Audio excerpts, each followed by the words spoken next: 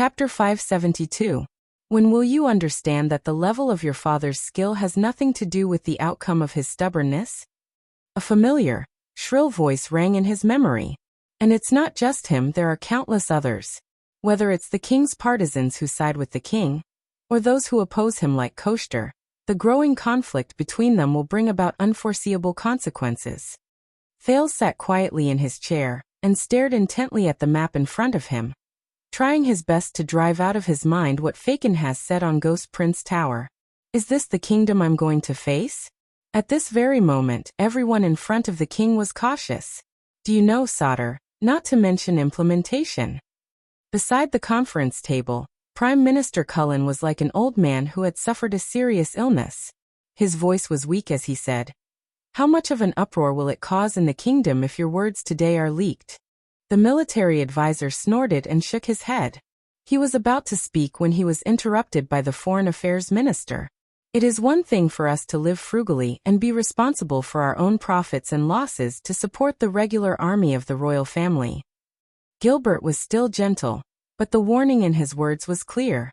As for issuing an order to the entire country to reduce the suzerain's authority to recruit soldiers? Sauter, that's another matter. Sauter frowned, as if in disagreement. But out of respect and admiration for the cunning fox of Constellation, he did not immediately refute. Seeing that someone was on his side, Prime Minister Cullen gave the Foreign Affairs Minister a grateful look with relief. Take Eternal Star City as an example. The regular Royal Army and the Jadestar Private Army, one as their duty, the other as enlistment. The Prime Minister nodded and smiled at the shadowy figure on the throne. Although they come from different sources, they are both weapons in His Majesty's hands. The mayor of splendid Port City, nicknamed the Sword of the Bay, turned to look at Sauter. His eyes were no longer filled with the greasiness of a good old man, but were instead filled with the seriousness of a businessman negotiating. It's the same for all parts of Constellation. The suzerains usually hold a small but professional elite guard, and if necessary, they can enlist a large number of citizens to serve as the main force on the battlefield. One strange and one righteous in battle. One enlistment and one conscription, two tracks at the same time. This is the kingdom's long-standing tradition. Kirkirk man snorted softly. Viscount Kinney narrowed his eyes, and Lord Croppen simply continued to daydream. But it is precisely this dual recruitment system that has seriously hindered our army. Sauter, whose hair was sparse but still looked hale and hearty, did not care about the gazes of others. Reality has already proven that the suzerain's private conscripts, even the Jadestar family's private army, I mean no offense, Your Majesty, are poorly organized and have a mixture of good and bad soldiers. They cannot compare to the elite regular soldiers of the royal family. King Kessel changed his sitting position in the shadows, his face blurry as before. Thales' gaze moved slightly. He remembered that many years ago, the Jadestar private army that guarded Mindy's Hall, which had been sealed off for a long time, was recruited from his family's territory. That's why he could not be conferred the title of nobility. Kirkirk man shook his head disdainfully at Sauter and raised his hand to complain to the Prime Minister. Every time the atmosphere is good, this damned soldier will do something, spoil the mood, and ruin everything. Advisor Sauter whipped his head around, his eyes sharp. And every time it's a critical moment, you're always on the sidelines, sarcastic and mean, holding your purse tighter than your own pants.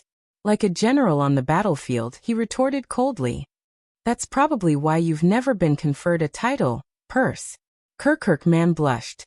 But a few seconds later, facing Saldus' piercing gaze, the resentful chief of finance lowered his head. He was mumbling something indistinguishable. Thales heard with his hell senses that Kirkirk was probably muttering, "As if you don't need to shit." After a small victory, Sauter no longer looked at Kirkirk, but at everyone else.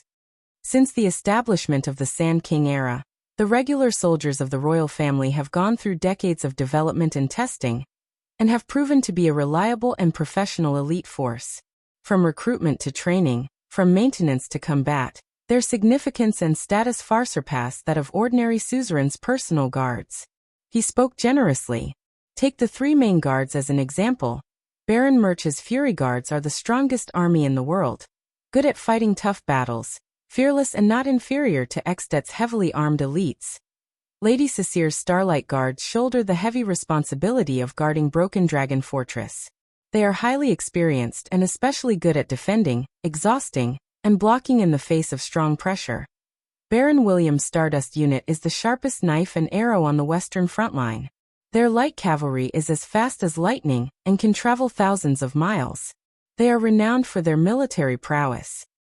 Thales recalled the 3 marshals of Constellation and the elite soldiers under them, and fell into deep thought. Sauter turned to Duke Cullen with a hint of challenge in his voice.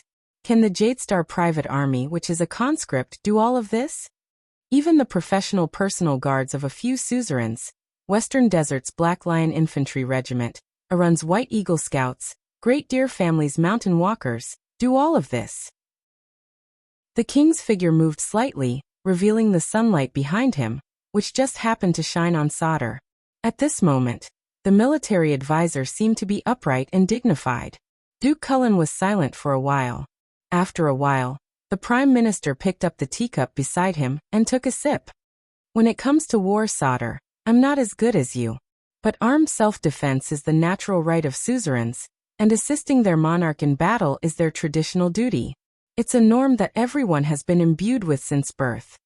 From Central Territory to Blade Edge Hill, the conscripts of the hundreds and thousands of suzerains of Constellation account for 90% of the kingdom's total military strength. And the command and commander-in-chief duties of their children are related to the promotion and demotion of countless people, as well as the local legal system. Cullen looked at Sauter seriously. Territorial population, fiscal output, governance, it's all part of it. Be careful. But he did not get the response he wanted. 90% of the kingdom's total military strength? Sauter scoffed.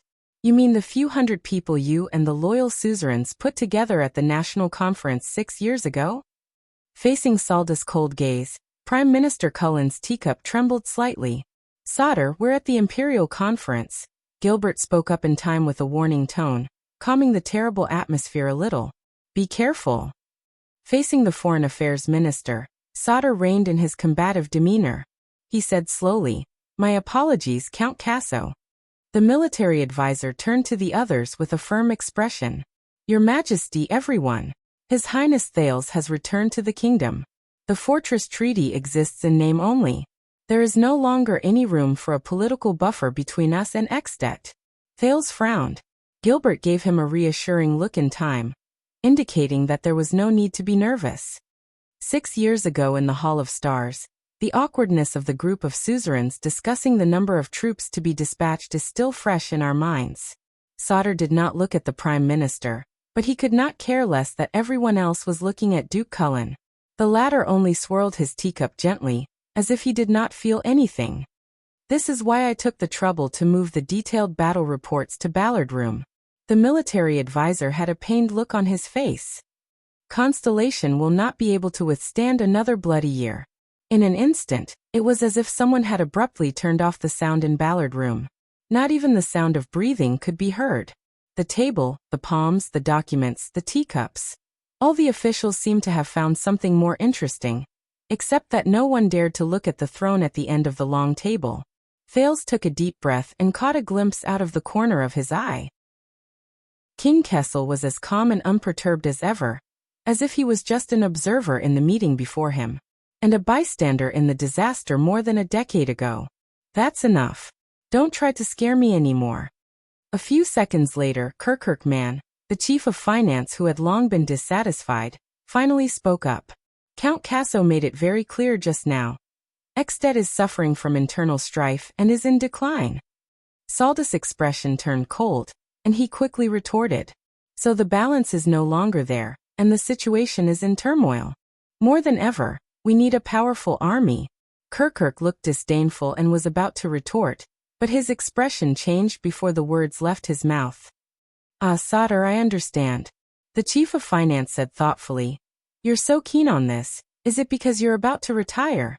So, you want to help your own people in the end, so that your muddy soldiers in the regular army, as well as the little vampires in the military affairs department, can move their butts a little, so that they can make an exception and be promoted to high positions? Kirkman narrowed his eyes and clicked his tongue. Just like you now? Saldus' expression changed. In the eyes of a businessman who prioritizes profit over everything else. He snorted and turned his head away, exasperated, but not as generous as before. Even sunlight reeks of money. Kirkman sneered. Reek of money. After spouting so much nonsense, the chief of finance slammed the table, gritted his teeth, and pointed at Sauter in a domineering manner. Don't you just want to get money from the national treasury? By the sunset goddess, after the mess Williams created in Western Desert, I was hoping that the military affairs department would calm down a little. Sauter took a deep breath and looked like he was about to flare up, but finally held back under Gilbert's gaze.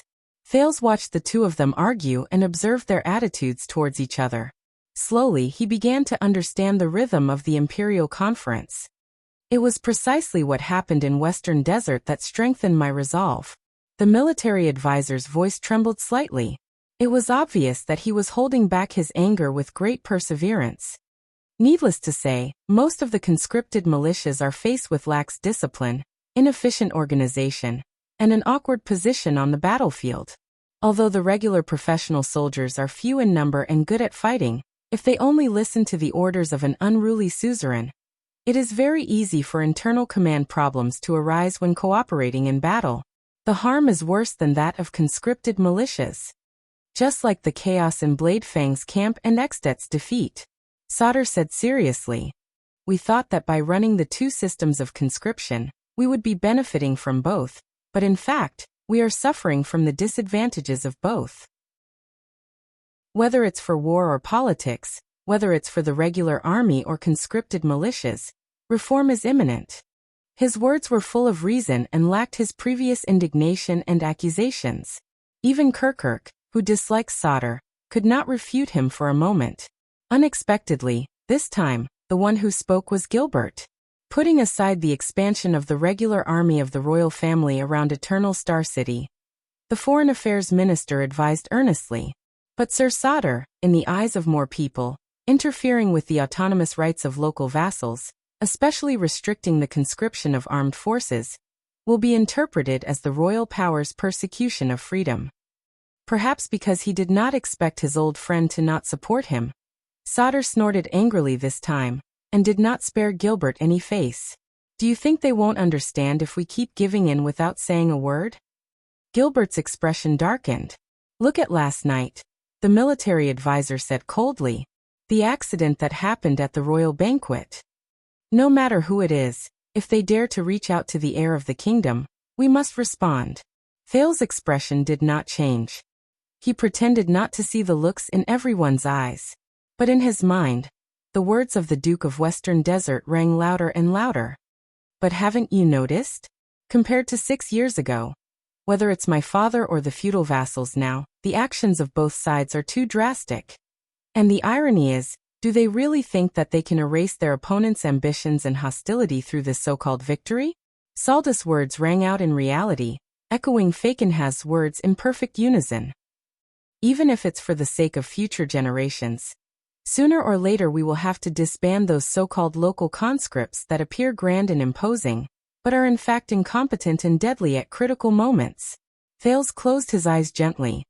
No, they will only make things worse for the other party, until the final step is either now or in the future. Sauter looked around and gritted his teeth. Those antiques that are bound to be eliminated.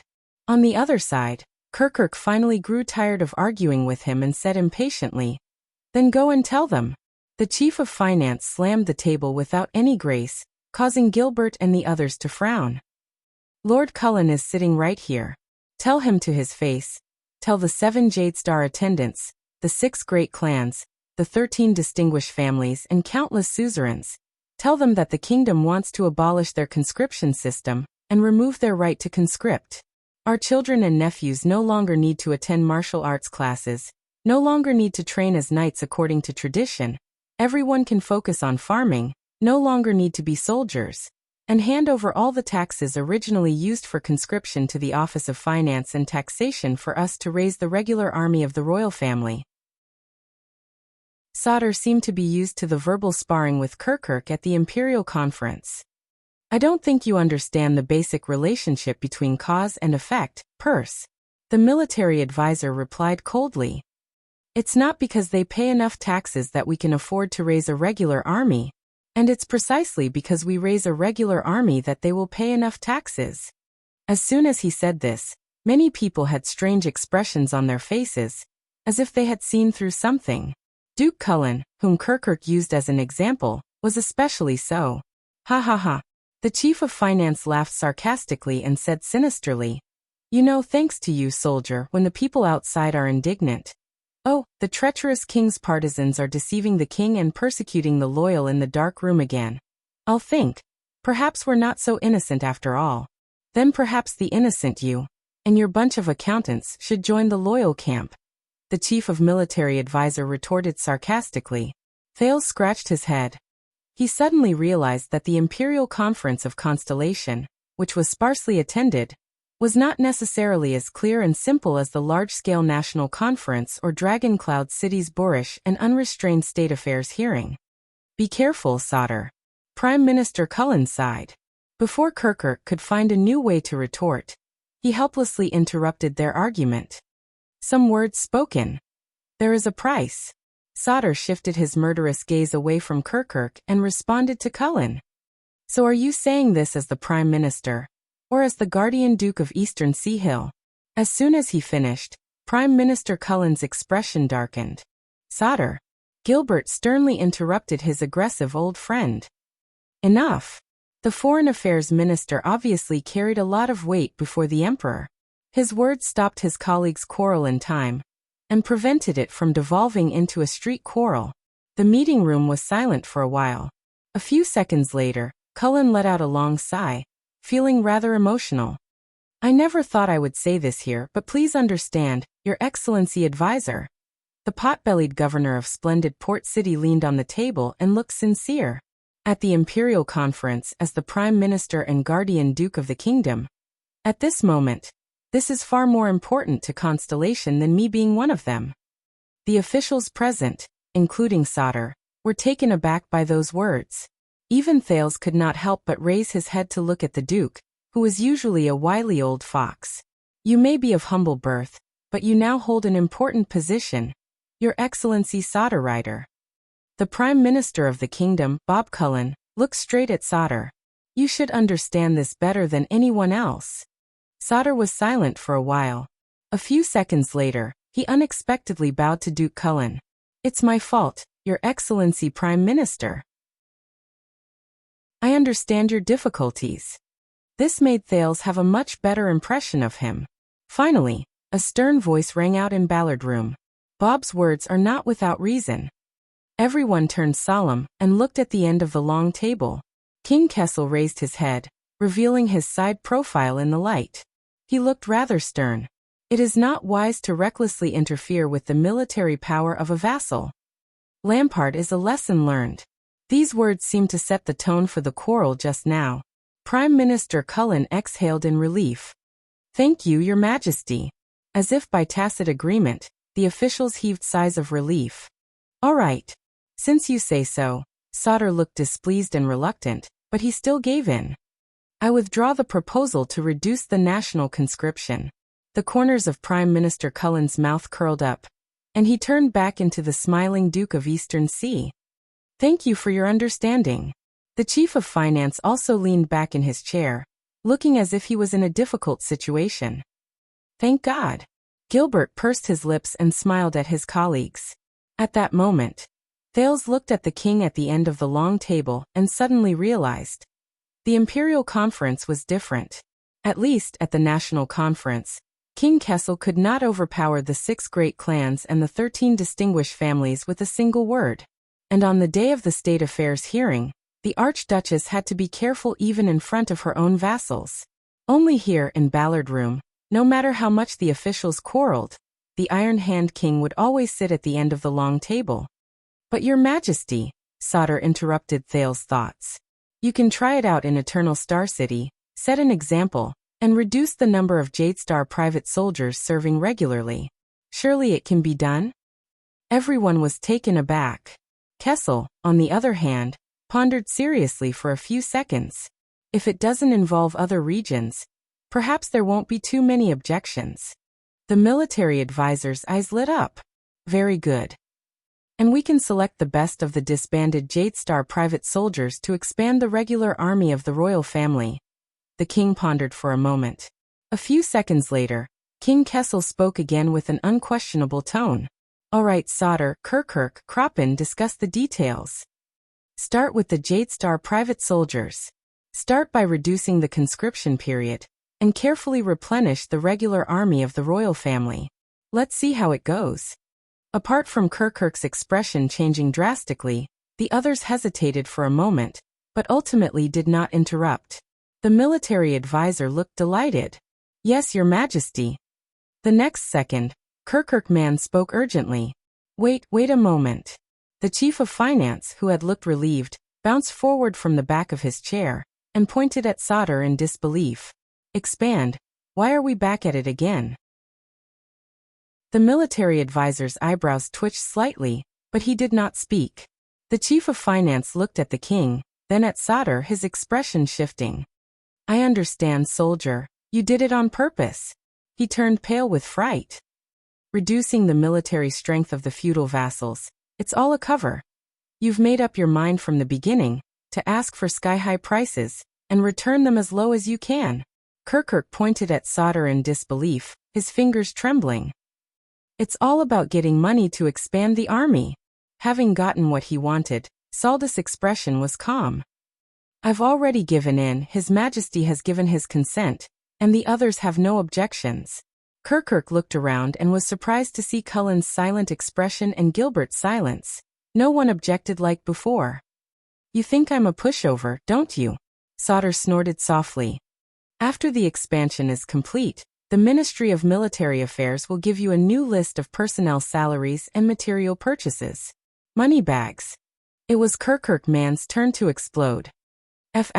King soldier.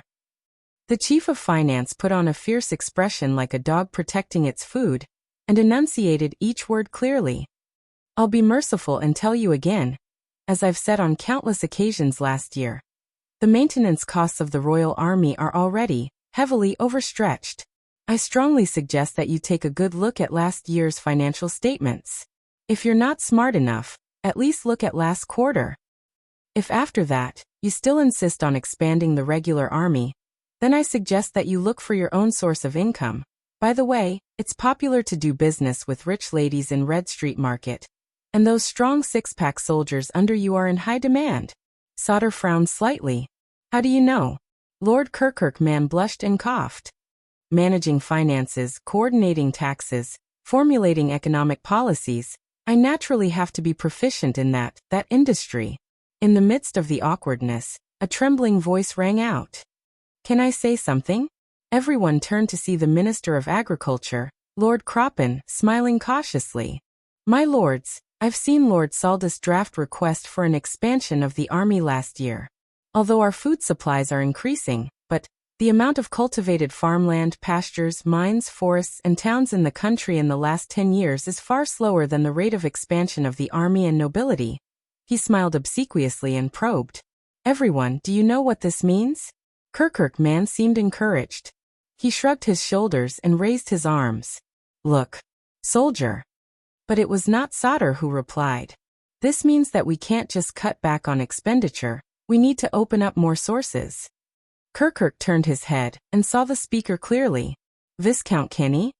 The well-bred Minister of Trade, Viscount Kenny, bowed slightly.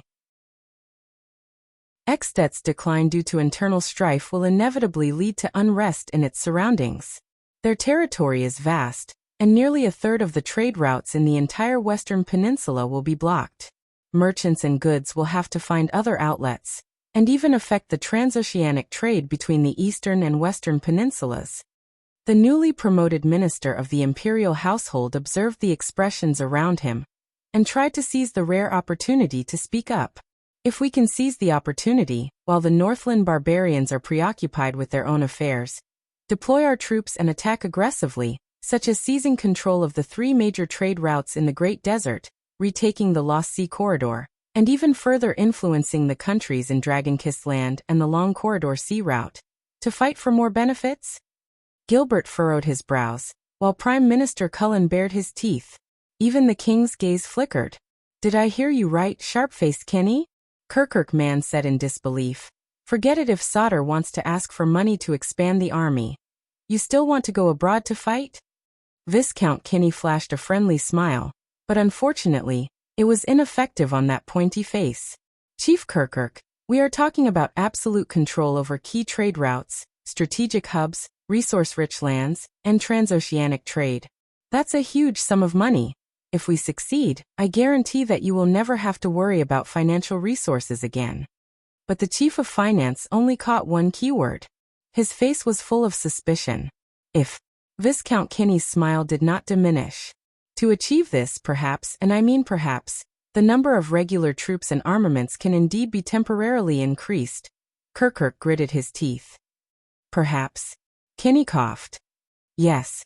But there is no doubt that the kingdom's gradual recovery and return to prosperous commercial trade requires trade routes, markets, gold and silver, exchanges, and more opportunities. In turn, this will provide considerable tax revenue for the kingdom. This will be a sustainable virtuous cycle." Kirkuk's face contorted and grew paler. "Sustainable?" Viscount Kenny shrugged. "Anyway, Advisor Sodder, Chief Kirkuk, the next time you go to war, will you consider it?" Kirkuk man understood what the other party meant. His gaze shifted back and forth between the Minister of Trade and the military advisor. Sodder pondered for a moment. "It's not that we can't, but we should find some time to look at the map and look for possible targets. The regular troops of the royal family need training." At that moment, "If you want to go, go by yourselves." The ministers were startled and turned their heads. Kirkuk had stood up at some point. His lips were trembling and he was furious. "You prodigal sons, money-losing fools." The stingy chief was not stingy at all. "In any case, don't even think of getting a single cent from me. A single cent. 1. 2. 1. 1. Under everyone's astonished gazes, Lord Moneybag spat angrily. "Easy for you to say. Why don't you go to the Wong family bank yourselves? Obsequiously and humbly invite all the rich men to Red Street Market.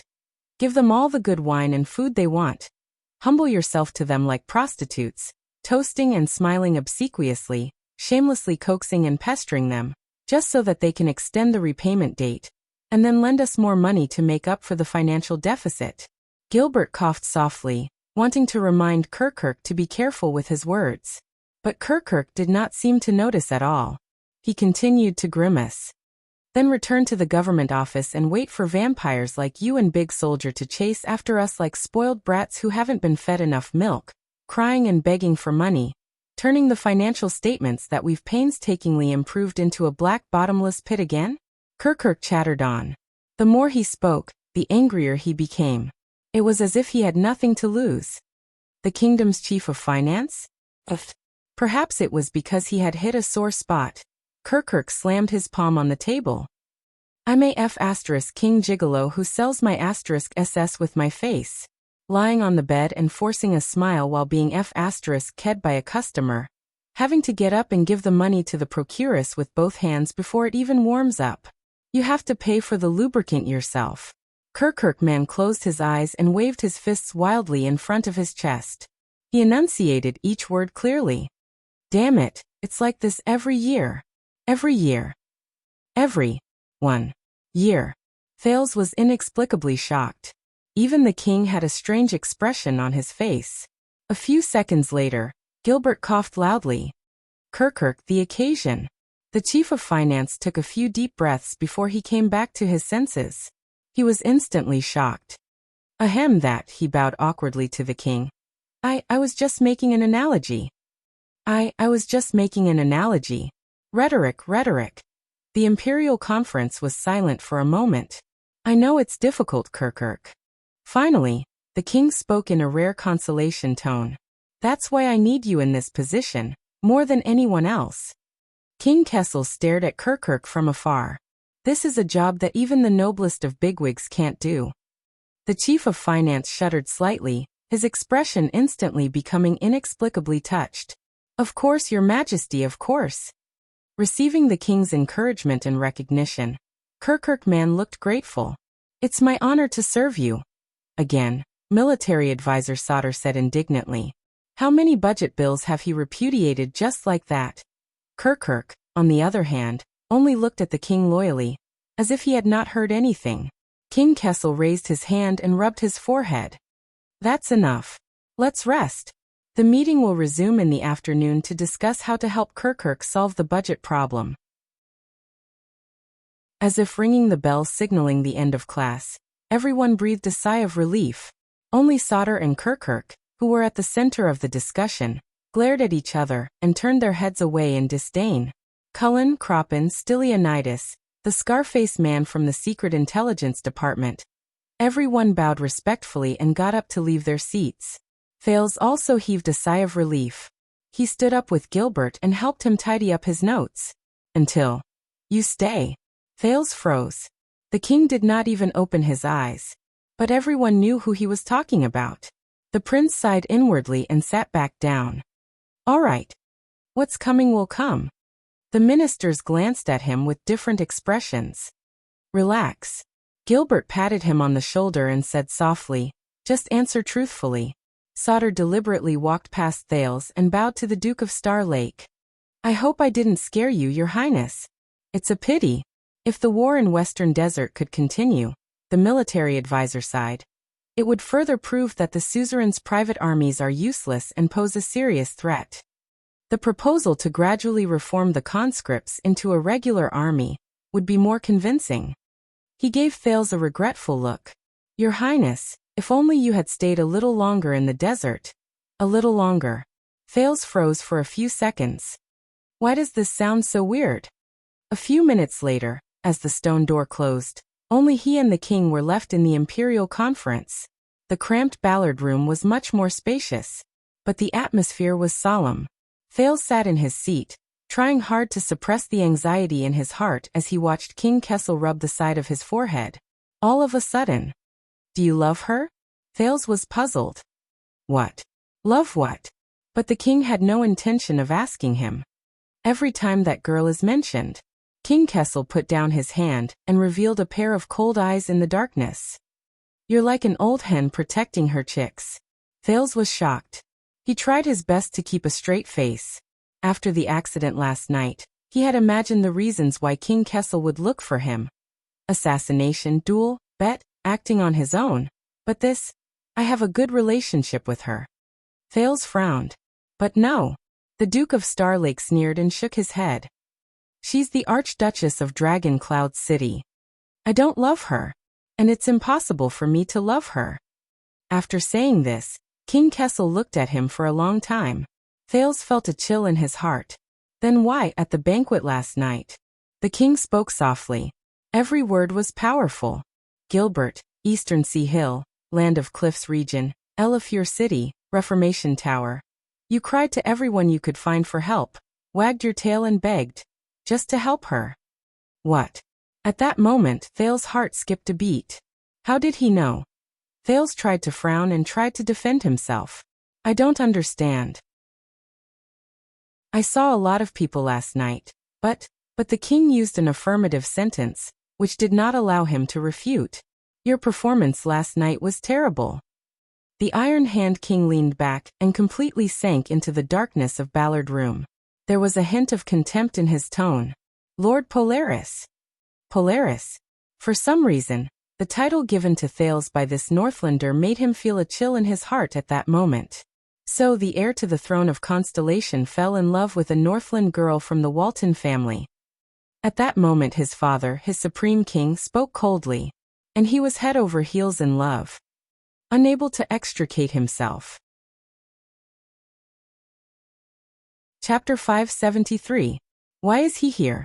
Every time he walked along the corridor of Renaissance Palace, Mallows could not help but ask himself this question.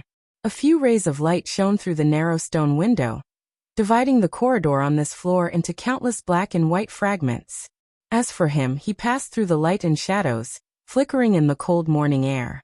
Soon, the path under Mallow's feet forked before his eyes. One path led to the royal treasury and watchman's secret room, while the other led to the guard's duty room, which he hated the most. Why is he here? Mallows did not hesitate to walk down one of the paths, because he was destined to be here. When he passed by the precious portrait of the wise Prime Minister Halva from the era of the King of Renaissance, the watchman greeted the two logistics officers of the royal guards who passed by. But he was sensitive enough to notice that their attitude was very strange. It's normal. After all, after last night, Mindy's Hall has become the center of attention in the capital. Mallows thought calmly. What's more, the person who's really bearing all this pressure. Mallows turned a corner with familiarity, pushed open a wooden door, and walked into the guard's first duty room. So, Will, what are the benefits for New Year? Mallows stopped in front of the wall with the duty roster. He greeted the people in the room while he removed his saber and hung it on the sword rack. Touching weapons, meeting others. His power of eradication awakened in his body like an instinct. The entire world became quiet, barren, dead silence, cold, heavy, dark, until someone disturbed him. Make tea. At the other end of the duty room, a young man, flag-bearer Will, put down his teacup with a bitter expression and looked up from behind a desk full of documents. A merchant group brought it back from the Sante archipelago. It's so bitter that it can't be sold in the capital. So the logistics division got a large batch of it at a low price. It helps to refresh the mind. At least, that's what they said. Will was depressed, and the reason was unknown. Mallows controlled his face and made a smile that made people feel that it was sincere. Not bad. The watchman picked up the teapot and poured himself a big cup. Bitter. This is the style of the logistics division. Mallows took a sip, and the taste in his mouth made him frown. It's especially suitable for your job. But the usually talkative Weah didn't respond that time. Don't look at me, Sir Mallows. Will raised his hand in resignation. Today, I am just a record keeper. Mallows paused when he saw Weah's unusual caution. Not only was he depressed, but he was also trying to hide his nervousness. But why? The sound of footsteps could be heard from inside the room. A new fluctuation appeared in the dead world, attracting Mallow's attention. You're late. A voice rose in the duty room. It was steady but stern. Lord Mallows.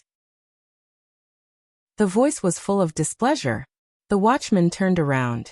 A man about his age, with a pair of thin lips and a pair of narrow eyes, walked out of the inner room and stopped in front of him. It was him. Mallow's expression did not change, but he sighed in his heart. Why did he still feel disappointed? He knew he was coming, didn't he? I didn't expect it to be you. Mallows put down his teacup, flashed a smile, and faced the newcomer. Lord Talon. Vogel Talon, the vice-captain cum chief flag-bearer, whom he had just met last night, scoffed at him. Yes, I didn't expect it either. Mallows nodded. Vogel was unhappy. In the dead world, he told himself. The other party wants something, but can't get it, so he's extremely resentful. The watchman turned to ask Weah. Where's Gaetan? I remember, he's usually in charge of the records. Behind the desk, flag-bearer Weah stared intently at the words under his pen, as if he didn't hear the watchman's words. He seemed determined not to raise his head. The flag-bearer division is very busy today. We're understaffed. It was Vogel who answered him. The chief flag-bearer said coldly, thanks to last night. Mallows smiled faintly. Very busy? So much so that you, as the chief, have to do it yourself? The watchman turned his head and looked straight into Vogel's willow leaf-like eyes. To do paperwork? Vogel did not answer him. He moved to the back of the desk and pulled out a chair beside Weah. Mallows saw that Weah had discreetly moved to the side. In the next second, Vogel suddenly uttered an ancient saying in a cold voice. Gather the knights. When he said that, Mallows and Weah became solemn in unison. Despite having other thoughts, the watchman had no choice but to respond with a straight face together with Weah. By the Emperor's command. He did not know the meaning of this ancient ritual, but as far back as he could remember, the royal guards had been following this rule, as if this would restore the demeanor of the Emperor's Praetorian guards. He could only obey. The atmosphere became solemn. Vogel stared at him silently, as if to test the veracity of his words. A few seconds later, the vice-captain nodded. Lock the door. Let's begin. Weah took a deep breath and got up to do as he was told. He pulled out a black box from the locked cabinet and took out a crystal drop and a coarse oval-shaped stone. Mallow's gaze froze.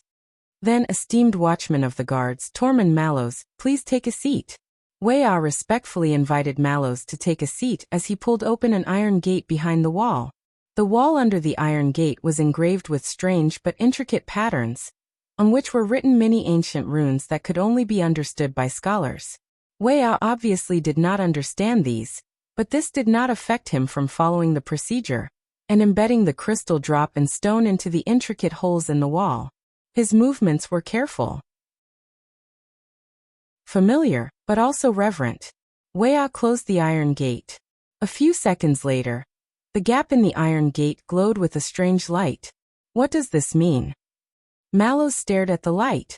Sound reproduction stone, Weah replied excitedly. It seemed like he also found it novel. Impressive, isn't it? I heard that it can be activated like this. Mallows interrupted him. I know what this is. I'm asking why. Weah was stunned for a moment and subconsciously looked at Vogel. As you know, important records in the Royal Guards usually need to be recorded in eternal files, especially the flag-bearer division. Vogel suddenly coughed. Weah immediately stopped talking and put on a serious expression. On the morning of the 4th of January, year 680 of the calendar of eradication, in accordance with the Praetorian Covenant, the work of the Royal Guards as flag-bearers begins now. The target of the record is the Watchman of the Guards, Tormund Mallows. The flag-bearer flipped open the record book. It was very standard. I am Special Class Flag-bearer Weah Coden, responsible for witnessing and recording this time. Accompanying me is Chief Flag-bearer Vogel Talon, who will lead today's. But Vogel interrupted him. Enough. Crystal drops are very expensive. Let's be frugal. Under Weah's awkward expression, Vogel took over the reins of the conversation. First of all, about last night in Mindy's hall. Vogel flipped open a page of records in his hand and looked straight at Mallows. Whether it was an impulsive act or a proxy duel, as the captain of the guards, you know the pros and cons. Why did you not stop it, but instead condone Prince Thal's impulsive act? Mallows retracted his gaze from the inlaid sound reproduction stone and crystal drops on the wall. He no longer looked at the ancient sound reproduction spell that had been tinkered with by countless amateurs over the past 600 years, and was now barely usable. He returned to last night. I have neither the right nor the ability to interfere with His Highness' decision. Since he has spoken, I can't go against him in public. Vogel snorted indecipherable. Is that so? But why do I feel that you were quite eager to disagree with your superior last night? He hasn't changed. Mallows stared at Vogel's face, which was as suspicious, mean and hostile as ever. Just like 18 years ago. At that time Vogel, Facundo, Stanley and Thales, including himself, were still young knight apprentices. Even Vogel, who was of the highest birth and the most experienced, was only a candidate for the Royal Guards, and not even an official member of the Guards. They were just a bunch of youngsters, looking up to a former legend, yearning for illusory fame, but at an age when they were already sensible and about to become adults, witnessing a bloody nightmare. He lost his head in panic, confusion and disorder. Mallows shook his head. You must have misunderstood, Lord Talon. Last night you and I. But Vogel did not give him a chance to finish. Danny Doyle. That's DD. He's your first-class protector. The chief flag-bearer looked down at a page of documents. His performance last night was unbearable, even humiliating. For his own selfishness he acted rashly, disregarded the prince's safety, and ignored his superior's orders. Vogel looked up. Is that so? Mallows and Vogel stared at each other in silence. For 18 years he and Vogel, the youngsters of their generation, trembled with fear as they worked hard to portray themselves as the most admired, but also the most unfamiliar. From selected students, to trainees to second-class officials, first-class officials, until now, they thought that as long as it was like this, that it would cover up their former fear and despair, become adults, then teach a new generation of youngsters a lesson. Yes, Mallows said straightforwardly. He was very foolish last night. Vogel snorted, his meaning unclear.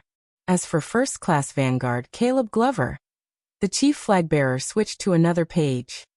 As far as I know, Doyle broke free from his grasp and endangered the situation. Is that so? Mallows suddenly felt a little sleepy, but he could not yawn in front of them. Not polite. Not very polite. I can't deny it. Mallows picked up the métis beside him, covering up his yawn as he savored the stimulation of the bitter taste in the dead silent world. This made him very excited. The logistics division occasionally does good deeds, doesn't it? So they deserve to be punished, don't you agree? While Vogel interrogated, Will scribbled something on the side. Watchman? Mallows lifted his nose out of the teacup and smiled faintly. Of course. Vogel looked at him for a long time, as if to confirm that this was really his reaction. He pulled out a report and pushed it backwards in front of Mallows. Very well, then sign here. I'll send it to Chief Penal Officer Facundo. For your sake, the flag-bearer division will not pursue the responsibility of others. Mallows looked at the flag-bearer's report in front of him and caught a few key words. Dereliction of duty. Overstepping. Loyalty. Dealt with. Mallows lifted the corner of his lips. But he still obediently grabbed the pen and flipped open the report. Don't worry.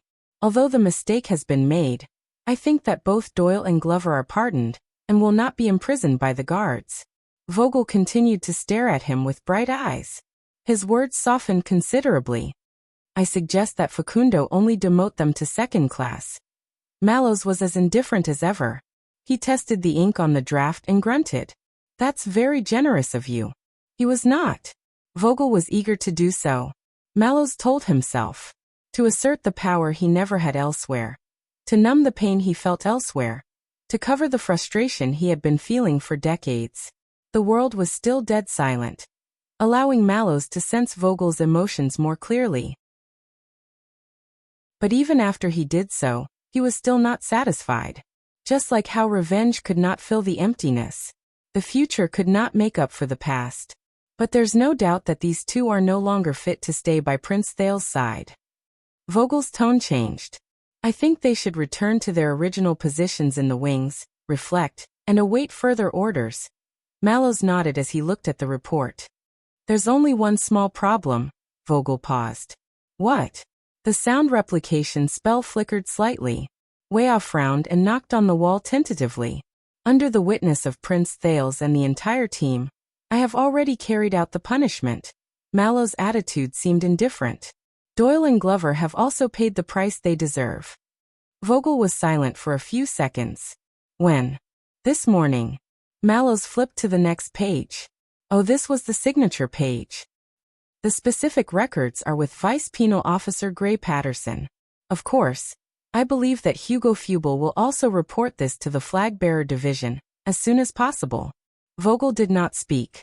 But in the dead silent world, Mallows felt that the pressure from Vogel was rising, like a stove for boiling water. This morning, Vogel exhaled.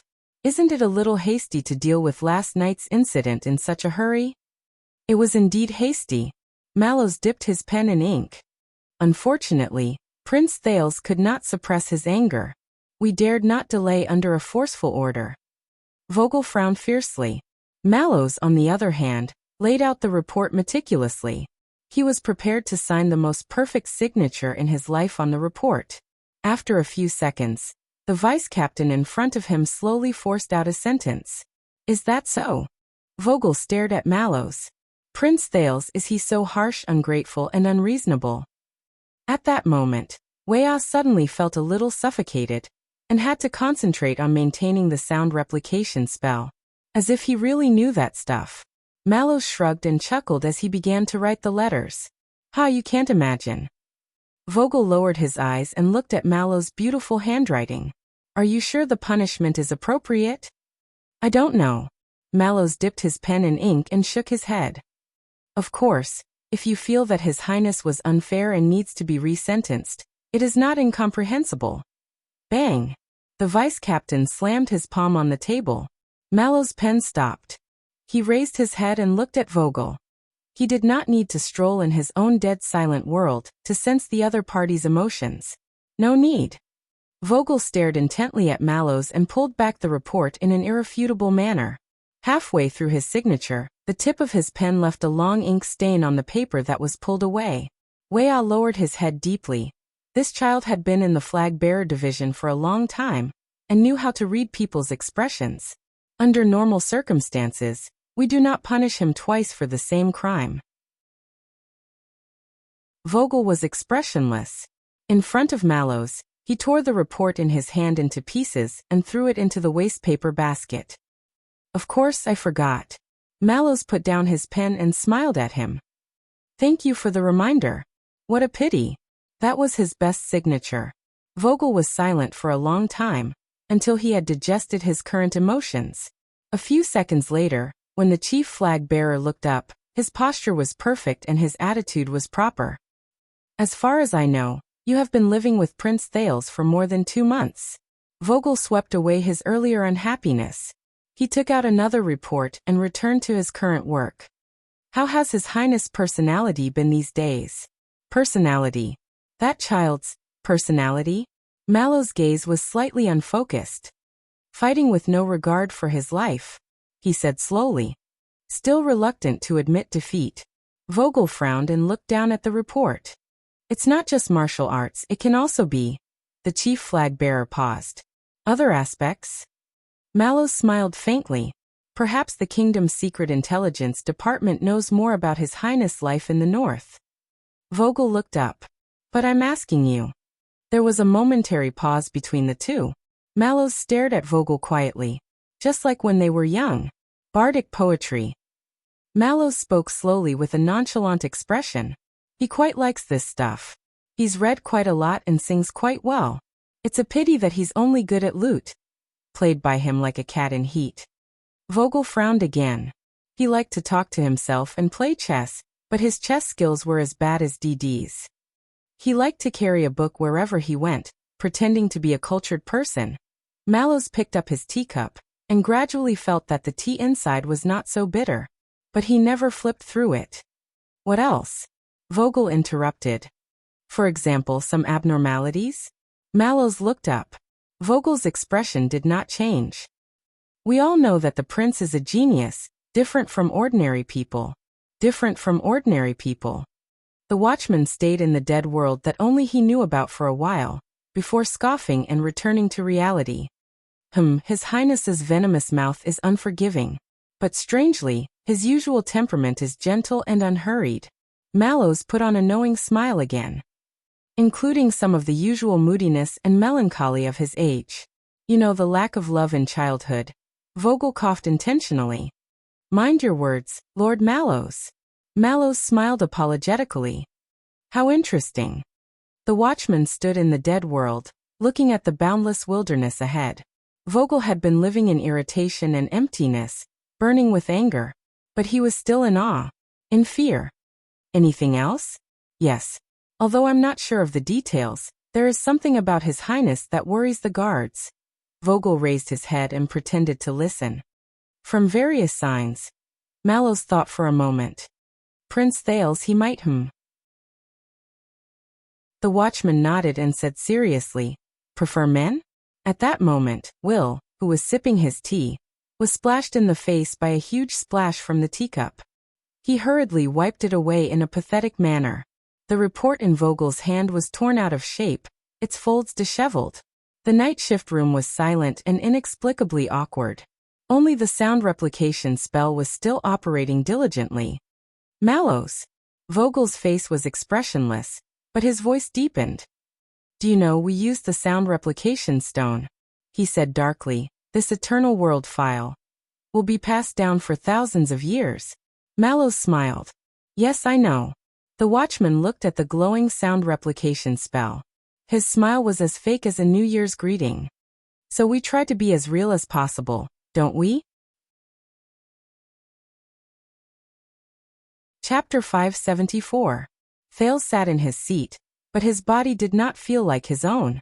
He realized that at this moment, in the Imperial Conference Room, he was the only one facing the king.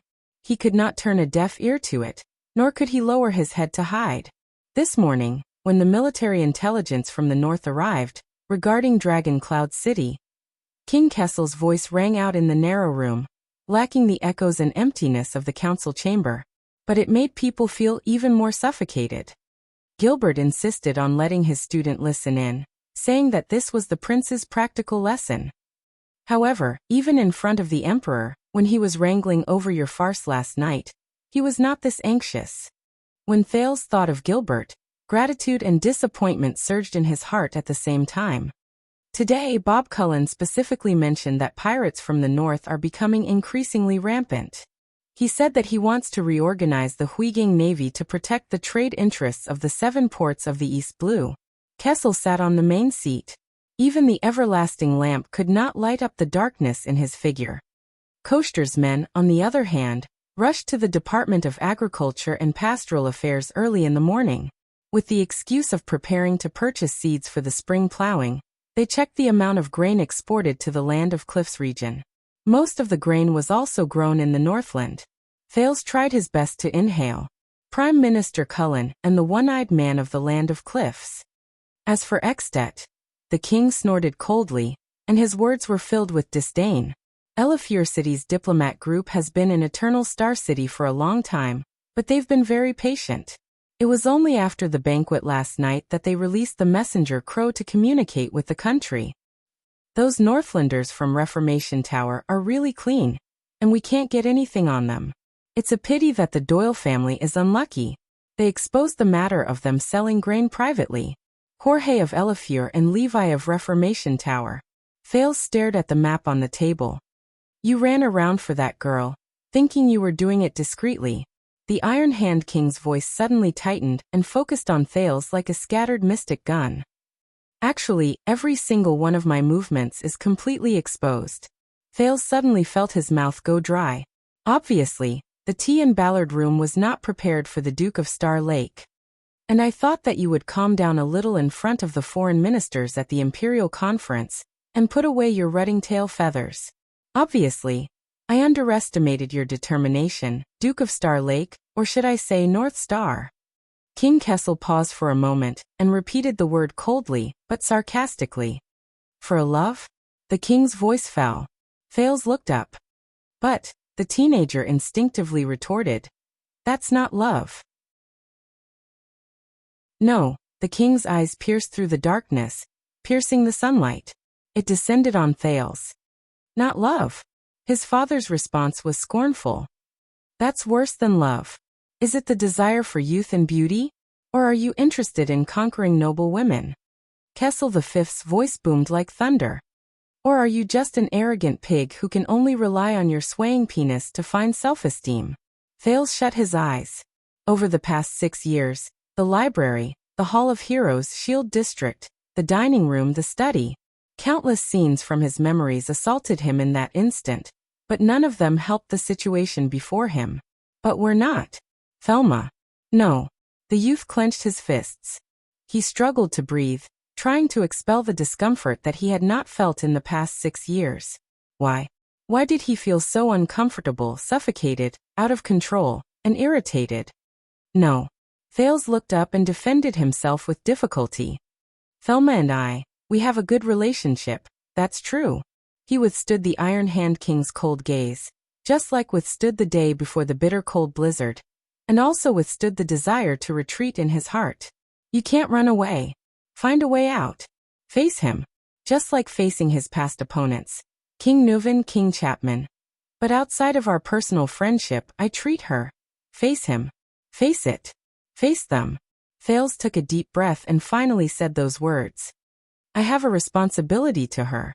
At that moment, Thales felt the air around him circulate, just like his words and thoughts. A rhetorical question came from the dark room, not much better than before. Responsibility? Thales found himself nodding slightly. That's right. 6 years ago, I should say that you and the kingdom used all of our power to send that girl to the throne of Heroic Spirit Palace. King Kessel did not speak. The youth met the king's gaze, slowly regained his train of thought, and said in a firm tone, all of Constellation. We all have a responsibility to bear. The prince seemed to have returned to the state he was in when he faced the vassals in Extet. And I don't think that this responsibility is a meaningless moral burden. Thales suddenly realized that Ballard Room actually had quite a few windows. But what entered the room through them was cold air, not light. Because of what happened 6 years ago, that girl is naturally close to us, to Constellation. The Duke of Star Lake sorted out his logic and spoke methodically. In Extet, in Dragon Cloud City, in a group that is incompatible with us in terms of interests and ideology, this is especially valuable. The king did not move. Only his gaze remained the same. So I believe that Saroma can be trusted and expected. Even from the kingdom's point of view, my attention and help to her is not a meaningless effort. Thales tried his best to portray himself as a counselor in front of the king. His words were confident and firm, just like Sauter and Kirkirk just now. As I said, she is enough to be Constellation's ally. He stared at his father intently. King Kessel chuckled. Constellation's ally? He asked hoarsely, like a beast opening its eyes from hibernation. Or your weakness? Weakness. For some reason, Thales suddenly thought of the Black Prophet, whom he had not seen for a long time. He thought of their first meeting. Thales gulped. I understand your concern. He armed himself to the teeth, braced himself, and treated the person in front of him as a formidable enemy like Nuven and Chapman. A Camion once told me that you can't just look at numbers and profits when doing business. Sometimes, you also have to rely on word of mouth and connections. The king snorted. Business. But Thales just continued. Even in the most ordinary of wars, our allies will be attacked, our friends will be attacked, and our comrades will be threatened. But this does not mean that they are our weaknesses. Thales tightened his croaky voice, which had yet to go through puberty, to make himself sound more mature and rational. On the contrary, to reap profits, you have to take a relative risk. So last night, for the sake of our interests, I could not stand idly by. He had to be resolute and certain. Because I believe that the girl will bring us greater value and benefits. Thales stared at the pair of eyes that were incredibly piercing in the darkness, and tried his best to raise the shield that belonged solely to him. King Kessel was silent for a long time, so long that Thales' sitting posture became stiff. Finally, we. The Iron Hand King sneered. You use we to coerce your reasoning. You tell me that this is what we should do. The next moment, the king pressed down on the arm of the chair. Kessel came out of the darkness into the sunlight, revealing his figure, his face, and his gaze like a stone statue, and the 9-pointed star symbol on his clothes. It was even more obvious than the symbol on Thales' collar. But what about yourself? For some reason, the king's action sent a chill down Thales' spine, like a fierce beast revealing its claws from the fog. Your own feelings, your own intentions, your own considerations, your own preferences, the king said coldly. And where are you? Where am I? Thales frowned. He stopped thinking about other things and replied, I am among us. If, in addition to the interests and standpoint of the kingdom, you can also consider sincerity and not betray my personal friendship with her, then everyone will be happy. But the king's response came like a shadow. No. Kessel's tone was steady, but there was an unshakable majesty to it. You are pretending to be among us. Thales furrowed his brows. Because you think that I am a rational and calm king born for Constellation. A cruel king who only has eyes for the kingdom. The Iron Hand King's words were incomparably cold. I despise emotions and impulsiveness, and only care about gains and losses. That's why you racked your brains and spent so much effort just to disguise yourself as me and face me. Thales was stunned for a second. To prove that what you are doing is in line with the principle of interests and political considerations. The king's words were calm. So that I will believe in your words. So that I will let go of your recklessness and let go of your girlfriend. Thales was about to retort, but the Iron Hand King's next sentence completely froze him. Just like your usual trick. To understand your opponent's methods, their logic, and then defeat them on their battlefield. Kessel snorted coldly. He rubbed his fingers gently. To deal with King Nuven with exquisite calculations. To fight back against Chapman Lampard with a desperate gambit. To deal with Williams with a domineering attitude. Or like last night. using the weakness of human nature to play a remote game with the boy from the Covendier family. Thales stared at the king in a daze. He knew. The king's words echoed in Thales' mind. Usual trick, to pretend to be like him and face him. The teenager suddenly had an illusion that he was stripped naked from head to toe, and was standing naked in front of the king. There was nowhere to hide, nowhere to adapt, and nowhere to escape. But some things can't be disguised. Kessel V raised his eyes. Just like last night. Last night. Thales' pupils moved. The Iron Hand King stared at him from afar. That feeling came again. The kind of oppression that neither King Nuven nor King Chapman had ever given him. The kind of powerlessness that made him feel as if 1,000 pounds were weighing down on him. And he opened his mouth to speak, but felt as if a fishbone was stuck in his throat. Why? The king spoke softly, but found it difficult to parry. Last night. Why did you put yourself at risk? You personally participated, and you enjoyed it? Thales felt as if he was seeing double. It was Anchor and Doyle's faces.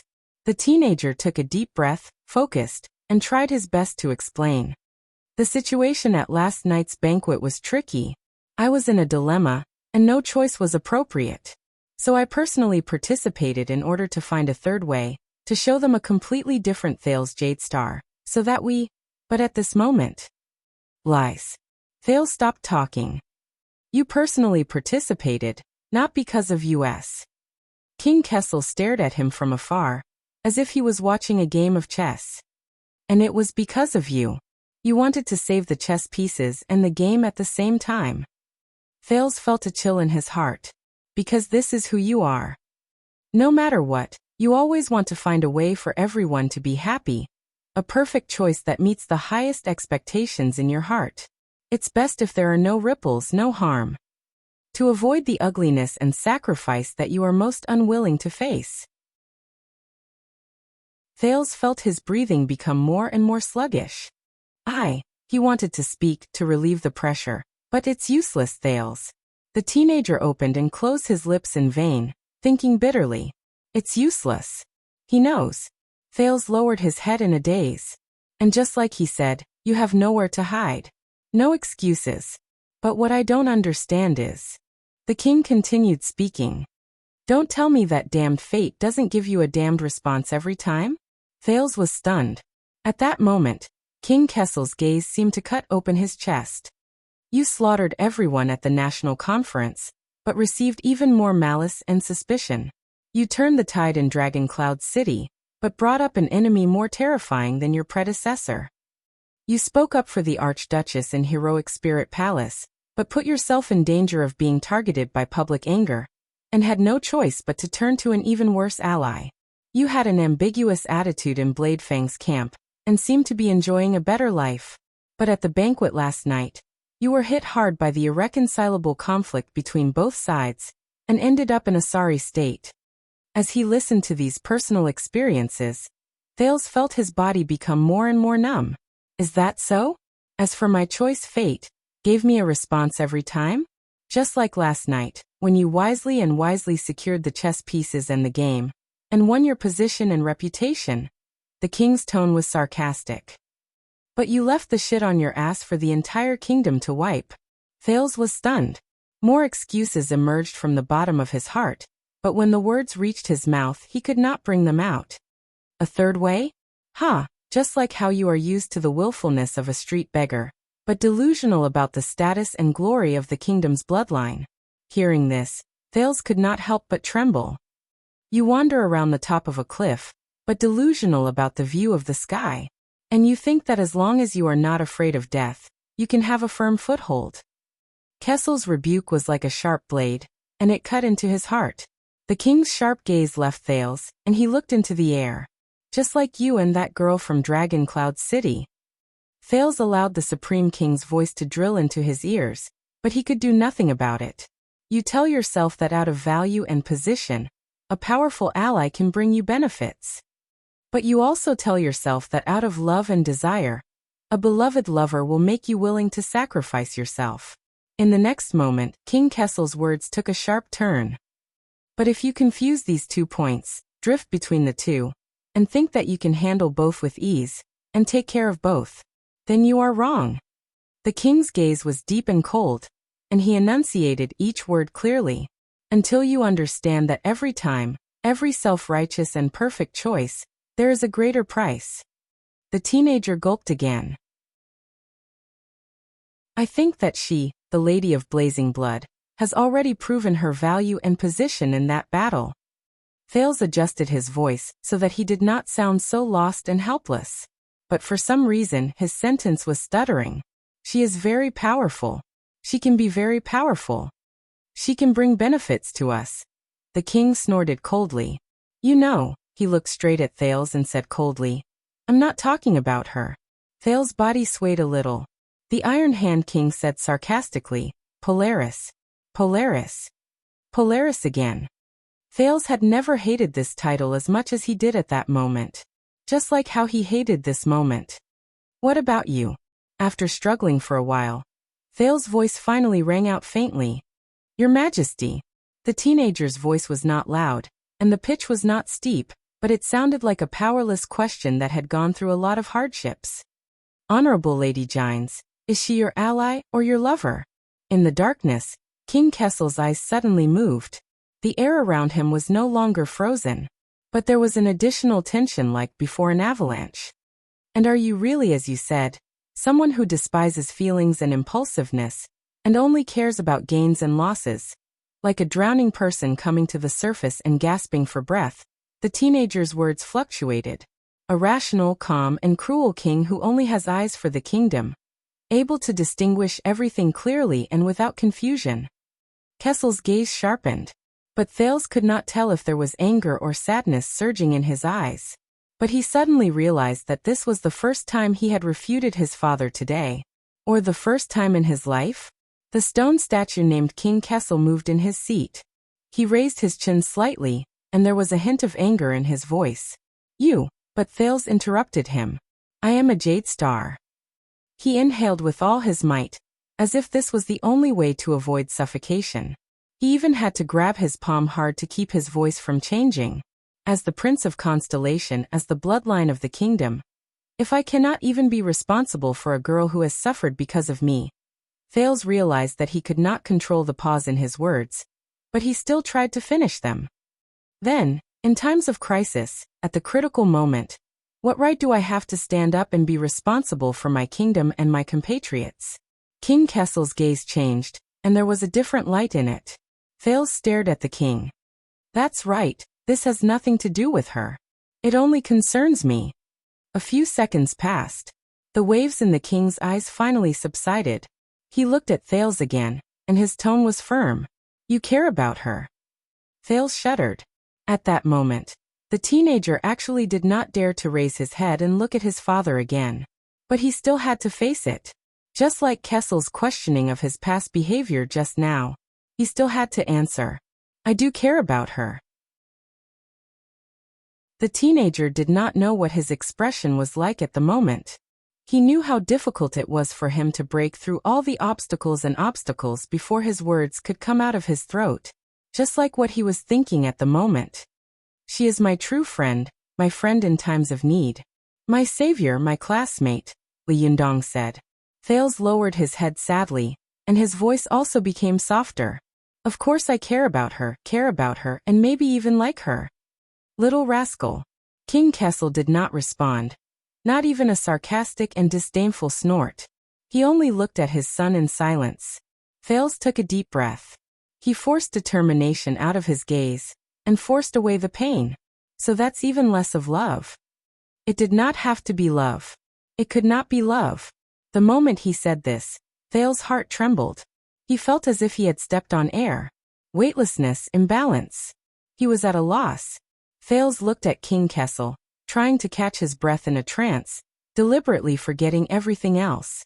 Until the king replied faintly, Is that so? There was no ripple, no praise or criticism. Thales closed his eyes, then opened them again. I am very realistic. After the discomfort, Thales could finally adjust his sitting posture without any hindrance. With an inexplicable emotion, he raised his head proudly. I am your son, of the Jade Star bloodline, heir to the kingdom. King Kessel's face moved slightly under the sunlight. I have long understood that my fate is destined to be full of ups and downs, full of misfortune and misfortune. Thales glanced sideways slightly, a little gloomy. But just like you, I have made my choice. The next moment he looked at the king again, as if he was looking at another version of himself, and spoke the subject of the next sentence in the language of the ancient empire. I was born for the stars. The king looked back at him silently. Ballard Room was as silent as before, but the air was no longer blocked. Thales exhaled, like a prisoner who had broken free from his shackles, and was breathing luxuriously under the sunlight. The teenager gritted his teeth. So I will not, and cannot, have any improper thoughts towards her, romantic feelings, or thoughts that go beyond the bounds of propriety, will cause the same disaster, and bring it to her. Precisely because I care about her, care about Saroma, care about my friend. King Kessel did not say a word. With a mixture of pain and discomfort, Thales uttered the words that had been buried in his heart for a long time, confirming things that he had already figured out. So that is definitely not love. That cannot be love. Absolutely not. At that moment, he was like a bird freed from its shackles, finally able to spread its wings and soar into the sky boldly, until his wings broke and he fell to the ground. You asked me where I am, the young duke said in a low voice. He suddenly liked the darkness of the stone room. I am here in Renaissance Palace. Just like you, father. Thales' mood sank. And you don't have to worry about her and me. As soon as he finished speaking, Thales realized that he was sweating profusely and breathing rapidly. This was far from the demeanor that the Duke of Star Lake should have.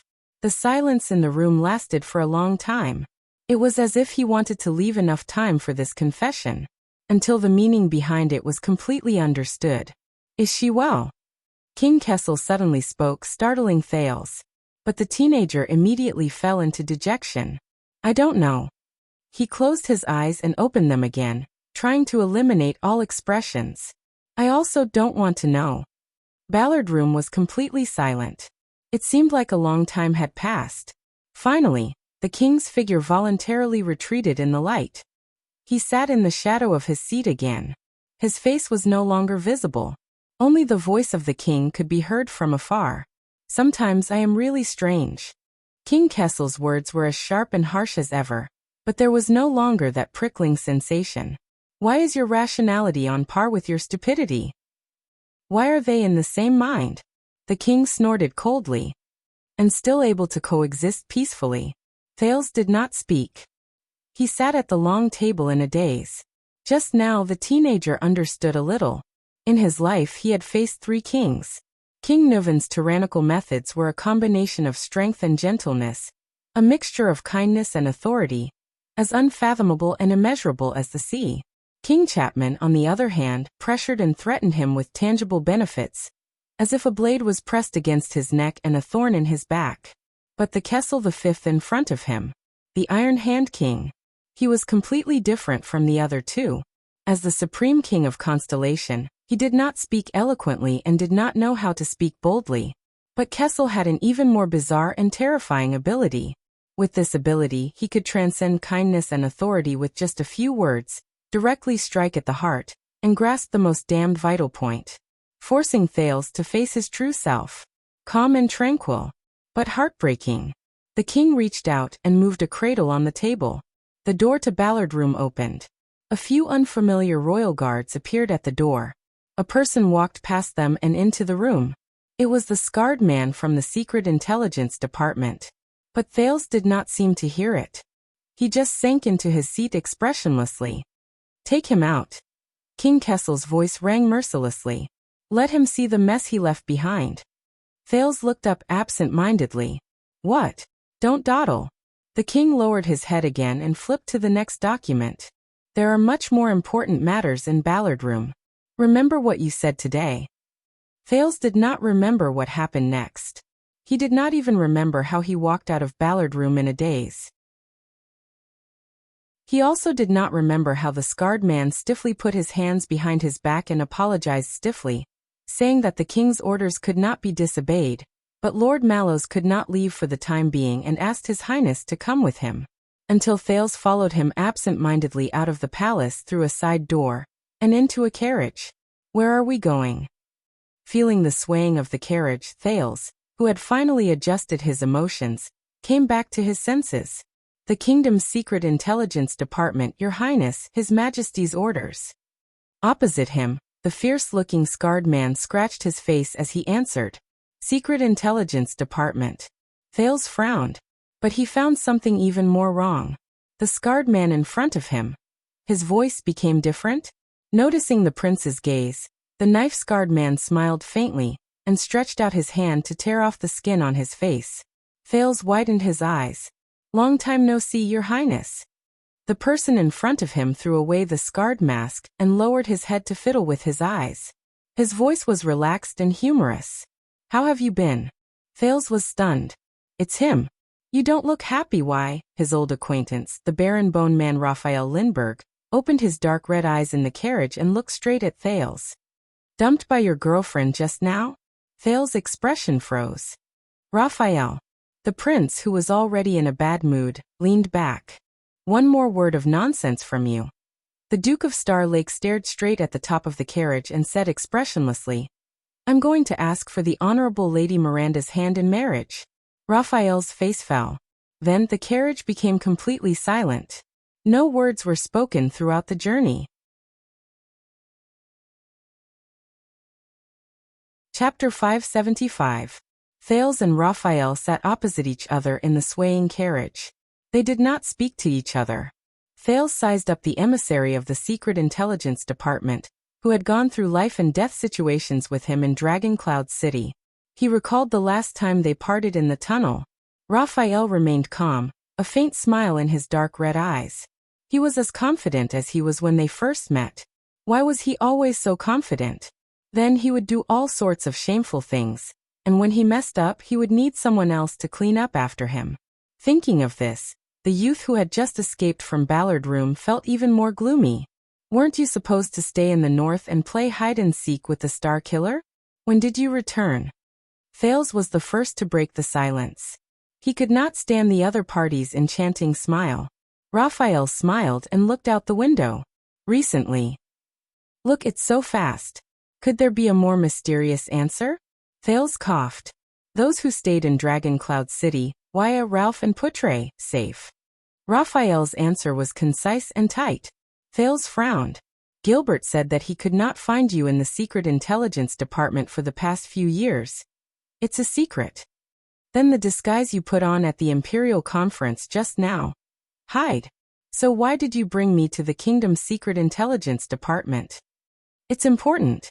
After going back and forth for a few rounds, Thales, who felt that he was talking to Yodel, laughed out of extreme anger. "Can't you say a few more words?" Finally, Raphael turned around. There was a profound meaning in her red eyes. "But you were the one who said it. If I say another word of nonsense, you're going to marry Miss Miranda?" Thales choked. After a few seconds, he sighed. He was both mentally and physically exhausted. "How petty." Thales waved his hands in resignation and logged out of the game. "Just kidding, okay?" Raphael smiled, leaning easily against the side of the car. "I know," he said with a pleased expression. "Me too." The corners of Thales' lips curled into a fake smile. "Is there any point in being so talkative?" "It's meaningless." Raphael sized up the prince's small, deflated face. "It's just interesting." For a moment, Thales did not know how to reply. He could only sigh wordlessly. A few minutes later, "Raphael, have you seen Miranda in the last 6 years?" Raphael raised an eyebrow. "You want to hear the truth?" "Of course." "Then I have to lie." Thales took a few seconds to digest this information. "Oh." The prince nodded. "Then what about meeting Cohen?" "Who is he?" The carriage swayed for a few more minutes before Thales sighed. "Raphael, if you never plan to leave the Secret Intelligence Department for the rest of your life." The prince looked at the Baron Bone Man seriously. "Then what does she mean to you? How are you going to face her?"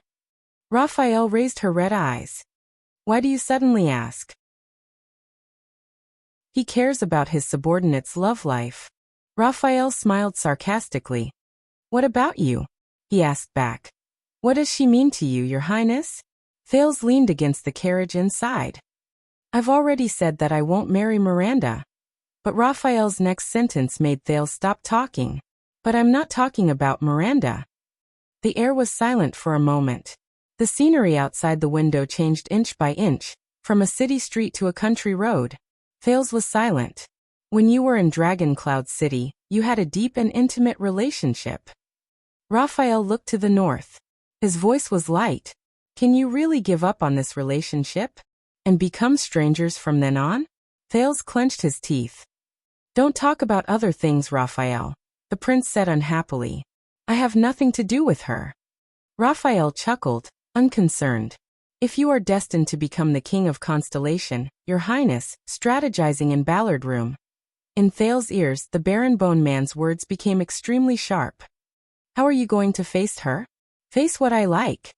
Thales felt a wave of irritation. I will only say it once, Raphael. The prince turned his head and said coldly. I definitely don't have that kind of relationship with her. No. Yes. What kind of relationship? Why do you care what kind of relationship I have? But, no buts. I just want to say, don't say it. After going back and forth, Raphael could only sigh and admit defeat. Fine. Thales snorted and hugged his arms tightly. The Baron Bone Man sighed. It's just a pity that you don't like her. Thales turned his head even more to the side. You know, we went through a lot of trouble to pick out refined grains for her, and prepare to welcome her back to the country. Thales froze for a moment, and turned his head around. Refined grains. Welcome her back to the country? Wait, who are you talking about? Who else could it be? Raphael turned his head around. The Secret Intelligence Department carefully selected her for you from thousands of candidates, of course. Raphael flashed his white teeth and smiled brightly. What a good horse, Jenny. Thales was silent for a full 10 seconds. He stuck close to the carriage and swayed with the wind. Only then did he give his middle finger expressionlessly. F***CKU. Raphael laughed heartily when he saw his expression. Thales swore with a dark expression that if Raphael told this joke again, the first order he gave when he became king would be for Miranda to marry Cohen. At that moment, God knew how much he missed Cohen. Raphael sat back in his seat. Are you feeling better now? Not at all, Thales said listlessly. But thank you for livening up the mood. You're welcome. Raphael did not care about the resentment in the prince's words at all. You'll only feel worse later anyway. Thales' mood, which had improved a little, collapsed again. This time, is it because of what happened last night? A shadow flashed across Raphael's face. What else could it be? When it came to serious matters, it was as if the relaxed mood just now had disappeared. The Baron Bone Man sighed. 14 hours ago, I was still busy sorting out the Alliance of Freedom's battle report, and then I received news of an accident at the royal banquet. Anyway, no matter where you are, you can always stir up trouble. Raphael clicked his tongue and shook his head. Thales snorted in annoyance. Then depose me, change my face, and disappear. Do you believe that I can be a law-abiding citizen for the rest of my life? Raphael glanced at him. You? A law-abiding citizen? Do you believe it yourself? Thales was speechless for a moment. So what happened last night? Thales tried to steer back to the topic of concern. The grudge between Crocaw City and Mirror River, that is, between Byril and Doyle. What is the truth? Raphael was silent for a few seconds. His Majesty has ordered the Court of Justice and the House of Nobles Affairs to be in charge of the case. Due to the principle of neutrality, I suggest that you not intervene. Thales yawned widely. Seriously, Raphael, why do you think I'm not dancing with the young ladies at the banquet until dawn, but smelling your sweat in this broken carriage? Raphael changed his posture and sniffed his collar without batting an eyelid. Or do you think I'm as gullible as Cohen, or as tolerant as Miranda? Thales winked at him. Just take it as giving me some personal inside information? Raphael frowned. Thales raised his eyebrows, his gaze inadvertently falling on Raphael's sleeve. The latter's forearm was as fair and perfect as ever. It was hard to imagine that it used to be. The Baron Bone Man was silent for a moment, and instinctively pulled up his sleeve. You should not talk about personal relationships. His red eyes sparkled. You are a prince, and I am a servant. We should do business according to the rules. Hey, who was the one who was trying to establish a personal relationship with him? If it were someone else, it might be. But you are still different, Raphael, Thales said in a half-sincere and half-conventional manner. That night in Dragon Cloud City was different. Raphael tilted his head at him. By the way, Thales added, if we really want to work together for the next 50 or 60 years and meet at the Imperial Conference, then it's best to start learning how to get along with each other from now on. Perhaps convinced by the last sentence, Raphael took a deep breath and sat up straight in the carriage. He said sternly, from the information gathered by the Secret Intelligence Department, this is an unfortunate tragedy. Yes, tell me something I don't know. Thales nodded earnestly and modestly as he swallowed the words. Raphael continued. Baron Doyle of Mirror River is a complete idiot. His greatest strength is his shamelessness. But he was lucky. His remarried wife was a business expert. Over the years, she managed the family and amassed wealth. Or rather, she speculated and groomed for personal gain, amassing wealth everywhere. So the Doyle family became richer and more daring. Their reach grew longer and more unscrupulous. Thales thought of Baron Doyle and his wife and nodded with lingering fear. Raphael snorted softly. On the other hand, the ruler of Crocaw City is not a good person either. He never had good intentions when he borrowed money. Old Byrel doesn't know how to manage money, but he's good at the traditional arts of coercion, intimidation, and blackmail. Over the years, just the number of victims he blackmailed, threatened, and reneged on their debts is enough to form a team of guards. Perhaps there's even a reserve force. Thales frowned when he heard this. It's only been a day, and the Secret Intelligence Department has already investigated so thoroughly? Raphael laughed and shook his head. Of course not. But we found out that one of the parties involved in this case has long been registered in the Department of Finance. Sir Kirkirkman has been eyeing the Doyle family for a long time, eyeing their gray income, waiting for them to fatten up so he can slaughter them. Chief of Finance Kirkirkman has been eyeing the Doyle family for a long time? Thales understood a little. Raphael said disdainfully, so there's no need for an investigation. Our people just moved the tracking files and investigation files that have been piling up for a few years here overnight. Of course, the people in the Department of Finance might not be too happy about being intercepted. Department of Finance overnight intercepted. Hearing this, Thales had a strange expression on his face. He recalled Sir Kirkirkman's loss of composure at the meeting this morning when he vehemently rejected the budget proposal. Now that he thought about it, he did not lose composure at all. That was basically Brotherchin lost a few $1,000s tonight. He already had good self-restraint by not flipping the table. So in this way, the suddenly rich and greedy Doyle, and the arrogant and scoundrel Byrel, these two families are now at odds. Thales exhaled and said helplessly, I've really met my match. Raphael nodded. It's nothing much to begin with. After the nobles' internal strife and a great deal of damage, the two families who are stuck in a stalemate will probably return to the negotiating table as usual. Raphael glanced at Thales. But at this time, because the legendary wing left the camp, Bladefang's camp was ambushed by the orcs and the Baron Bone people. Old Byrel, who was stationed there, was unfortunately hit and died in fright. The balance is now out of balance. Thales pressed his palm against his forehead in frustration. Why is it me again? But Raphael's words continued. Moreover, recently Doyle, the Baron of Mirror River, who fawns on the rich and powerful, relied on his son to get close to a newly returned important member of the royal family.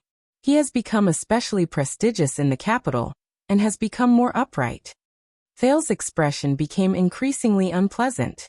Raphael deliberately dragged out his words and repeated them. Important, people, of the royal family. Do you understand? Thales sighed. Why is it still me? If that's the case, then it's fine. It's just a win and a loss. One side benefits, the other falls. Until old Byrel's eldest son returns from the Tower of Eradication. As you can see, he's a hothead. His mind is filled with radical ideas that the traditional nobles in the country don't have. and he decides to go to a banquet and make a big splash. Thales curled up in the corner of the carriage and smacked his lips numbly. Why is it always me? Raphael said helplessly. So, Your Highness, you have to stay here and smell the stench of my sweat. As soon as he said that, both of them sighed at the same time and hugged their arms. So, Anchor, how is he now? We're still interrogating him according to procedure, from the motive process to the mastermind behind it, Raphael said calmly. In my opinion, among the guests the kingdom's secret intelligence department has received, that child is considered very strong. Interrogation. Thales' heart dimmed. What else is there to ask? The prince said indignantly. The mastermind is Zayn Covendier. That guy admitted it in front of me last night. He's the one who should be here smelling the stench of your sweat. Raphael's expression was a little strange when he heard this name. I think you should know, Your Highness. Guardian Duke of South Coast, Zayn Covendier, left the capital this morning due to urgent family matters and returned to Jade City. Thales was shocked at first, then he understood. That was fast. Of course, as the mastermind, he has to save his own life. Thales sneered with his arms crossed. Isn't it an urgent matter? If the Archduke of Beacon Illumination City had Zayn's ability to slip away, perhaps his neck would not have been broken by King Nuvan. But Raphael's tone was grim. Before he left, Duke Covendier sent His Majesty the Jade City Substitute Servitude petition. Thales did not react for a moment. What? Raphael glanced at Thales. He applied to His Majesty that the vassals under Iris Flower can voluntarily pay a new quarterly tax according to their needs, and be exempted from military service and labor accordingly. Jade City's business is prosperous, and there are many suzerains who are willing to do so. The Covendier family will lead by example, and pay taxes to the royal family in lieu of servitude, to make up for the loss in the form of subsidizing the regular royal army. Thales took a few seconds to understand the meaning of this sentence. What? The Covendier family will lead by example, pay taxes, substitute servitude, subsidizing the regular royal army. In the next second, the shocked Thales struggled to get up from the back of the chair. We just argued about this at the Imperial Conference. But isn't this too fast? And it's a major matter concerning the suzerain's rule of the entire South Coast. Unless it's in advance. Raphael shrugged. The official announcement will probably arrive in the afternoon. Afternoon. Thales suddenly remembered his father's words in Ballard Room. The meeting will be held in the afternoon to discuss how to help Kirkuk solve the budget problem. Afternoon. Budget. At that moment, some joint connected at that moment. Zayn, he and my father actually. Thales was in disbelief. F***ck, he cursed in displeasure. The prince then looked at the Baron Bone Man, not without disappointment. So our Duke of South Coast, he won't be held accountable, right? At least not for instigating assassins to harm the Duke of Star Lake. Raphael patted his shoulder sympathetically. Not only that, the Secret Intelligence Department has to send someone else to refute the rumors, Raphael said with a displeased look. There are always people spreading ignorant lies like, the Duke of Star Lake accused Covendier in public last night. Ignorant lies. Thales took a while to put away his incredulous expression. No way. Not only did I gain both fame and fortune, and even control the comments? I messed up your business again? Thales asked woodenly. It doesn't matter. Raphael looked as if he had nothing to lose. The Secret Intelligence Department is used to it anyway. In the past 6 years, I've set up a special emergency response team. You're their favorite. You've greatly increased their sense of existence and budget. By the way, their nickname is the Prince's Bum. Thales, who was immersed in depression, frowned. The Prince's what? The Baron Bone Man helplessly lifted his cheek. You know, every time you poop. Raphael gave him a particularly annoying look. You have to wipe it. Thales was flabbergasted and speechless. Raphael even gave him an evil smile. All right, Covendier. Having figured something out, the prince exhaled in annoyance, buried his face in his palms and rubbed it up and down. I really should have gotten rid of him last night. What did you say? Nothing. Thales pulled his face out of his palms and put on a serious expression. Anchor, what will happen to him? Raphael put away his doubtful expression. If His Majesty has no other opinion, the court of justice will convict him. But based on the facts, he stormed a royal banquet with a weapon, injured fellow nobles, threatened the Duke of Star Lake, assassinated a member of the royal family, despised the dignity of the royal family. Listening to Raphael's list of crimes, Thales recalled Anchor's desperate gaze and his last conversation with him. His heart felt heavy. If I let go, what should I do? I don't know, but I'll try my best. I've tried my best. No, you haven't. You didn't see me. Thales subconsciously clenched his fists. What about his family? What about his family? Raphael glanced at him, but did not speak. Thales sighed, but his gaze immediately sharpened. Listen, Raphael. If I say, with your help, the Duke of Star Lake wants to do something and affect certain outcomes, is it possible? Raphael's red eyes flashed with a similar light. It depends on what you want to do, the Baron Bone Man said cautiously. Different options, different outcomes. Thales was silent for a while. All right then, from difficult to easy. The prince gave it some serious thought and asked 3 questions in a tentative manner. Jailbreak? Release? At least avoid death? Raphael silently recited these 3 options and smiled amiably. Without hesitation, he answered the 3 corresponding answers in a considerate manner. Impossible. Impossible. And impossible. There was a minute of silence in the carriage. For a moment, only the sound of wheels could be heard. Raphael Lindbergh. Your Highness. What do I need you for? All right, there's one last way. What? You're crowned king. That's not funny. I know. Chapter 576. Renaissance Palace, the Royal Guard's Duty Room. Lord Mallows, you mentioned that Prince Thales' power of eradication is the wrath of the sea? As the chief flag-bearer cum vice-captain, Vogel no longer harped on the prince's sexual orientation. He switched to the next report and used his peripheral vision to intimidate the flag-bearer Weah, who was frantically wiping the stains off to the side.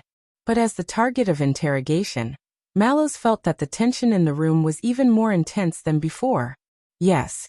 The watchman stood in his own silent and barren world, expressionlessly sensing Vogel's emotions, extreme anger, but calm instead, leaving only turbulent undercurrents. When did it awaken? Given that His Highness is 14 years old, it should be not long ago. Vogel flipped open the report, his gaze never leaving Mallows. Awakening at 14 years old, almost the earliest record. No exact time? Lord Talon. Mallows looked helpless. I've only known him for a few months. Vogel stared at him for a long time, but the watchman was calm and flawless. You said in the report that it's a variant of the Wrath of the Sea. What do you mean? Mallows pretended to think seriously. I mean it literally. That means that at certain times, it will display characteristics different from the Wrath of the Sea that we know. After all, the power of eradication varies from person to person. Vogel scoffed. If it varies from person to person, how can you be sure that's it? Mallows smiled courteously. Perhaps you've forgotten, but I'm the watchman of the guards, the watchman of inheritance. Sure enough, the moment he said this, he saw Vogel's expression stiffen. I came into contact with the eternal file of the guard's inheritance. There are many records about the enemy of the wolves, including his incredible power of eradication. If you have any questions, Lord Talon, you are welcome to request permission from His Majesty to enter the watchman's chamber and read top-secret files at any time. Vogel was silent. But at that moment, Mallows felt the flames in Vogel's chest leap. Manic, restless, frustrated. He cares. Mallows told himself. It's been more than a year since the watchman's selection ended, but this guy still cares. Why? Why does everyone grieve, obsess and go crazy over something unattainable? The atmosphere was a little strange. Will could not help but gulp. A few seconds later, Vogel moved his razor-sharp lips. No need. Mallows responded with a smile. The prince's physique is very good. His recovery rate is several times that of an ordinary person. Vogel quickly returned to normal, displaying his good qualities as a flag-bearer. Is that so? I'm not sure about that. I heard that Madame Gines took care of His Highness' daily life 6 years ago. But Vogel would not let him off so easily. But I'm asking you. Mallows was silent for a few seconds before he nodded naturally. It should be. The watchman spoke again, but his voice became even more stern. At least in martial arts training, no matter how vicious the beating, he can quickly jump around. Although he likes to sleep on the floor and wash his hair every few days, he has never had a serious cold. Vogel's gaze shifted back and forth between the man and the report in his hand. You've never doubted it? It's a good thing that Your Highness has an outstanding physique. Even the Secret Intelligence Department didn't ask about it, so why should I doubt it? What about your own guess? Mallow's gaze shifted. The royal family pays me a salary and grants me responsibilities, not for me to guess. But I am. Vogel's gaze sharpened. And I'm not asking for your help, Lord Mallows. The two men in the room stared at each other in a silent confrontation. Beside them, Weah felt immense pressure, so he meticulously poured more tea for the two officers. Looking at Vogel's cold gaze, Mallows thought of the countless top-secret eternal files displayed in the watchman's secret chamber. Although in those times, the 6 wings of the Praetorian Guard were not as close and loving as they appeared to be. But the flag-bearer division, when did they start to stand on their own? From flag protectors and messengers, they became monitors and investigators. How did they become so glaring, annoying, relentless, and overbearing? Was it the age of the virtuous king? After the kingdom's secret intelligence department shed its gray coat and became a formal and grandiose state organ? A few seconds later, Mallows finally took a step back. If I had to guess, that physique might be a special effect of the wrath of the sea and stormy waves, just like what was recorded in the watchman's files. Enemy of the wolves can predict and adapt, and avoid death like a miracle. But he changed the topic, as if he suddenly realized something. Oh, sorry, I shouldn't have told you. Vogel's breathing paused for a second, an undercurrent surged in his eyes. In this barren world, Mallows felt the flames in the vice-captain's chest rise by an inch. Anger, humiliation, patience. Vogel wasn't just concerned. Mallows told himself sorrowfully. He cared too much, too deeply, too much.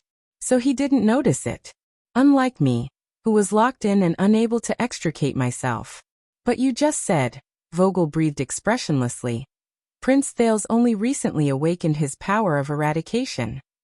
But his physique is at least 6 years old. Mallows took a sip of tea. You look much clearer than I do. Answer the question. The watchman stared at him for a while. I don't know, but I think someone might know. Who? Extensions, especially that star killer. It was said that he supervised His Highness outdoor training in Dragoncloud City. Vogel paused slightly. That's right, the murderer who killed Prince Horace. Mallows smiled faintly. Are you going to summon him for questioning? Like this? There was a moment of silence in the night shift room, until Vogel leaned forward slowly, as if trying to get a good look at Mallows from the inside out. Haven't you thought of another possibility? Mallows did not answer immediately. In this barren world, he sensed that the Vogel in front of him had turned into a huge shadow, igniting everything around him with the cold flames in his chest. Strange. What else does Vogel want besides this? The watchman met Vogel's gaze. I don't understand what you mean. Vogel's expression turned colder. His Majesty and Captain Adrian, do they not understand like you, watchman? Mallow's pupils constricted slowly. Then why don't you ask them? At this moment, click. The two men facing each other turned their heads in unison. Beside them, Weah looked awkward. He pointed stiffly at the broken pen tip in his hand, his smile terrible. Realizing the presence of a third party, Mallows and Vogel exchanged a look and retreated. Weah heaved a sigh of relief. It's all right, Vogel's tone softened, but his gaze was like a venomous snake's tongue, licking Mallow's calm face from time to time. Let's talk about something else. Mallows picked up his mate tea and let the bitterness hit his taste buds. Vogel waved his hand, and Weah placed a new stack of documents on the table. 24 royal knights, transferred from the royal guards to stand by under your command, to welcome the return of Prince Thales. But from now on, stationed at Mindy's Hall, by the side of the Duke of Star Lake. Vogel sneered. So Lord Mallows, how does it feel to leave Renaissance Palace and establish a new position? Establish a new position. Wei, who had just relaxed, had to hold his breath again. He turned his head and focused on monitoring the sound replication spell. In the first few months, the work of the guards was still a little rusty. Mallows thought for a while, as if he did not understand what Vogel meant. But thank you for your concern. We are gradually getting on track. Vogel lowered his head and snorted, his meaning unclear. In fact, the accident at last night's banquet had a profound impact. The vice-captain picked up one of the reports. The sharp-eyed Mallows recognized it as the personnel files of the Star Lake Guards. Each file on the table had so many pages and so many entries that even if the person in question were to write an autobiography, it would not be as exaggerated as this. An old trick of the flag-bearer division. Damn it, who sketched this? Can't they make my hair look nicer? I'm a watchman after all. This made me realize that your daily work in Mindy's Hall has many shortcomings. The vice-captain was unhurried. Out of the 24 people, you chose 3 from the command division, 8 from the vanguard division, 6 from the guard division, 3 from the punishment division, 3 from the logistics division, and the flag-bearer division. Only one person. Vogel paused. There was a profound look in his eyes. You don't like our division very much, do you? Don't like it? Old friend, your choice of words is too elegant. I chose flag-bearer Hugo Fubel because he is experienced and capable. Mallows looked at Vogel, then at Wei, who was standing beside him. I think that in Mindy's Hall, he alone is enough to replace 2. Vogel snorted coldly. Not just him. He picked up a file. And Danny Doyle, he almost lost his life last night, and even implicated others. Will sensed something was amiss. He seemed to be involved in the political struggle between the watchman and vice-captain, the people around the future king. Mallows smiled, and decided to go on the defensive. I thought we discussed Doyle earlier, and His Highness has already punished. But Vogel's voice drowned him out. You think you're protecting them? Vogel pushed the file towards Mallows. On the file, Doyle's handsome, sketch face smiled at him. But as you can see, Danny Doyle has a bad reputation in the capital. He indulges in beauties, indulges in rouge, and there are even rumors accusing him of being a womanizer and abandoning women. Mallows' expression remained the same. In this barren world, Vogel's flames were burning brightly. Radical, incisive, determined to win. The watchman shook his head. Doyle is of noble birth, handsome. It's not his fault that he's popular with the opposite sex. Vogel sneered. So last night's loss of composure was no accident, but the inevitable result of his usual indiscretions in life, not to mention the mess his father created. You expect someone like this to protect the kingdom's bloodline. Mallows stared at him without retorting. This concerned the rights and wrongs of the guards. Will, who was taking notes, dared not even breathe loudly. There was a long silence in the night shift room. Vogel pulled out another file. His voice was even colder. Caleb Glover. To be honest, I was pleasantly surprised when I saw this name. Mallows did not speak. Let's hear what Staley's report has to say. Vogel sneered and read. Vanguard Glover is socially inept, eccentric and extreme, with hidden violent tendencies. They call him Zombie. Vogel put down the report and looked at Mallows. Mallows did not argue. He merely raised his teacup and stated calmly, "The strong always have their own personalities." Vogel interrupted him like a selfless flag-bearer. Vanguard Glover has attacked his own people during missions, more than once. In the most serious case, this son of AB*TCH severely injured 6 of his Vanguard Division colleagues in Blade City, causing 3 to retire and 1 to be permanently disabled. This is your so-called personality? Mallows furrowed his brows. Hearing these secrets, Will's expression changed several times. He could not help but recall if he had offended that zombie. Although the news was suppressed, this is a stain that can't be erased even with his noble birth. Neither the power of the Glover family, nor his grandfather's legacy can save him. Vogel sneered. Until you took the warrant, took him away from the detention well, and brought him directly to Western Desert. And then a few months later, He suddenly became the personal guard of the Duke of Star Lake? Mallows was as indifferent as ever. In his barren world, the Vogel before him emitted a dark shadow, ignited a flame, and filled the entire room. Vogel. He did want something. From just now until now, everything was just a means. Logistics Division Leo Praca. Vogel flipped through another person's file, his voice becoming calm. In the early years of the Vanguard Division, he was quite famous, rumored to be comparable to Staley.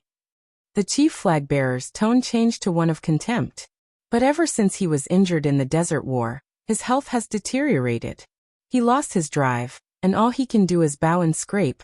I heard he lost to Prince Thales in training? Mallows took a sip of mate tea. The bitterness made him feel alive. I'm more inclined to call him a smooth person. Vogel snorted disdainfully. When the blade is blunt, it can still shine again. When the willpower is lost, it's incurable. Mallows watched as Vogel tossed Praca's file aside and picked up the next one. Defense Division, Gianluca Commodore. This is an opportunist. I heard he didn't even complete night training, and used a lot of tricks to climb his way up from the position of police officer. Vogel scoffed and looked at Mallows. Climb to Prince Thales' side.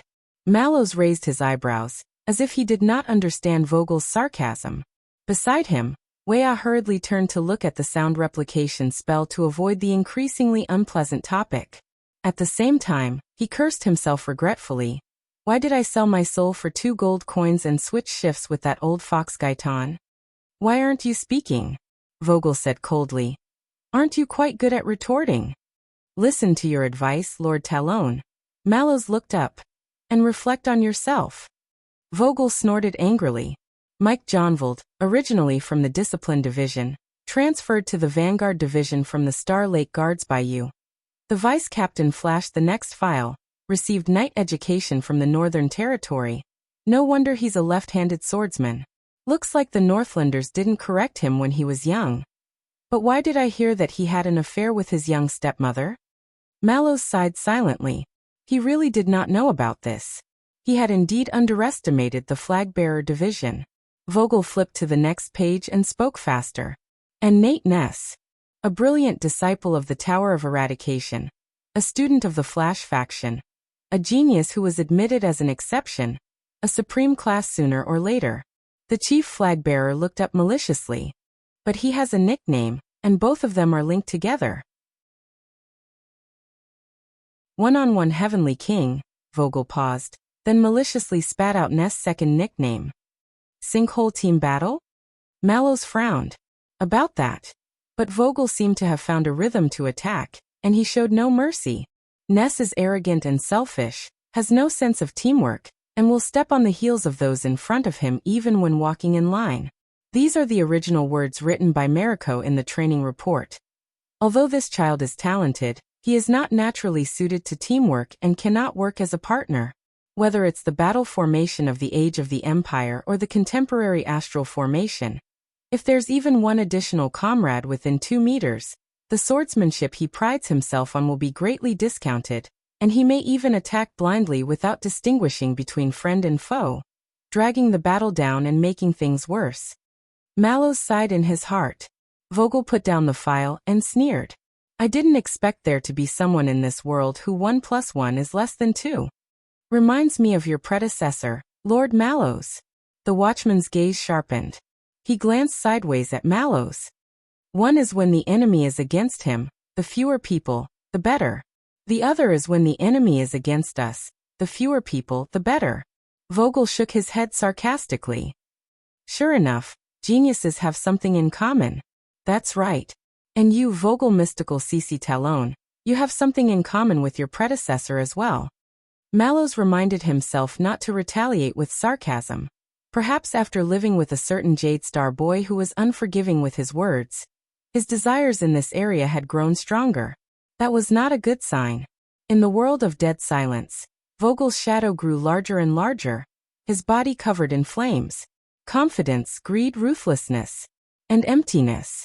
Next, Vogel flipped open the files one by one like a dealer, while Weah carefully took the files he had read. Penal Officer, Gardner Gray Patterson. To be honest, Facundo should be very grateful to you. He's been trying to get rid of this untouchable deputy of his for a long time. Logistics Officer Stone? You're really good at picking people. I heard he'll be retiring in another year?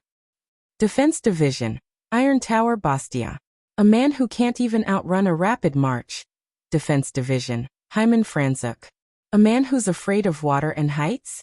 Defense Division Dummy Fairy. Rumor has it that he has mania. Mallows remained silent. Vogel continued to scoff. Vanguard Division Ghostface Vladivostok. So unpopular that he can only sit at a table by himself during lunch. Vanguard Division Shitsupa Langley. Oh, that's quite a nickname. And Bronze Jose Custa. A foreigner, and a son of thorns. Leo Morgan. A guy you promoted from the Jade Star Private Army on your own initiative. Before the formation of the guards was finalized, he followed you to the western desert to welcome the prince.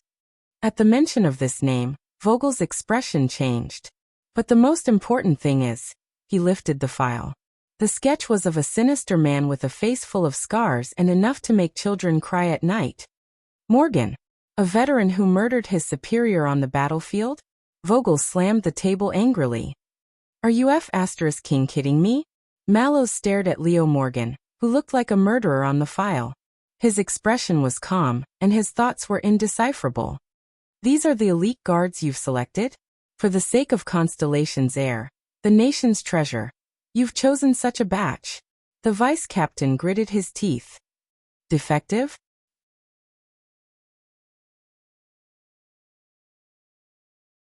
Chapter 577. Defective goods. Had defective goods. The watchman pursed his lips. He looked up in this barren world, only to see withered and derelict everywhere. Oh Vogel, what makes you believe that superior goods exist in this world? Believe me, Lord Mallows, I hate to describe my brothers and sisters in this way. Vogel snorted coldly and leaned back in his chair. But obviously, you didn't give me much leeway. In the awkward silence, Mallows stared at Vogel for a long time without a word. On the other side, Will had long regarded himself as a dead man, almost becoming one with the spell on the wall. Until Mallows sighed. What do you want, Vogel? The watchman addressed Vogel by his first name instead of his surname, which was rare.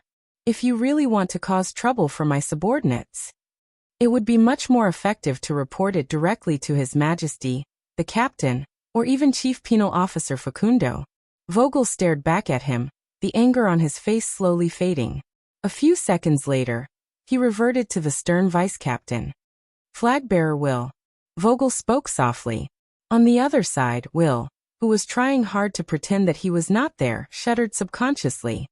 Why don't you let go of that pitiful sound replication spell, and go for a walk outside? Will looked up from the spell he had been repairing, for almost 5 minutes. His face was ashen. A walk.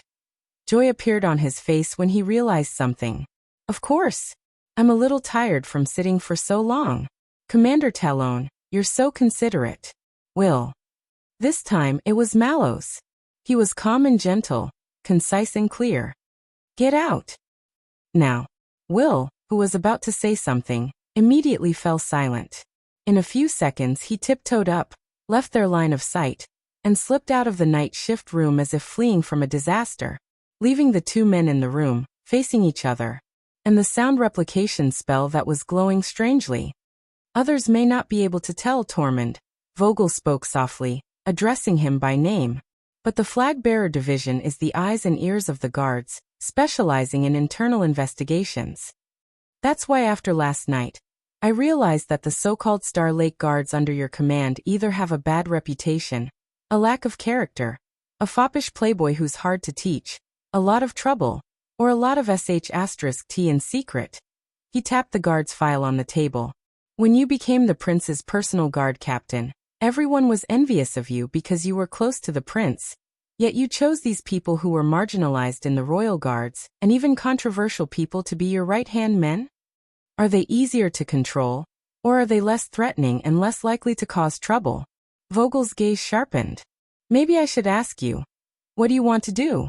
The captain of the prince's personal guards. Being in a favorable position and being envied by others? Mallows was expressionless. You envy me, Vogel. Not me. Mallows was silent for a moment. You're doubting me. The on-call room was silent for a while. Vogel sneered and crossed his arms. You know, when I saw the Duke of Star Lake's righteous act last night. He picked up the last file on the table. Did I remember something? Vogel was slightly distracted. He's not willing to sacrifice his soldiers to protect the king. Mallow's expression changed slightly. Vogel's eyes focused. Sacrifice the pawn. The next moment, the vice-captain pushed the file in front of him. Die. Mallows lowered his head. On the file, his own sketch was looking at him. Indifferent. Calm. Unconcerned. Smack. Vogel slammed his palm on the table, just enough to cover Mallow's surname. I don't know why watchmen have so much autonomy, but after taking over the flag-bearer division, my job is to keep a close eye on everyone in the guards, so that the tragedy will not repeat itself.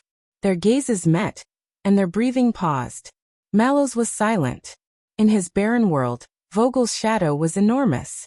So yes, I'm doubting you, watchman. The flag-bearer leaned forward, his astute gaze falling on Mallows.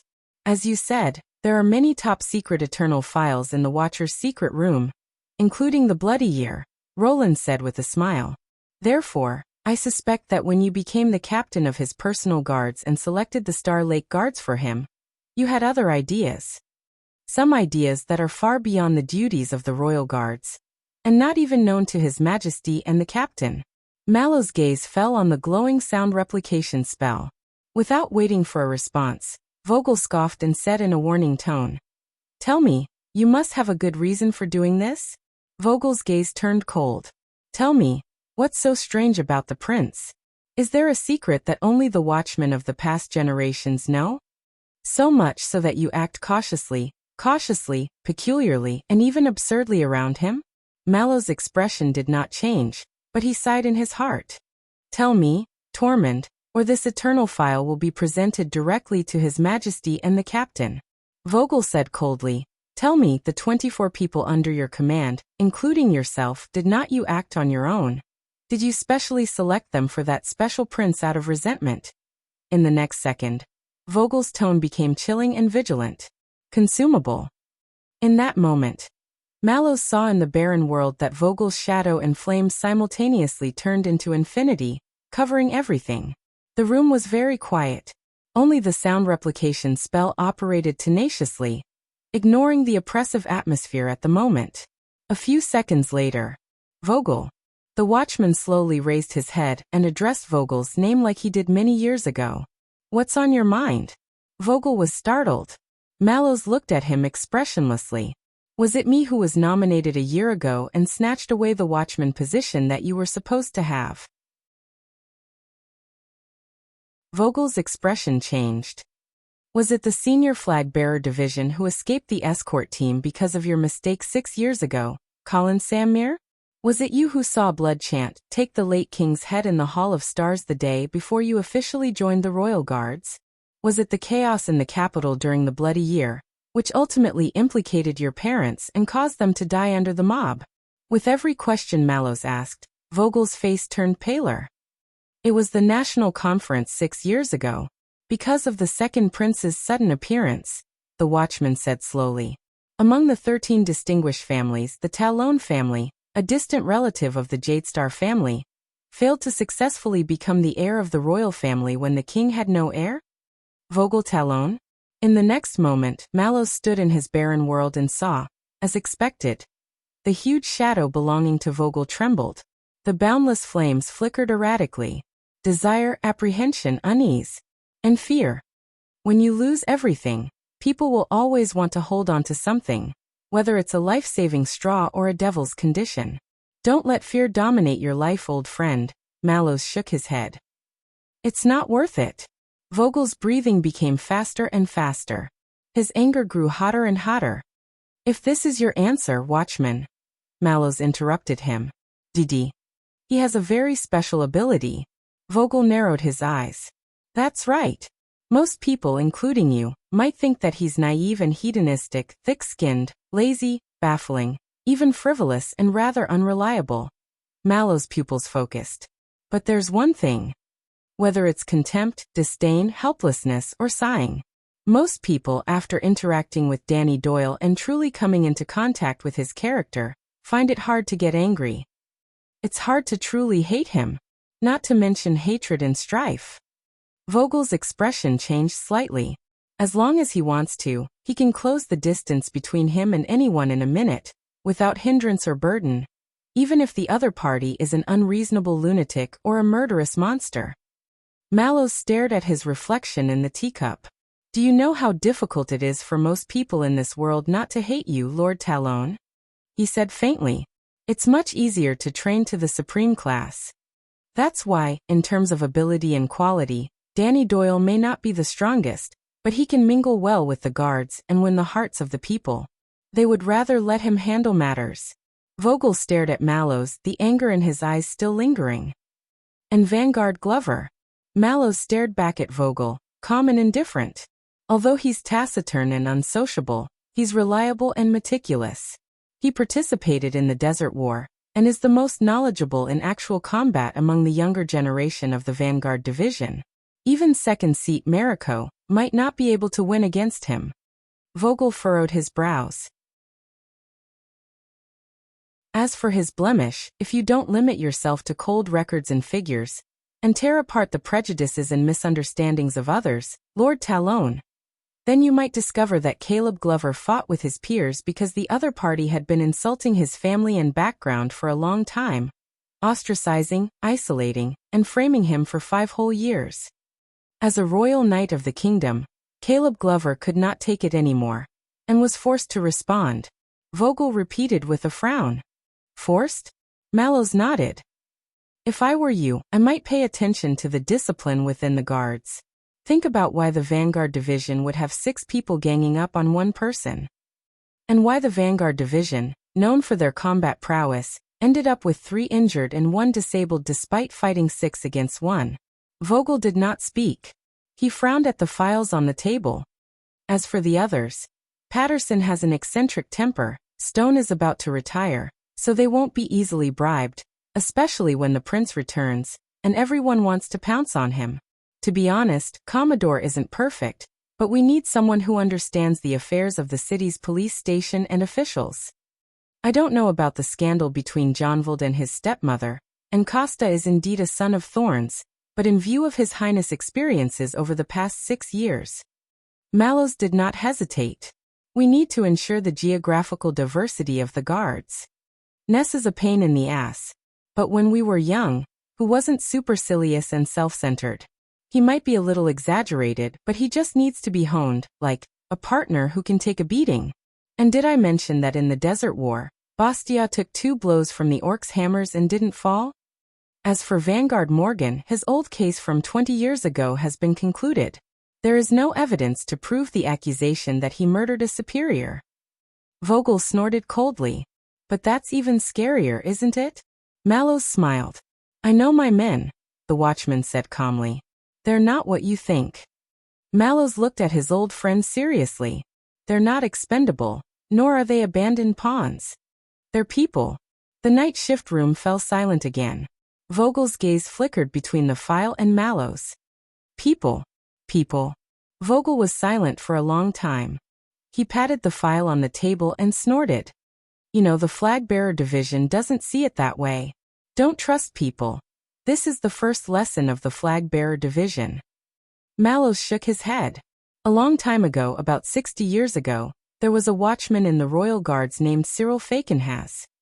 He said, the Command Division is the brain, the Flag-Bearer Division is the eyes and ears, the Vanguard Division is the arm, the Guard Division is the foot, the Logistics Division is the flesh and blood, and the Punishment Division is the backbone.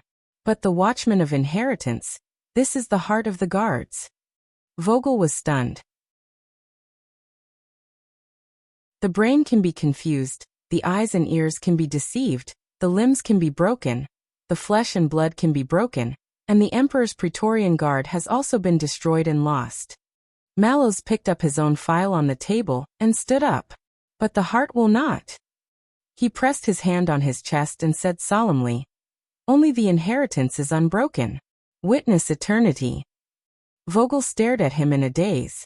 Mallows closed his sketch page and piled it on top of the other files. I guess the flag bearer's record ends here? If you want, submit the eternal file to His Majesty. I'm fine with it. The watchman nodded and turned to leave. Vogel took a few deep breaths and gazed at the other man's back, but was no longer aggressive. On the contrary, his expression was calm and his eyes were like water. But in Mallow's world, he saw the flames in Vogel's chest shatter inch by inch and turn to ashes. Until the vice-captain spoke again. Really, Hart? Mallows stopped in his tracks. Then tell me, old friend. Vogel's hoarse voice sounded like a serpent's tongue hissing. Back then, when you secretly snitched and betrayed your father to Renaissance Palace. When you implicated the entire family, caused unprecedented riots in Eternal Star City, assassins looking for an opportunity to stir up trouble, and the spread of blood throughout the night. The steady cup in the watchman's hand trembled. Vogel's gaze was as sharp as a knife, piercing into his back. Tormund Mallows, in exchange for the king's trust, in order to obtain the status you have today. Outside the visible files. Do you really have a heart? In that instant, Mallows felt the power of eradication in his body collapse. He saw that the barren world he was in suddenly gained color. The grass grew long and the nightingales flew. It was full of vitality. The flowers were red and the grass was green. It was a riot of colors. Bewitching, bizarre, psychedelic. Enchanting.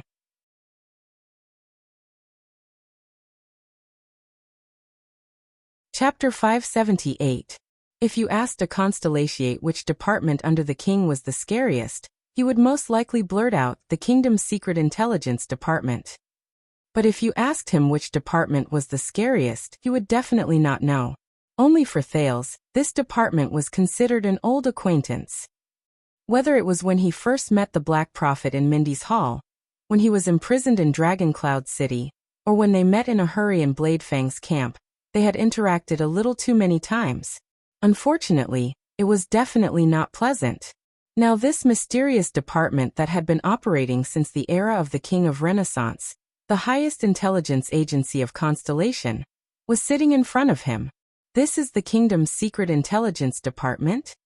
Thales stepped off the carriage and sized up the manor in the southern suburbs of Eternal Star City. It was surrounded by a small river, the fields were barren, the low walls were simple, and the mansion was old. There were even farmhouses, warehouses, and even free-growing woodlands that had obviously been left uncultivated for many years. It was ordinary and conformed to the norms. If it were not for the vast area and few people, this would be a standard suburban aristocratic manor. Maybe it really was confiscated after raiding some aristocratic family, Thales thought. At least for the past decade or so. Raphael greeted the carriage driver. The latter did not say a word and disappeared before Thales' eyes with the sound of horse hooves. Just like an ordinary passerby in the countryside. The Baron-Bone man made a pleased gesture to the prince and gestured to the iron gate of the manor not far away. However, the entire manor was silent, almost dead silent. Like a tomb. I don't see many guards. Thales suppressed his anxiety, stepped on the autumn leaves on the ground, and followed Raphael to the iron gate.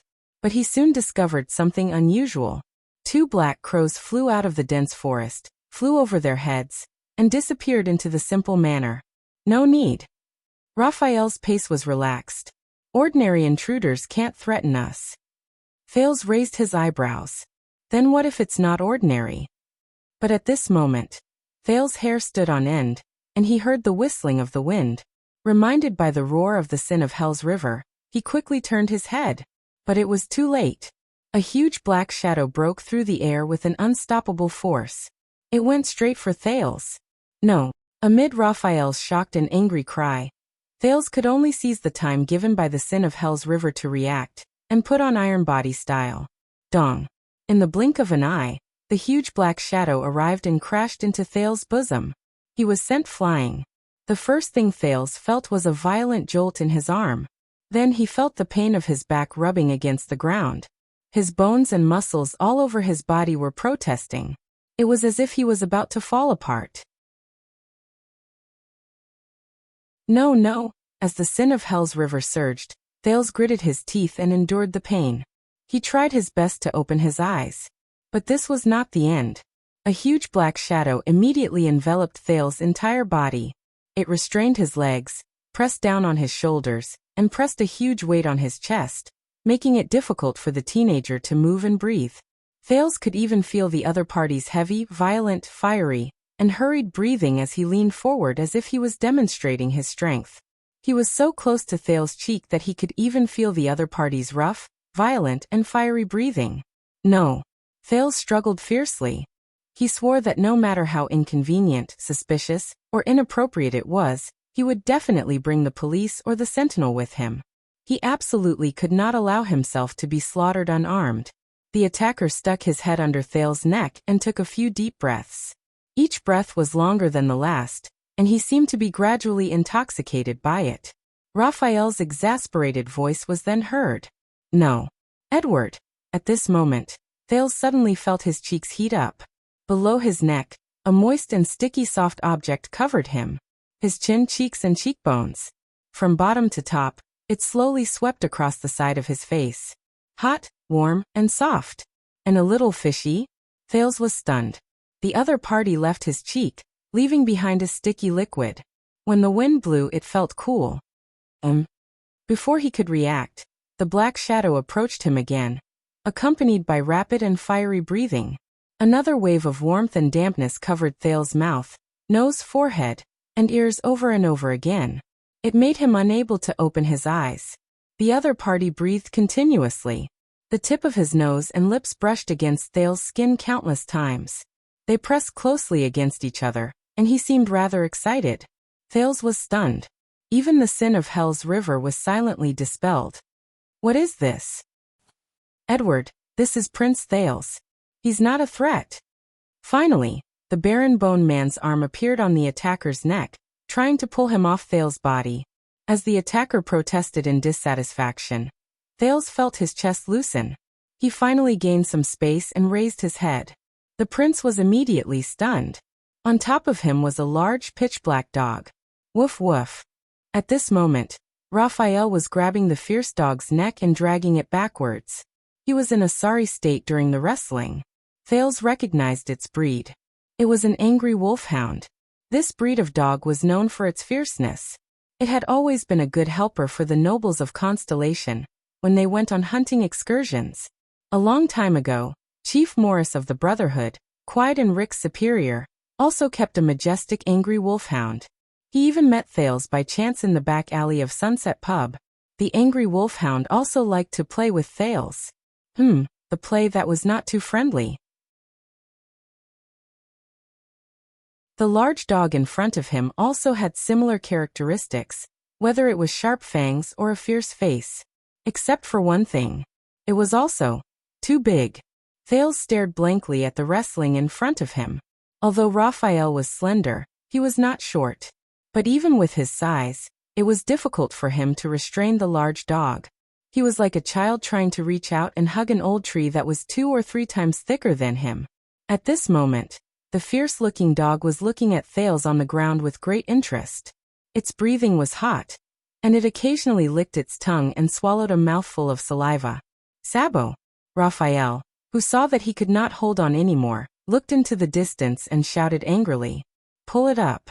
A gloomy and lazy voice rang out at the right time, approaching from afar. Coming. Be at ease." A right hand with only 3 fingers appeared in front of Thales.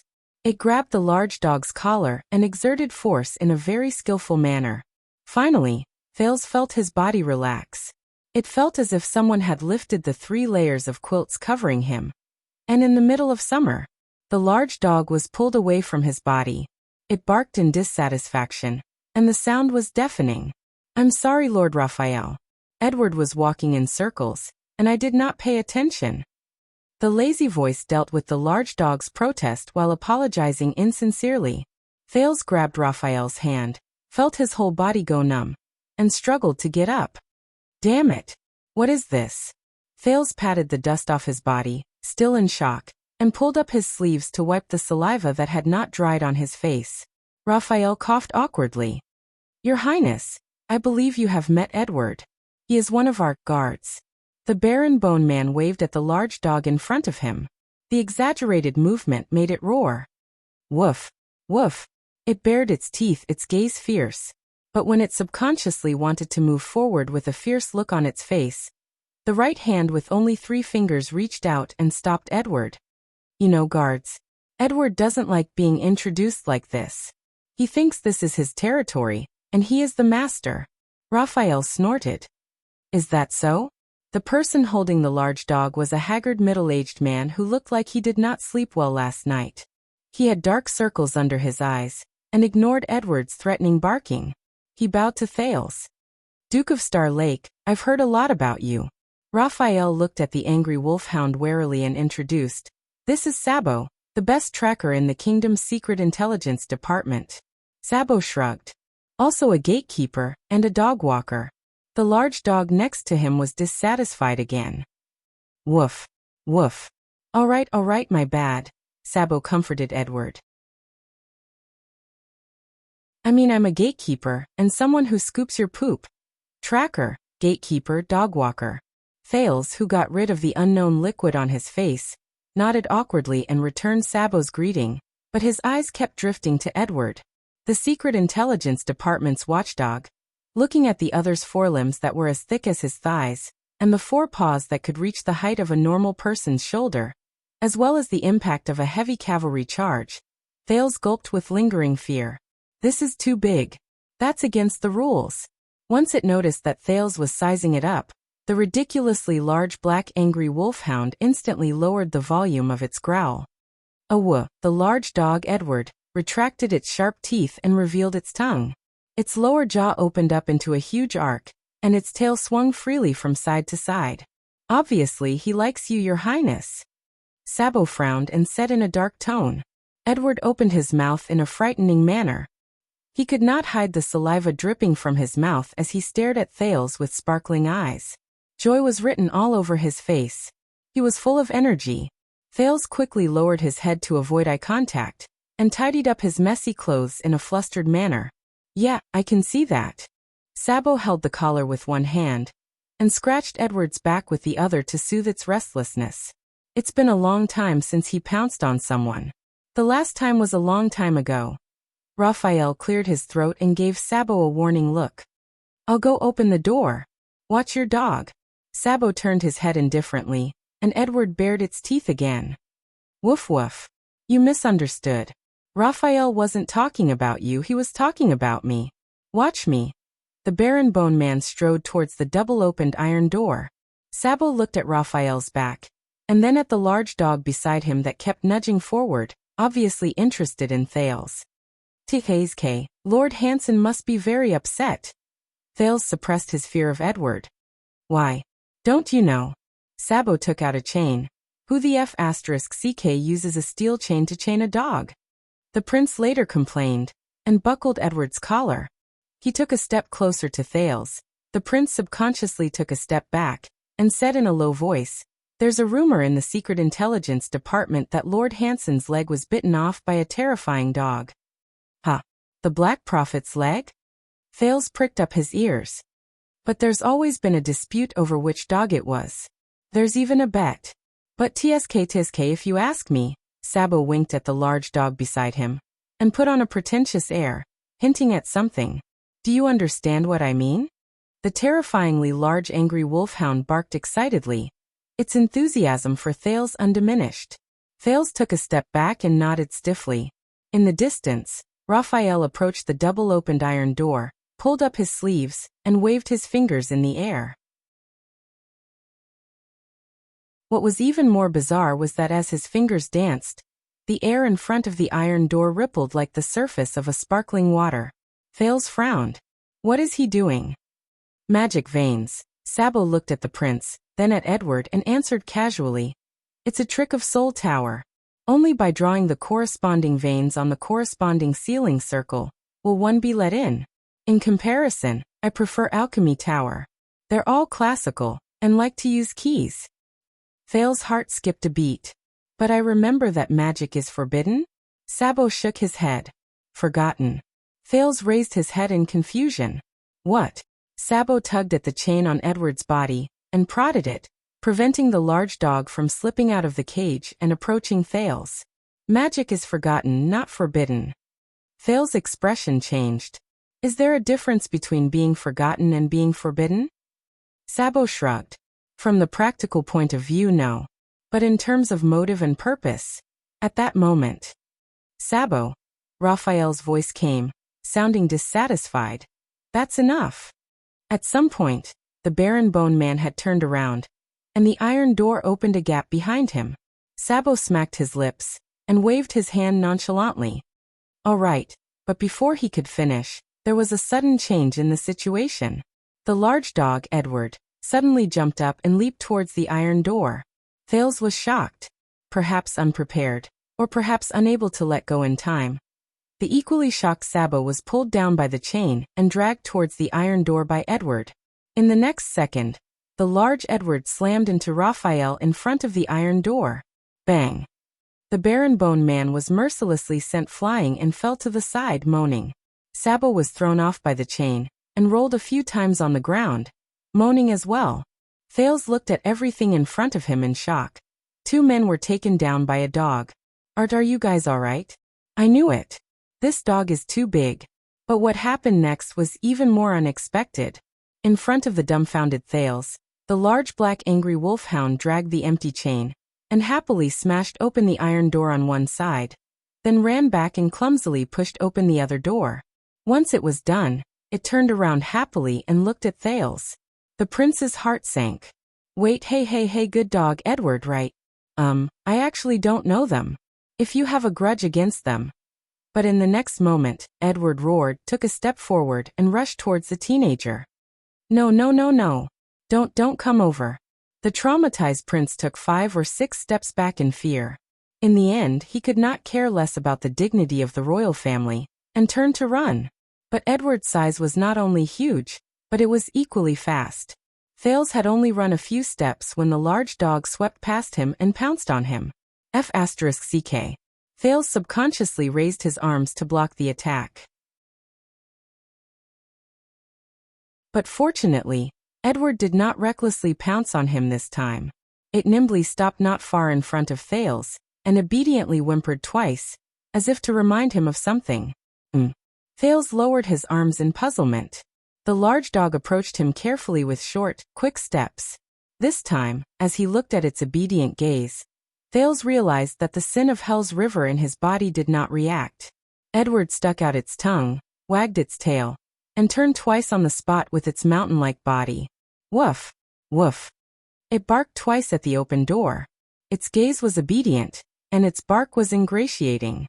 Sensing its kindness, Thales looked at the door in the distance, put down his arms in puzzlement, and pointed at himself. Me. The large dog became even more excited when it received a response. This time, it wagged its tail and barked once at Thales, then twice at the iron door. Woof! Woof woof! Under the dog's expectant gaze, Thales looked at the blocked path and the 2 figures lying on the ground in the distance. He did not know if they were dead or alive. He braced himself and forced a smile. You mean the door? Woof! The large dog happily pounced on the prince, whose face was ashen. It circled Thales twice, arched his back, and pushed him forward. All right, I'll go. The anxious Thales walked forward, not knowing what to do. Edward walked beside him, licking the back of his hand affectionately from time to time, and rubbing against the teenager's arm, until they arrived in front of the iron door. Oh! Standing in front of the iron door, Thales understood. He was a little enlightened, but also a little relaxed. You mean, you opened the door for me on purpose? Woof! Edward barked even more cheerfully. Good dog. Thales suppressed his uneasiness, tentatively extended his hand, and scratched its furry head in a rusty manner. Thank you? Edward stuck out its tongue, turned its head, and looked pleased. It was obviously enjoying it. On the other side, Raphael got up while cursing. He patted the dust off his body, and glared angrily at Sabo, who was also tidying himself up. All right, we all know that Edward is very smart, Sabo said eerily. He extended his hand to grab the large dog's leash, and took over Thales' action of scratching the dog. But this is the first time. Edward growled at him in dissatisfaction, its vocal cords threatening. We'd better hurry up and go in. Raphael looked at the large dog warily, his face full of displeasure. It looks like it's not done yet. Thales turned around for the last time, and waved awkwardly at Edward. The angry wolfhound responded excitedly, and wanted to move forward again, but was pulled back by Sabo. With a click, the iron door was shut. Sabo, who was equally displeased, and the large angry wolfhound, who was looking at Thales reluctantly, were both shut outside the door. Sabo. Through the iron door, Raphael looked at the large dog suspiciously. The Duke of Star Lake is traveling in private, do you understand? Yes, I'll tell them. Sabo shook his head nonchalantly. An innocent and cute fawn accidentally trespassed on Edward's territory. The large dog howled angrily. All right. I know. Sabo scratched Edward's neck with a headache. I'll say it's a big wolf, all right? It won't damage your reputation. I swear the other dogs will be impressed. Listening to the man and dog arguing further and further behind him, Thales felt a lingering fear. So, Sabo, he can talk to dogs? The Baron Bone Man laughed. He thinks he can. What do you mean? At least according to Lord Hanson, that's what Sabo has believed for decades. Raphael shook his head indifferently. As for whether it's true, only dogs know. Thales smiled. He grabbed his collar, and sniffed the place where Edward's teeth had bitten him. The prince immediately frowned. He could not be mistaken. That was fresh, the smell of blood. So, old friend, other than eating, when was the last time you pounced on someone like this? Outside the iron door, Sabo took out an old notebook and opened the cover, which had the crooked words "Don't get eaten" written on it. As he listened to Edward's roar, he recorded something excitedly. What? You mean the smell? The same smell? Dog. Another dog? Sabo's eyes widened. What a big dog. His big dog. A powerful dog? A dog the size of the earth? A dog that gave birth to a dog? A dog that all dogs are afraid of? Sabo suddenly came to a realization. A big dog, his big dog, a dog that gave birth to a dog. Oh, I get it. He put down his pen, touched Edward's head, and looked at Thales back through the iron door. What you want to say is... The angry wolfhound stared at Sabo's palm, licked its saliva-filled teeth, and growled in warning. His mother? The angry wolfhound's eyes turned cold. In the next second, the fierce dog's muscles trembled, and it raised its head. Clack! The sound of teeth clenching exploded in the air.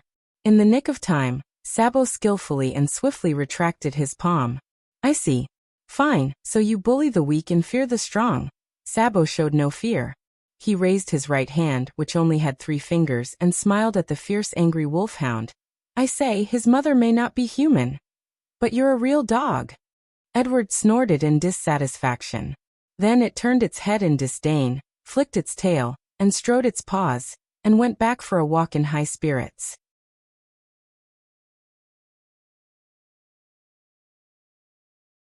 Chapter 579.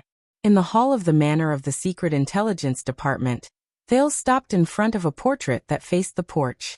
This is Leinster Covendier. Raphael's voice came from behind him. The man in the painting was handsome and well-dressed. He was sitting on a red leather chair, playing with a slightly unsheathed dagger in his hand. The exposed blade of the dagger reflected a cold light, and the tip of the dagger was inlaid with gems. One of the 6 knights under the King of Renaissance, Fatal Iris. Thales seemed to have understood something when he heard the surname and nickname. He looked at the tapestry under the frame. Leinster P. T. Covendier, top 27th, 20th, 700 years ago. He funded and trained the first batch of professional scouts and spies for Prince Tormund, who had yet to be crowned king. He contributed greatly to the Battle of Eradication and the establishment of Constellation. He was the first chief of intelligence of the kingdom. Raphael stared at the portrait as if he was staring at the real person. He was publicly acknowledged as the founder of the kingdom's secret intelligence department. The painter's Fatal Iris was no more than 30 or 40 years old. His expression was focused, but his brows were slightly furrowed. He exuded a gloomy and misty temperament, as if there was endless sorrow in his chest that could not be dispelled. It made the onlookers pity him. Leinster Covendier. the founder of the Secret Intelligence Department. The prince seemed to be deep in thought. He was also the ancestor of the Covendier family, the first Duke of South Coast Hill? Yes. Thales nodded and did not say anything else. He followed Raphael's footsteps. They stepped into the room, and onto the starry blue carpet that was commonly seen in the kingdom.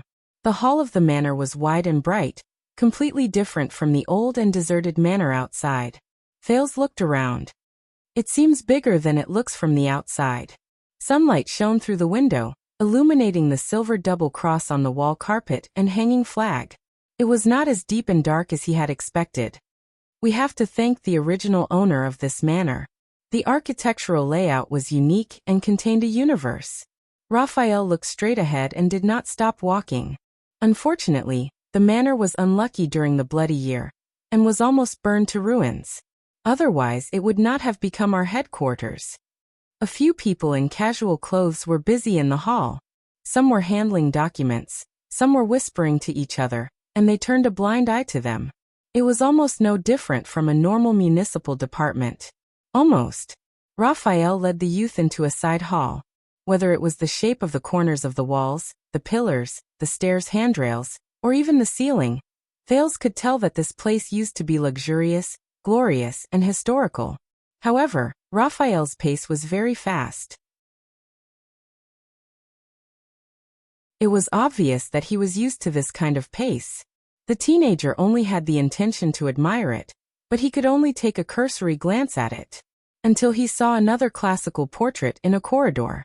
Halvasi, Caribbean 1465. The man in the painting was almost middle-aged, but there was no twilight between his brows. He had a mustache and even had a faint smile on his lips. He looked simple and sincere. It was a stark contrast to the shrewd Leinster. That's Steward Halva. Raphael noticed that Thales' footsteps had slowed down. With just a glance, he revealed the identity of the person in the painting. Leinster's deputy and successor. Thales was struck by a thought. Raphael nodded slowly. Thanks to his talent and perseverance, the intelligence network that was originally privately managed by Leinster was not reduced to a flash in the pan after the passing of Fatal Iris due to its poor reputation. Instead, it was officially named the Kingdom's Secret Intelligence Department. It recruited talents and established rules, and it has been passed down to this day. Thales' gaze shifted to the wall rug under the frame of the painting. There was a sentence embroidered with golden thread on it. The font was simple and unadorned. It was half literate and half white, and it was somewhere between the language of the modern empire and the lingua franca of the modern era. The eyes and ears of the king, the night sentries of the kingdom. It is my duty to know and keep secrets. Raphael continued. Of course, Halva was eventually promoted from the position of Chief of Intelligence. He was promoted and became the Prime Minister of the kingdom, who was second only to one but above all. He was known as the Wise Minister. Wise Prime Minister. While Thales recalled Gilbert's history lessons, he repeated this nickname. Wise Minister Caribbean? His expression was strange. I know what you are thinking. Raphael thought of something and sighed. Whenever this nickname and this surname are put together, the contrast is huge, isn't it? Thales snorted. He immediately suppressed the desire to curl up the corners of his lips. With a stern expression, he continued forward. Their journey was smooth and quiet. They passed through countless corridors and endless halls. Occasionally, someone would pass by with a stack of scrolls. They would appear from one door and disappear from another. Their footsteps were hurried, and they were busy. When they met the two of them, they would only nod in acknowledgement. It seems like there aren't many people on duty? The prince asked curiously. Whether it is because of a certain prince's accident in Western Desert, or because of a certain prince's accident at a banquet, many people have already stayed up for a few days and nights without shifts. Raphael did not care about Thales' pride at all. Take pity on them. Thales could only shrug awkwardly. But what are we doing here? Covendier cannot be punished, and you can't do anything about the case. Raphael glanced at him. He was about to answer, but a door behind them suddenly opened. A man called out to them. Raphael, Assas has finished preparing for the white gloves. Do you want to come and take a look? When the man said this, his eyes kept drifting towards Thales. He wanted to bow, but he was hesitant.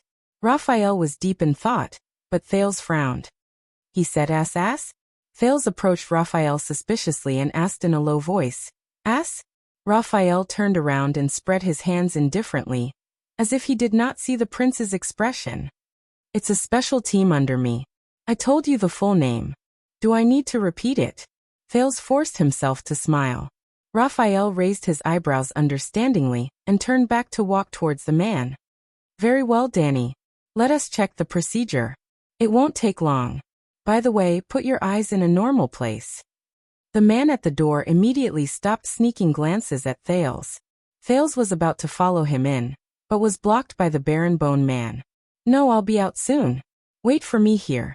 Don't move. Raphael gave him a pleased smile and closed the door. Thales, who remained in the corridor, rolled his eyes. Wipe my ass.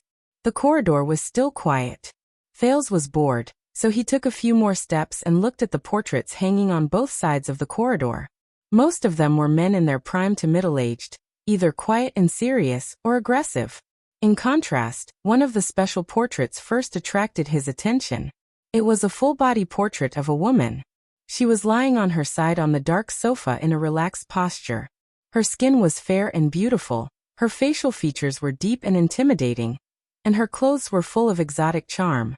She was not even afraid to show off her slender thighs to show off her sexy and seductive figure. Under the painter's fine brush, even her curled toes looked delicate and lovely. But unlike her figure that made men's blood boil, the expression on the lady's face was cold and mysterious, as if she did not care about everything around her. In contrast, when Thales looked at her, he sometimes felt that she was amorous, and sometimes felt that she was noble and inviolable. Thales shifted his gaze to the bottom of the frame. Alf Seldo ka Mimo Hanbol, 39-77. This is Alf. A slightly rough voice came from behind him, with a western desert accent that Thales was familiar with. People call her Oriental Beauty. This is one of the few portraits of her that has not been burned. Thales turned around and was a little shocked when he saw who it was. Wait, I recognize you. You are. Behind him was a well-groomed man with slightly darker skin. He bowed respectfully to Thales, just like when he was in Bladefang's camp. I am Norb. It is an honor to meet you again, and I am glad that you are now healthy and at ease, Your Highness. Or should I say the Duke of Star Lake? Thales sized him up in surprise and finally confirmed the man's identity. The cadre of the Secret Intelligence Department who dared to contradict the legendary Wing in front of thousands of soldiers in Bladefang's camp. Norb. But why are you here? Thales subconsciously shifted his gaze to Norb's right leg. On the surface, there was nothing unusual, but the prince noticed that Norb held a cane in his right hand and supported half of his body. Norb smiled faintly and was as humble as ever. I came back to report on my work, for Western Desert. Thales understood it clearly. Is that so? Thales hesitated for a moment, but in the end he could not help but ask, How's your leg? Norb froze. He slowly turned his head and looked at his right leg, then at his cane. A desolate look appeared on his face. Thank you for your concern. The Secret Intelligence Department has pretty good medicine, but Norb forced a self-deprecating smile and tapped the cane in his right hand. I have to learn to get used to this thing. Thales was silent for a while. He remembered how Roman rudely broke Norb's right leg in the desert to help him cover up the news. He suddenly felt a little guilty. I am very sorry. Norb shook his head and put away his gloomy mood. It is not your fault. Besides, if it wasn't for this leg, he said with a smile, I reckon they would not have let me come back so easily.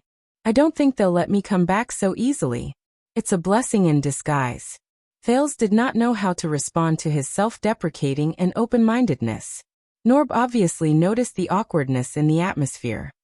He quickly turned to look at the woman in the painting, and used the topic of conversation to drive away his momentary depression. In short, Elf comes from the Handel dynasty in the Eastern Peninsula. It is said that she is the exiled descendant of Amar Mimo Hanbol, the Grand Cattle. Elf. Thales was puzzled. So Elf? She is a foreigner and a woman. Also from the Secret Intelligence Department? Strangely, Norb first shook his head, then nodded. After Black Eye John I failed in his northern expedition and deposed wise minister Halva, the kingdom's secret intelligence department was not trusted. Its future was uncertain, and teetering on the brink of collapse. Norb looked at the alien woman in the painting. His gaze was profound. Until Black Eye decided to give this useless toy to his favorite lover on the bed, like a nominal job, or rather, a gift, as a reason to convince the ministers to keep her by their side. The king's lover? Thales subconsciously turned his head, wanting to take a closer look at Lady Elf. In the painting, she still looked indifferent and her posture was natural. She did not care about the gazes of outsiders. With contempt and hostility from the inside out, Elf withstood the pressure to fight for the budget, reorganized and preserved this dying department with low morale. Norb seemed to sigh. That's right. In those years, Dongfang Yinying controlled the flow of intelligence and spread the information network widely. She was the head of the Secret Intelligence Department, the chief of intelligence. He was lost in thought, and she did the job very well. Even too well. Therefore, after Black Eye's death, she was sent to the guillotine for the crime of murdering the late king. She was despised by all. Thales snapped out of his daze. What? Murdering the late king? Norb smiled and shook his head. It's not her. Black Eye is not a person who can force the 10 great clans of Extet to let go of their former enmity and unite, to the point where they had no choice but to seek help from the great dragon to prevent their country from being destroyed. Norb leaned on his cane and took a few steps forward. He pointed at the words embroidered in gold below Elf's name. Plans are a bitch. Do not believe them, even if you pay them enough. But after Black Eye, his 3 sons inherited his ambition, but none of them had their father's great talent and bold vision. I know this part. It's the end of the 1st century in the calendar of eradication, Thales continued. The 3 stars were divided, brothers were at odds with each other. The land was divided to fight for the throne, and the flames of war reached the heavens. Norb nodded. His gaze was profound. So when you do not have the corresponding achievements and popularity, yet you want to surpass the other 2 and wear the 9-pointed star crown that your father left behind. He looked at Elf and said faintly, the fastest way is to avenge the late king, and if you want to avenge, the prince came to his senses. He raised his gaze in a daze and continued the conversation. You have to have a murderer first. Thales looked at the charming beauty on the wall. I've seen this plot before. At the same time, she was loved by the late king and feared by everyone. She was a foreign spy who was beautiful and skillful, and a whore. The teenager seemed to have understood something. His voice was low. When it comes to murdering the late king, there's no better scapegoat than her. Norb nodded. The prince stared at Elf's beautiful figure, imagining the scene of this former foreign beauty with disheveled hair and dirty face, with clothes that did not cover her body, covered in cuts and bruises, shackles, limping and walking alone to the guillotine under the cold eyes of the conspirators and the curses of thousands of people. At that moment, her head was probably held high as well. As if he had guessed Thales' thoughts, Norb took a deep breath and smiled. Don't worry. When King Taiping Kessel I was crowned, the separation of the 3 stars was ended, and the kingdom was reunited. Oriental beauty was rehabilitated. Thales felt relieved. He looked at Elf's most beautiful appearance and felt the sadness in his heart lighten. That's why I can still see her portrait here. But Norb shook his head in denial. Repaint. Thales turned around in surprise. When this painting was completed, Oriental beauty had already passed away. Norb sighed. The people who painted could only rely on a few memories to restore her former glory of walking at the peak of power and ruling the underground world as a woman. But you can see, no matter how much they exhausted their talent, or how extravagant their imagination. Looking at Elf's seductive curves, Norb shook his head in disappointment. Thales and Norb were silent for a while. After a while Norb reacted. Are you waiting for someone? Yes, Thales said, not without resentment. But the prince looked at the room Raphael had entered and shrugged. He won't be coming out for a while. In that case, Norb extended his hand to the next painting in the corridor in a friendly manner. You don't mind? Thales nodded and followed him forward. This was much more interesting than Scholar Bonner's grammar class and Raphael's satire. Norb raised his hand and extended it to the other side. Gamble Tabark, known as Dark Moon. Thales turned his head. Gamble W.B. Tabark, 137, 215. Tabark? The ruling family of Blade Edge Hill, Blood Moon of Blade City? Thales thought of Duchess Lyanna, whom he had not seen for many years. In the painting, Chief Gamble was a middle-aged man. He was plump and had a noble face. The pitiful thing was that he put all his weight on the cane in front of him.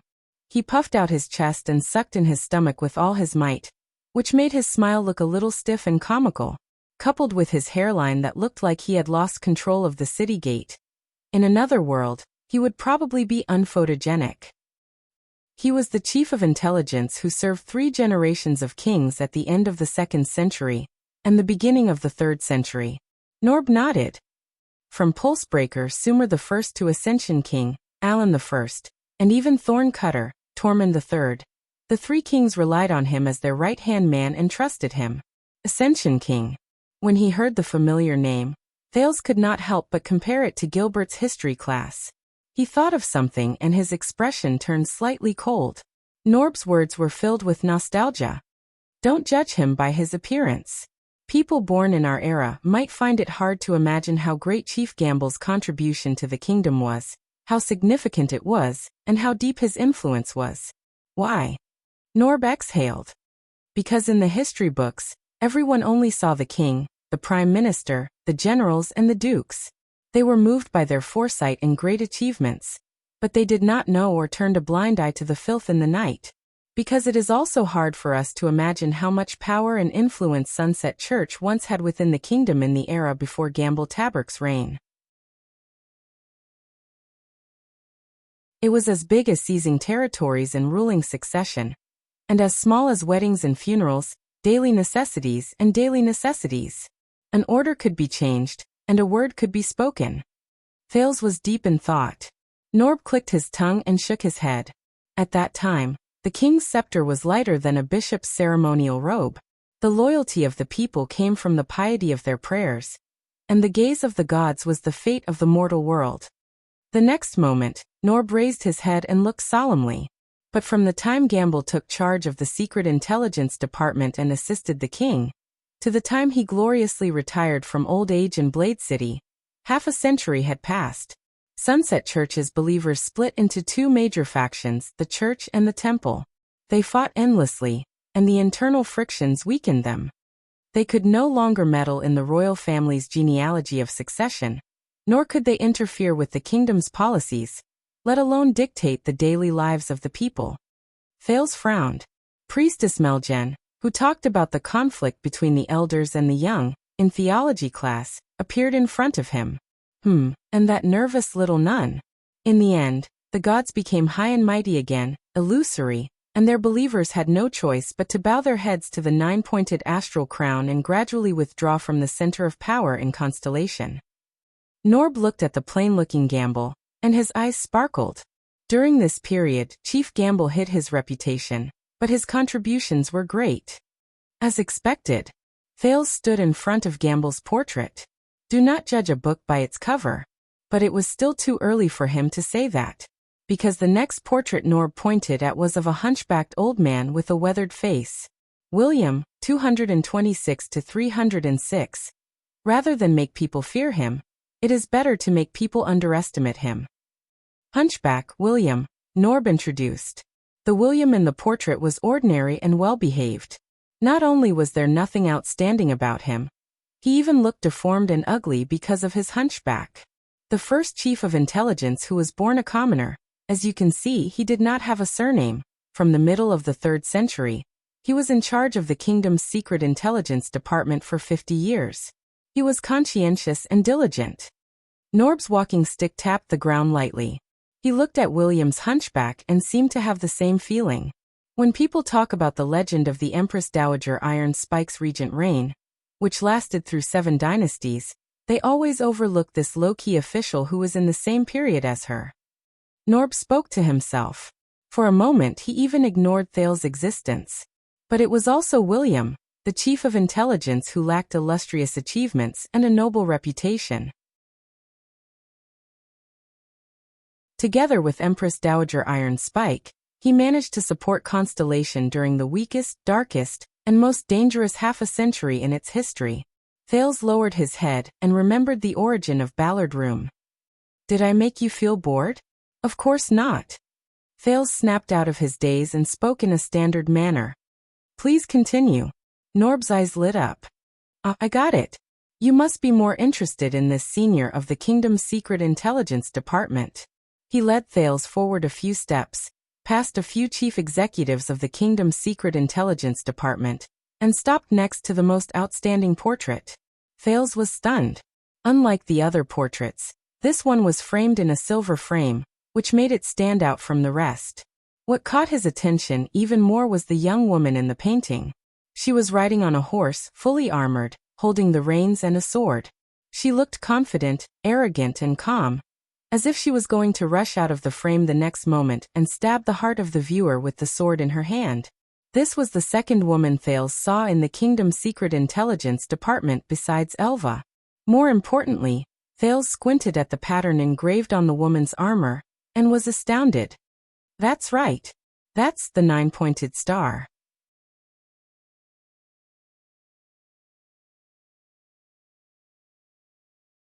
Chapter 580. Dazzling Star Theodora. This is the daughter of the Oath Keeper, the noble princess of the royal family. Norb paused and looked at Thales meaningfully. Also the Duchess of Star Lake. The daughter of the Oath Keeper? Thales held his breath as he looked at the female knight with sharp eyes and thin lips. Never married, she was not famous in history, but she was the longest-serving chief of intelligence of the Secret Intelligence Department. Her elven bloodline allowed her to live a long and healthy life, so long that she had to retire behind the scenes and appoint another chief to avoid controversy. Thales looked curiously at the heroic princess and the Duchess of Star Lake. His ancestor, Theodora Mjade Star 354-. Her temperament reminded people of the fortress flower, but the latter was far from Theodora's domineering aura, which was like a silver radiance that made people bow their heads. But her death year is not written on this, Thales said, puzzled. Norb smiled. Because we, the Secret Intelligence Department, do not know. It is said that when Princess Theodora truly left the Secret Intelligence Department at the age of 101 and went far away, the reigning surviving king, Alan III, was already one of her great-grandchildren. In comparison, her brothers had a much shorter lifespan. Norb said. Thales looked down and saw the princess words embroidered with gold thread. Look, look, look. What the F***ck are you looking at, idiot? Thales was petrified. What the hell? Thales looked at the neatly embroidered but full of profanities, and his face twitched in disbelief.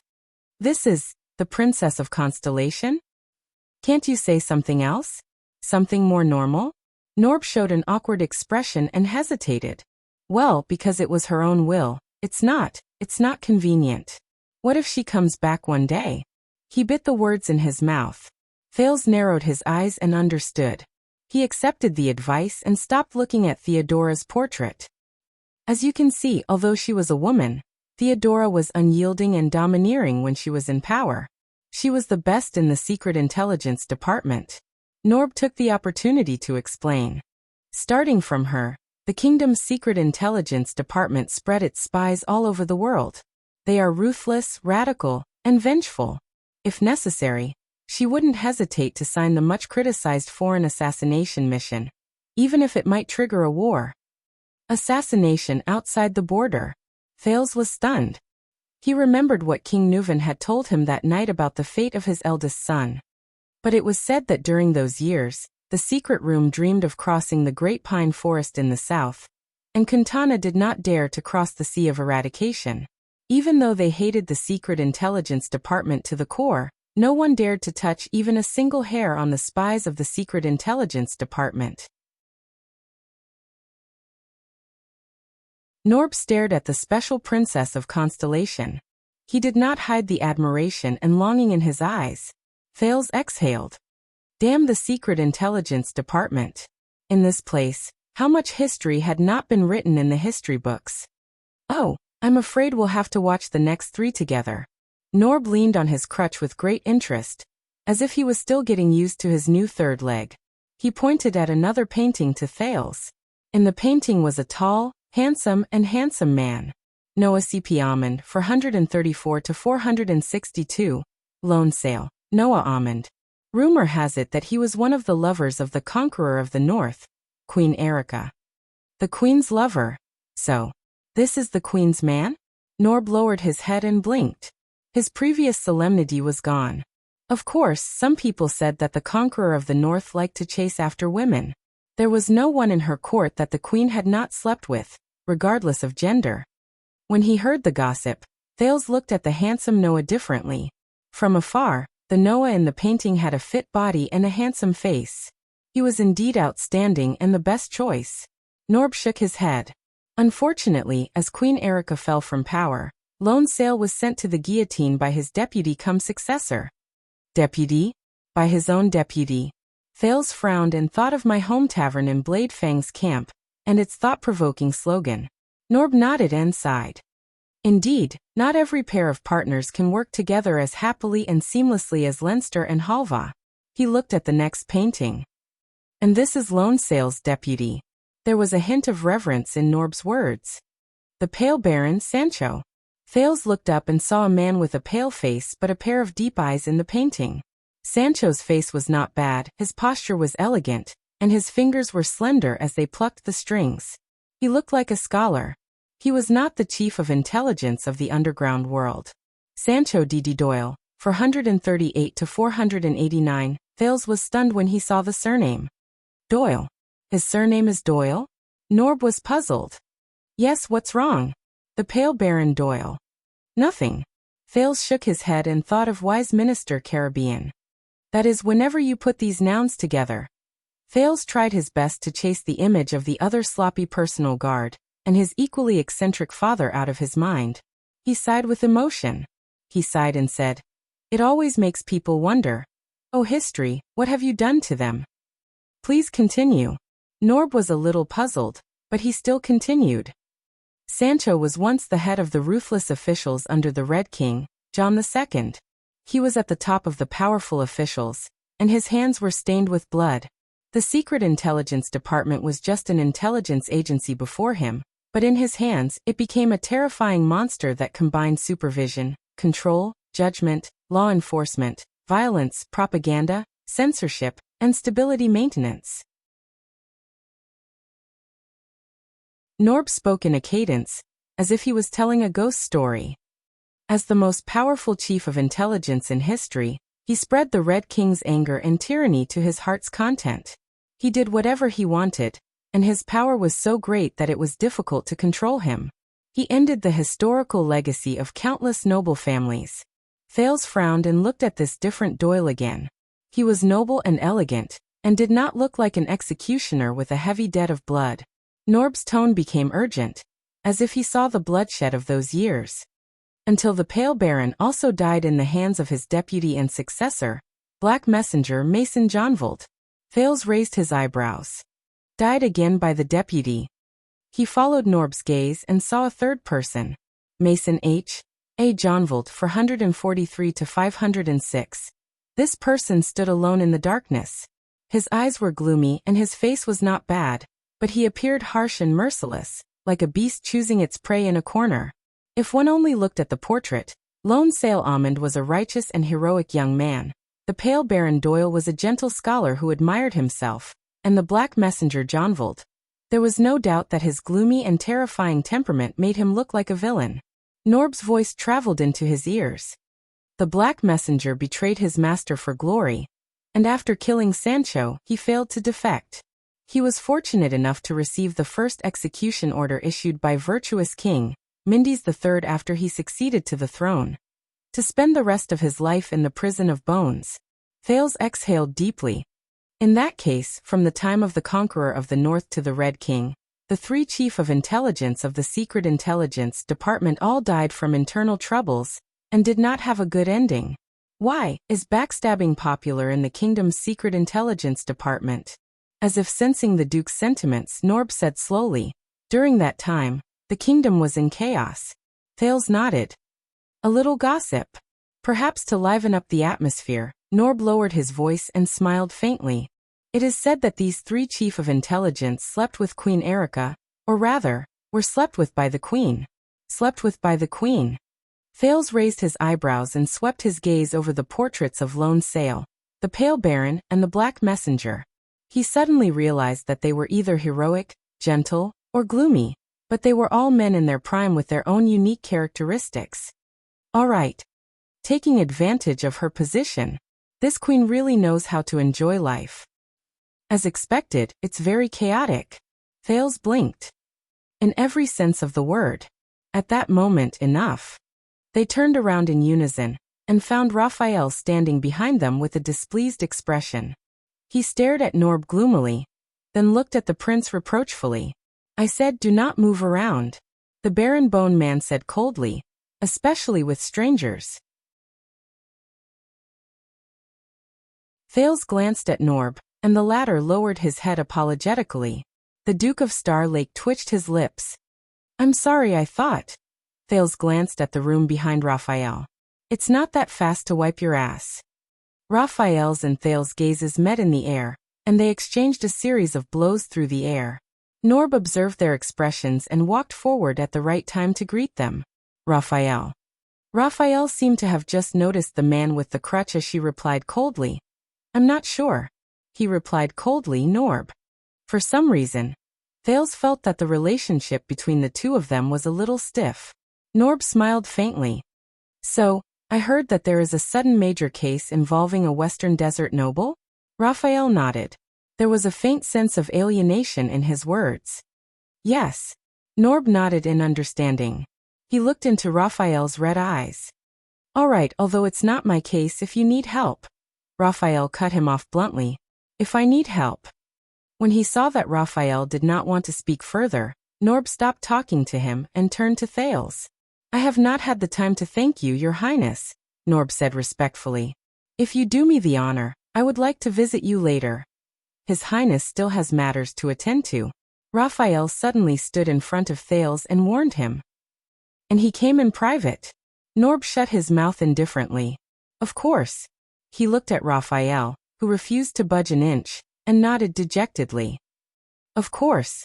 Norb bowed to Thales again, and limped away with the cane that he was not familiar with. His figure was lonely and a little pitiful. Thales could not bear to see it. What did Norb do? Thales suddenly asked after Norb left. Raphael frowned. What? Thales caught up with the Baron Bone Man. What did he do wrong in the bloody year that he was sent to Western Desert, which is tantamount to an exile?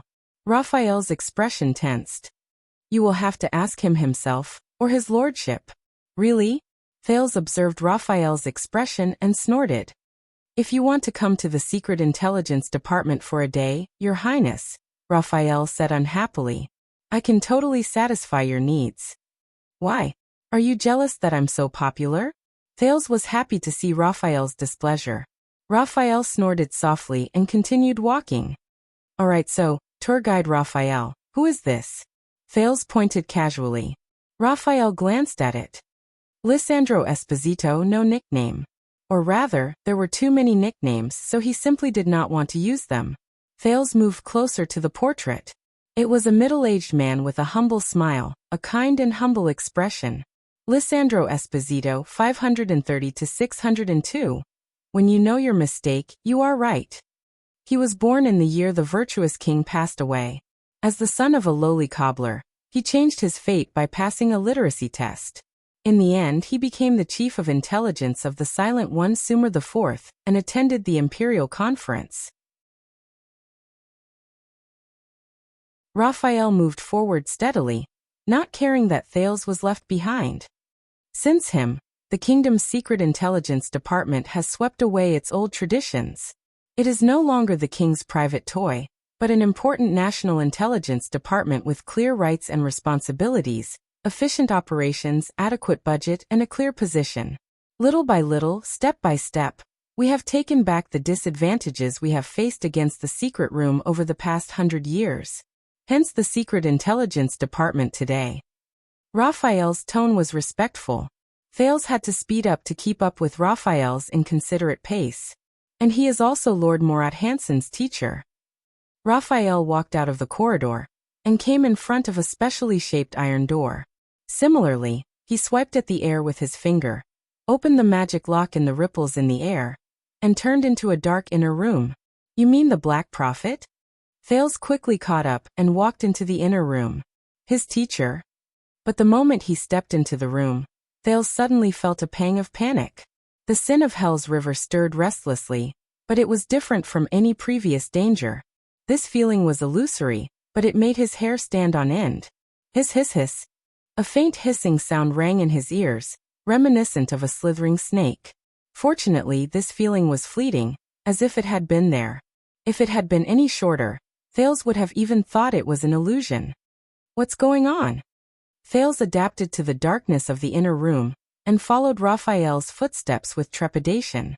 You know, we usually don't mention this nickname, Your Highness. The Baron Bone Man's tone became cautious. Especially in the Secret Intelligence Department.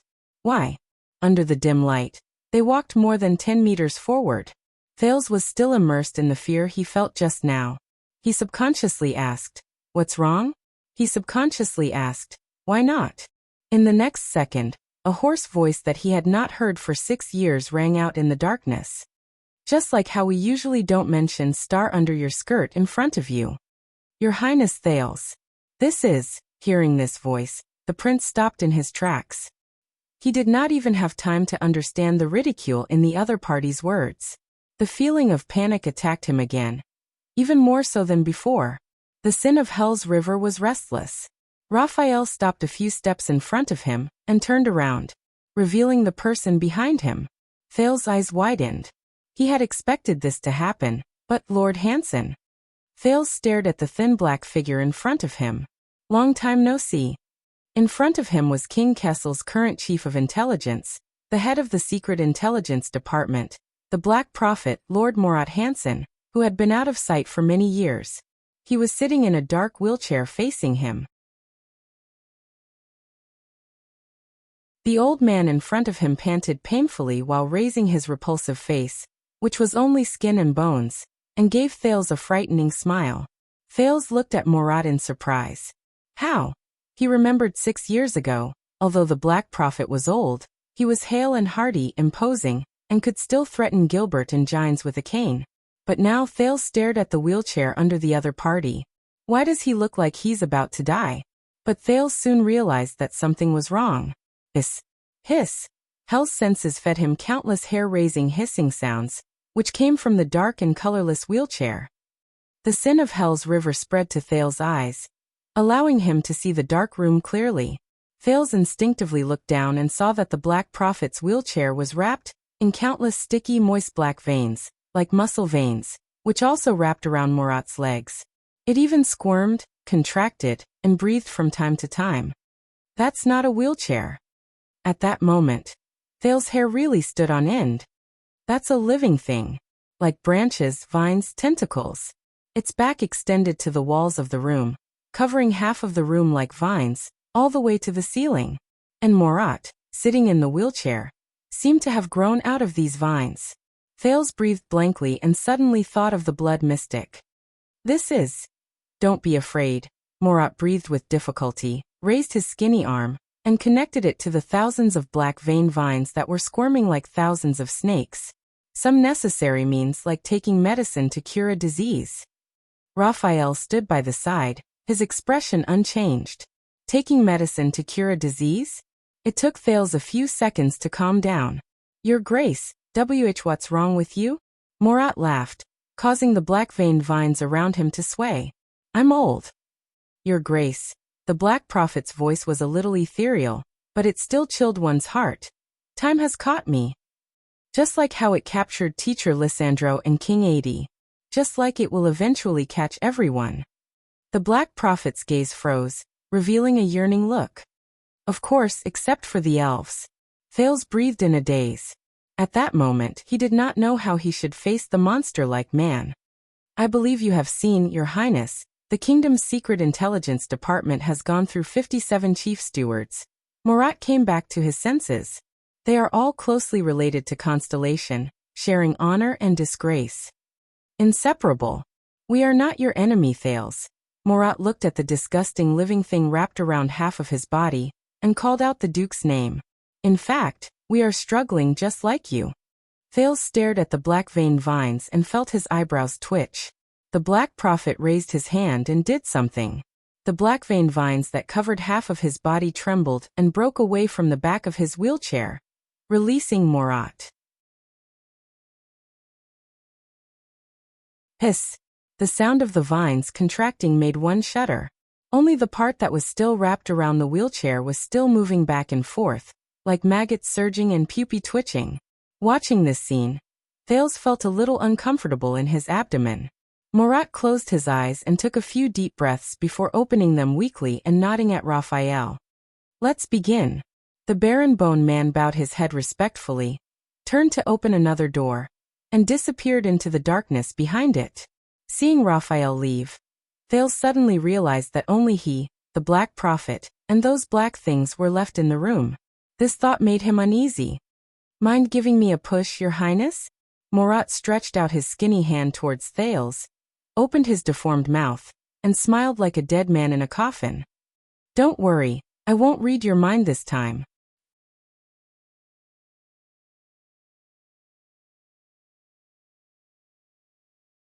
Chapter 581.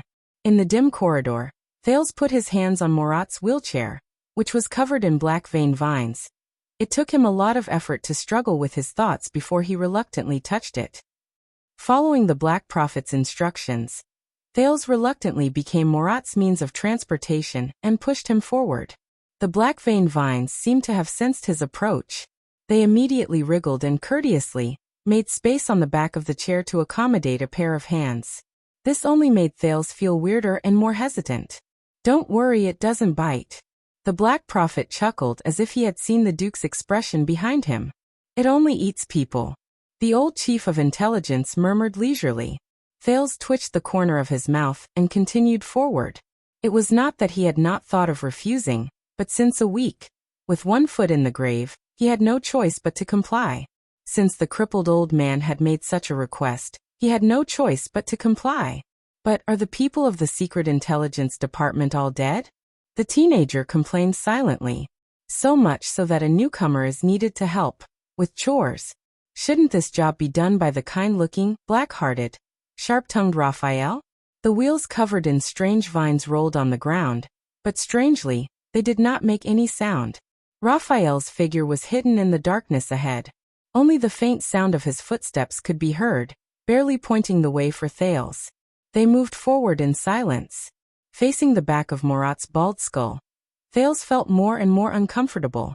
Despite the gloves, the inexplicable touch on his hands was still uncomfortable. The places covered by the vines were moist and warm, with a strange stickiness. But Thales still tried to find a gap on the back of the chair as a landing spot for his hands to avoid touching the disgusting black vines. Even though it was difficult, this made it even more inconvenient for him to exert force. Is it alive? Does it have its own consciousness? The Black Prophet did not turn his head. Are you alive? Thales frowned. Most people in the world are muddle-headed. It makes no difference whether they are alive or dead, Murat said indifferently. Does it matter whether it is alive or not? And whether it has its own consciousness? Thales sighed helplessly. He had also pushed the wheelchair of Gleeward, a veteran from Dragon Cloud City. In truth, the roads in Shield District at night were bumpy and uneven. There were many twists and turns, and it was difficult to walk. The old cripple from Northland kept cursing and swearing, which left a deep impression on the teenager who needed his help, and he suffered a lot. But now, Thales would rather bear the burden, beat, scold, and push Gleeward's wheelchair for another year than stay with Murat for even a second longer. What the hell is this thing? Oh, Your Highness. The Black Prophet shook his head and sneered silently. You have seen it. More than once. Thales exhaled a long breath through his nose. as if he wanted to expel the man's nagging words along with the anxiety in his heart. Raphael Thales turned his head away unnaturally. He forced himself not to look at the strange vines that expanded and contracted as if they were breathing on the wheelchair. He tried hard to find a topic that could divert his attention. 6 years ago, his palm was clearly cut open, but it was as good as new, and he was still able to communicate with you via voice transmission. Against the fire night, his sleeves were set on fire many times by the rising sun saber, and he always retreated in a fluster. In Heroic Spirit Palace, my attendant mentioned doubtfully that he seemed to have seen his heart pierced. The back of Murat's head was fixed, no longer swaying leisurely, and as the *T stirrer of the Secret Intelligence Department on the night of Dragon's Blood, he only behaved in one place. Thales focused his gaze. Bright Moon Temple. They did not change their speed. The road ahead was still dark. There was a slight change in Murat's tone of reply. So, Thales slowed down a little. Devil. The vines on the wheelchair were still wriggling. From time to time, they would change angles and entangle other parts of the wheelchair. The Duke of Star Lake remembered what Zachriel said and said absent-mindedly. Flesh and blood for food, souls for hunting.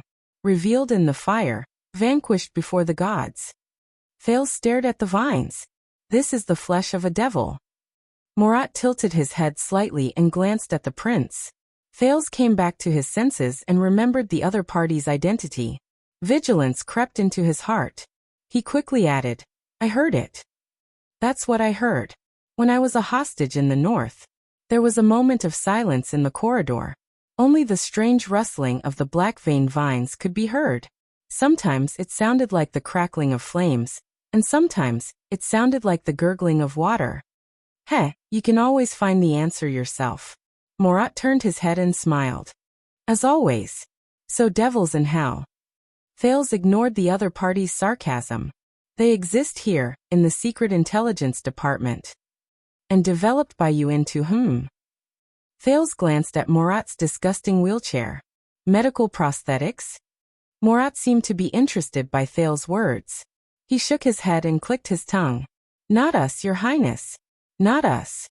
We are just inheriting and imitating. We are far from the first batch of people in the world who are unscrupulous and covet the mysterious taboo. Unscrupulous and covet the mysterious taboo. Thales narrowed his eyes. Magic, the prince said quietly.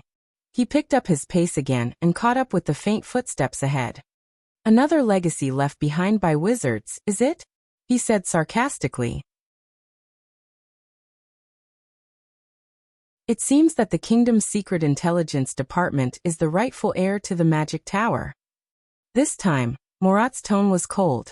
I thought Priestess Meljen had already reminded you, Your Highness. Hearing the familiar name, Thales was slightly surprised. Priestess Meljen, you know her? The Black Prophet snorted coldly and did not answer his question. Believe me, Your Highness. Magic is not as magical, interesting, and fascinating as it sounds. Its gorgeous appearance is on par with the sins it has committed. But you have a clear conscience in inheriting your predecessor's legacy. The prince looked at the living creature wrapped around the wheelchair, and continued with a frown. Whether it is the prison of bones, the magic lock outside, or this. Murat shook his head. Perhaps it is not yet time for you to understand. But let me put it this way. The Secret Intelligence Department is like a lock, locking the door to the world's self-destruction. He was slightly emotional. Just like all the obsessions in this world, going too far is as bad as falling short. Pursuing too deeply will eventually backfire on you. Pursuing too deeply, backfire on you. Thales raised his eyebrows. He suddenly remembered what his two teachers had mentioned to him. The 3 major covenants of mystics. Do not delve into each other. Stay true to yourself. As he thought of this, he probed. For example, mystics? In that second, Thales' arms were covered in goosebumps. The sin of hell's river surged wildly. The next moment, the vines on the wheelchair suddenly sped up and contracted violently. Terrified, Thales instinctively let go of the wheelchair and stopped in his tracks. He was on full alert. The Black Prophet's figure trembled in the wheelchair, undulating. He let out a low and strange guttural sound, like dissatisfaction, but also like an instinct when he was deep in thought. Like an asthma patient. Thales frowned as he watched. What's going on? A few minutes later, the black vein vines returned to their original form and became docile again. Are you all right? Thales asked tentatively. After a while, Murat, who looked like he had just recovered from a serious illness, panted a few times and said faintly, I won't die. For the time being. Let's keep going. We're not there yet. Thales put away his uneasiness, put his wheelchair back on and started walking. Look at this thing carefully, Your Highness, Murat said with a sickly voice. Do you think it's something beautiful? Our good neighbors in hell are beyond imagination. They're even more different than the power of eradication. The head of the kingdom's secret intelligence department said weakly. Even the pieces of meat that are cut off from their bodies look different. Thales stared at the wriggling vines and became even more suspicious. And this one? It appears to be extraordinarily energetic and adaptable to its host. It's a surprise gift for doctors when they're at their wits' end. Murat's tone tightened. But it proliferates endlessly in the dark and corrupts its host. It's an unclean thing that the priests abhor. Just like this world, fascinating and deadly. Thales was silent for a while. So it can help you get through this temporarily, but will eventually kill you? Murat laughed. It's worse, child. The Black Prophet's words seem to be rueful. It's worse than that. Thales subconsciously looked forward. But Raphael's figure had already disappeared in front of him. Don't worry. Murat noticed where Thales was looking and snorted. He's not me. He's still young. He can handle it. The Black Prophet's tone fell silent. He's still young. He can handle it. Thales frowned. Just to save his hands that were maimed by Dukerund? The Black Prophet silently looked at the black vines on his legs and shook his head. It saved more than just his hands, child. The devil is always there, but the devil does not speak. For some reason, Thales suddenly thought of this sentence. The former Crown Prince Midir. For some reason, Thales suddenly remembered something.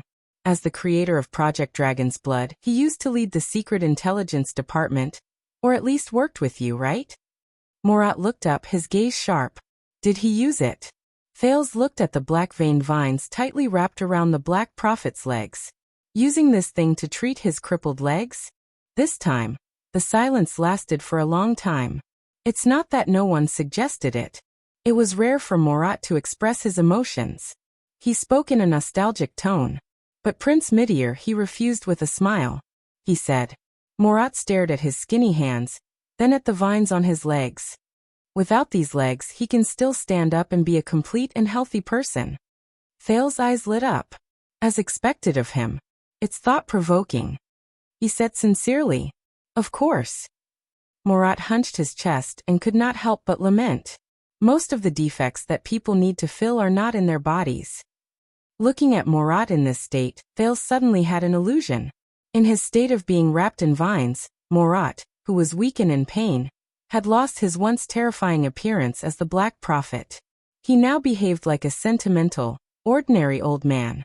Perhaps facing this Murat he could gain more. With a thought he patted the wheelchair, and the vines on it shook. Then how did you get this thing?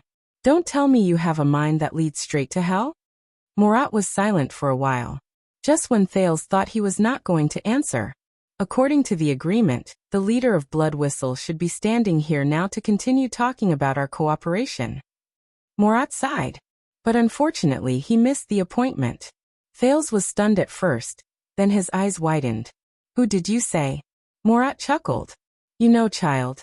His frail body trembled in the wheelchair. I can read minds. Thales' expression changed. This again? That's right. I know, Ricky, I know the disaster swords, and I also know that you spent at least a few hours together, the old man in the wheelchair said flatly. Ricky, thinking of the strange disaster swords Crassus. Thales put away the surprise in his heart. Continue talking about our cooperation. The Duke of Star Lake remembered Ricky's words in the dungeon. Our relationship with Constellation's Secret Intelligence Department is closer than you think. Disaster Swords and the Kingdom's Secret Intelligence Department. He was just trying, but he actually managed to get some information out of him? I thought you said you wouldn't read minds today. Thales leaned forward slightly and carefully observed the Black Prophet's expression. No. Thales understood. It's Norb. It's him. He came to report to you about Western Desert. That's how he knew I met Ricky. Morat raised his head and met Thales' gaze. Compared to 6 years ago, you've become sharper, Your Highness, he said softly. Even their fear of me has dissipated quite a bit. You're really impressive. Thales pursed his lips. Is that so? Then who was the one who reported the prince's presumptuous and reckless actions to King Kessel's secret intelligence department? But in the next moment, Morat asked softly. Then, Your Highness, as someone who personally experienced it, can you dispel my doubts? In Blade Fang's camp, what made the mercenary Ricky break his promise, give up on our long-term cooperation and run away? Long-term cooperation. Thales caught on to this keyword. His gaze fell on the wriggling vines on the wheelchair. The flesh of demons. For some reason, Thales suddenly remembered what Morat had said earlier about the flesh cut from their bodies. I see. That's their cooperation. The Black Prophet's words pulled him back to reality. Do you know? Thales came back to his senses. What made Ricky break his promise and run away? At that moment he thought of Zacriel in the prison of bones, of the blade of purification drawn on the paper, of the former king who was the enemy of the world, according to the night of judgment. No, I don't know. Thales really wanted to answer that. But he couldn't. Because he knew. Thales remembered Yodel's reminder. He could not lie to Morat. Yes. Thales answered naturally, calmly and smoothly. Williams. The legendary wing used Ricky's mercenary group to create chaos and recapture Blade Fang's camp. After that, he threatened him to scram as far as he could. I guess he listened. Williams. The Black Prophet's gaze froze when he heard the name. He was silent for a few seconds. All right, maybe. Very well. Looking at the other party's reaction, Thales said quietly, if Sabo really opened the bet on the evil dog that bit off a certain person's leg, maybe I can really win money. So the Disaster Sword and the Kingdom's Secret Intelligence Department are old friends? Thales was determined to continue exploring. He endured the discomfort and tapped the vine, causing it to shudder again. Did Ricky give you these things? The black texture on Ricky's face, Raphael's arm, the Black Prophet's wheelchair. Not just this. The Disaster Sword from 100 years ago, Crassus and the Red King, mercenaries and the Kingdom's Secret Intelligence Department. It all adds up. Morat was silent for a while as well. But this time, he answered Thales with a low, sinister laugh. It made the second prince flustered. I say, you've become sharper, Your Highness. But you're still not cautious enough. Thales was slightly startled. Not cautious enough. What do you mean? Morat stopped laughing and said abruptly, Raphael's report is very correct. Thales had a bad feeling. What report? Morat looked her up and down and shook his head. After 6 years of observation, he said, when you're in trouble, Prince Thales is capable and broad-minded. You're good at collecting information from various sources, combining intelligence, piecing together clues, observing and thinking from a different perspective, and then using your bold and imaginative mind. You go straight to the point, and creatively come up with solutions that no one can think of. But, his tone changed. You're too stubborn, too focused on the questions you raise, and lack the prudence and rigor required for intelligence work. It's inevitable that you'll be misled by the logic of the story you deduced, and miss out on inconspicuous but important details. For example, your stunning appearance at the national conference. Thales held his breath. You're also too emotional, too concerned about the nature of things, and lack the smoothness and comprehensiveness needed to deal with complex problems. You're often bound by principles and ignore the cost, making impulsive choices that ordinary people cannot understand. For example, your all-out gamble in Heroic Spirit Palace. The Black Prophet narrowed his eyes. Even last night's bravery. Thales felt the arm that was pushing the wheelchair stiffen. Why is he suddenly saying all this? But Morat's words were still unstoppable, like a demonic voice. So, You often fall into unpredictable and terrible consequences after you act decisively to turn the tables. You've guessed the beginning correctly but missed the ending. The Chief of Intelligence of the Kingdom's Secret Intelligence Department, the Black Prophet, Lord Morat Hansen, said faintly, commonly known as acting smart, shooting oneself in the foot. At this moment, Thales could not help but think of Raphael's team. The prince's ass. A wave of indignation welled up in his heart. But at this moment, Morat raised his eyebrows slightly and brought the topic back to its original topic. I mentioned Ricky, and only said that we're working together, but I never said it was for this thing. He looked disdainfully at the black-veined vines wriggling beneath him. But why did you connect the clues so confidently, and think that this thing must have come from Ricky? The Black Prophet glanced at him leisurely. It seems that you've long known what the leader of the disaster swords is. Thales seemed to have figured something out. He suddenly became speechless and his face turned pale. Then here's the problem. This is his most secretive secret, and he would never take the initiative to tell you when he introduced himself. Morat was intrigued. So the next question is, when he broke out of the prison of bones and created chaos, with Ricky's skills and Blood Whistle's combat power, what kind of threat did he encounter? And what kind of threat did he encounter? Was that why he was forced to show his trump card in front of you, and reveal his true form? The Black Prophet looked coldly at the vines on his legs. So that you would believe that this thing is of the same origin as him? Can you answer me? Your Highness. Thales clenched his teeth and swallowed with difficulty. Damn it.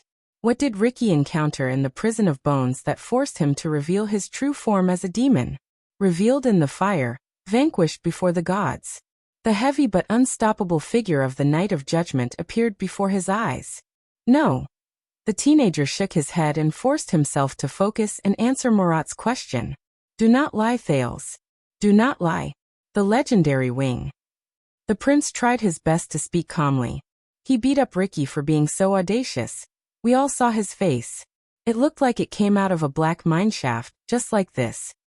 The Black Prophet fell silent again.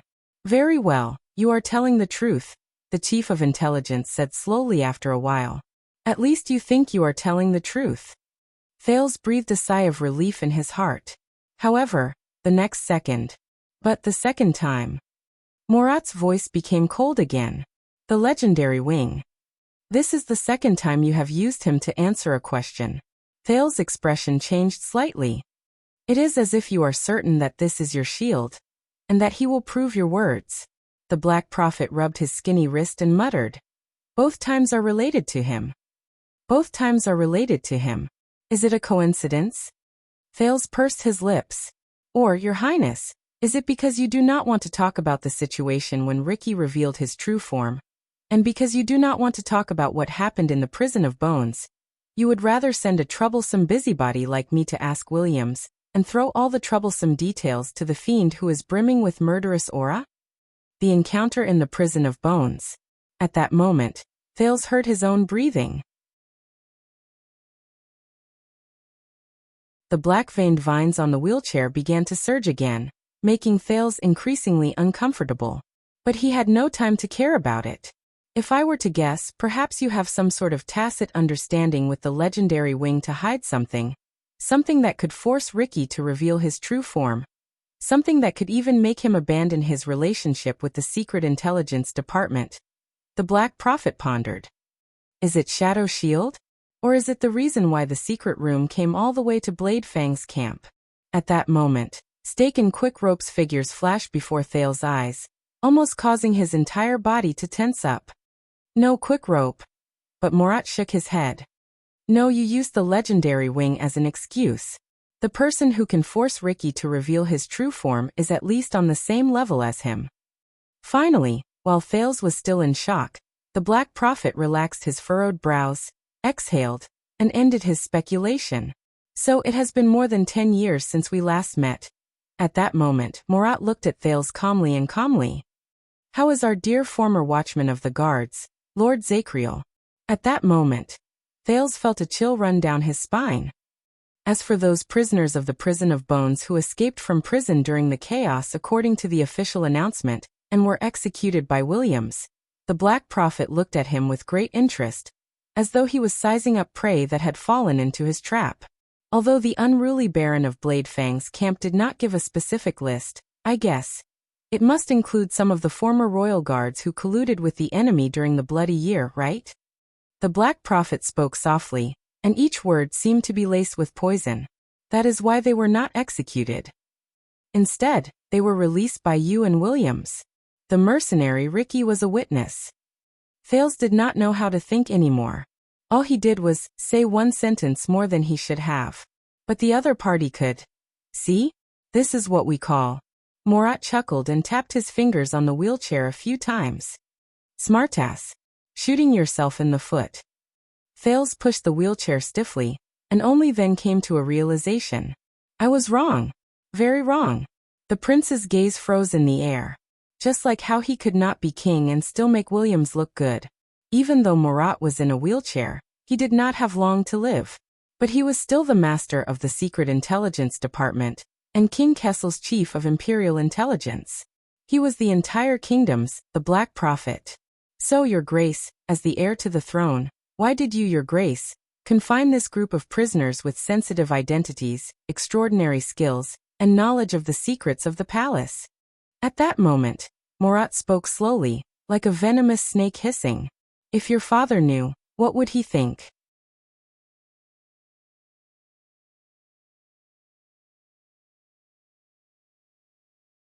Chapter 582.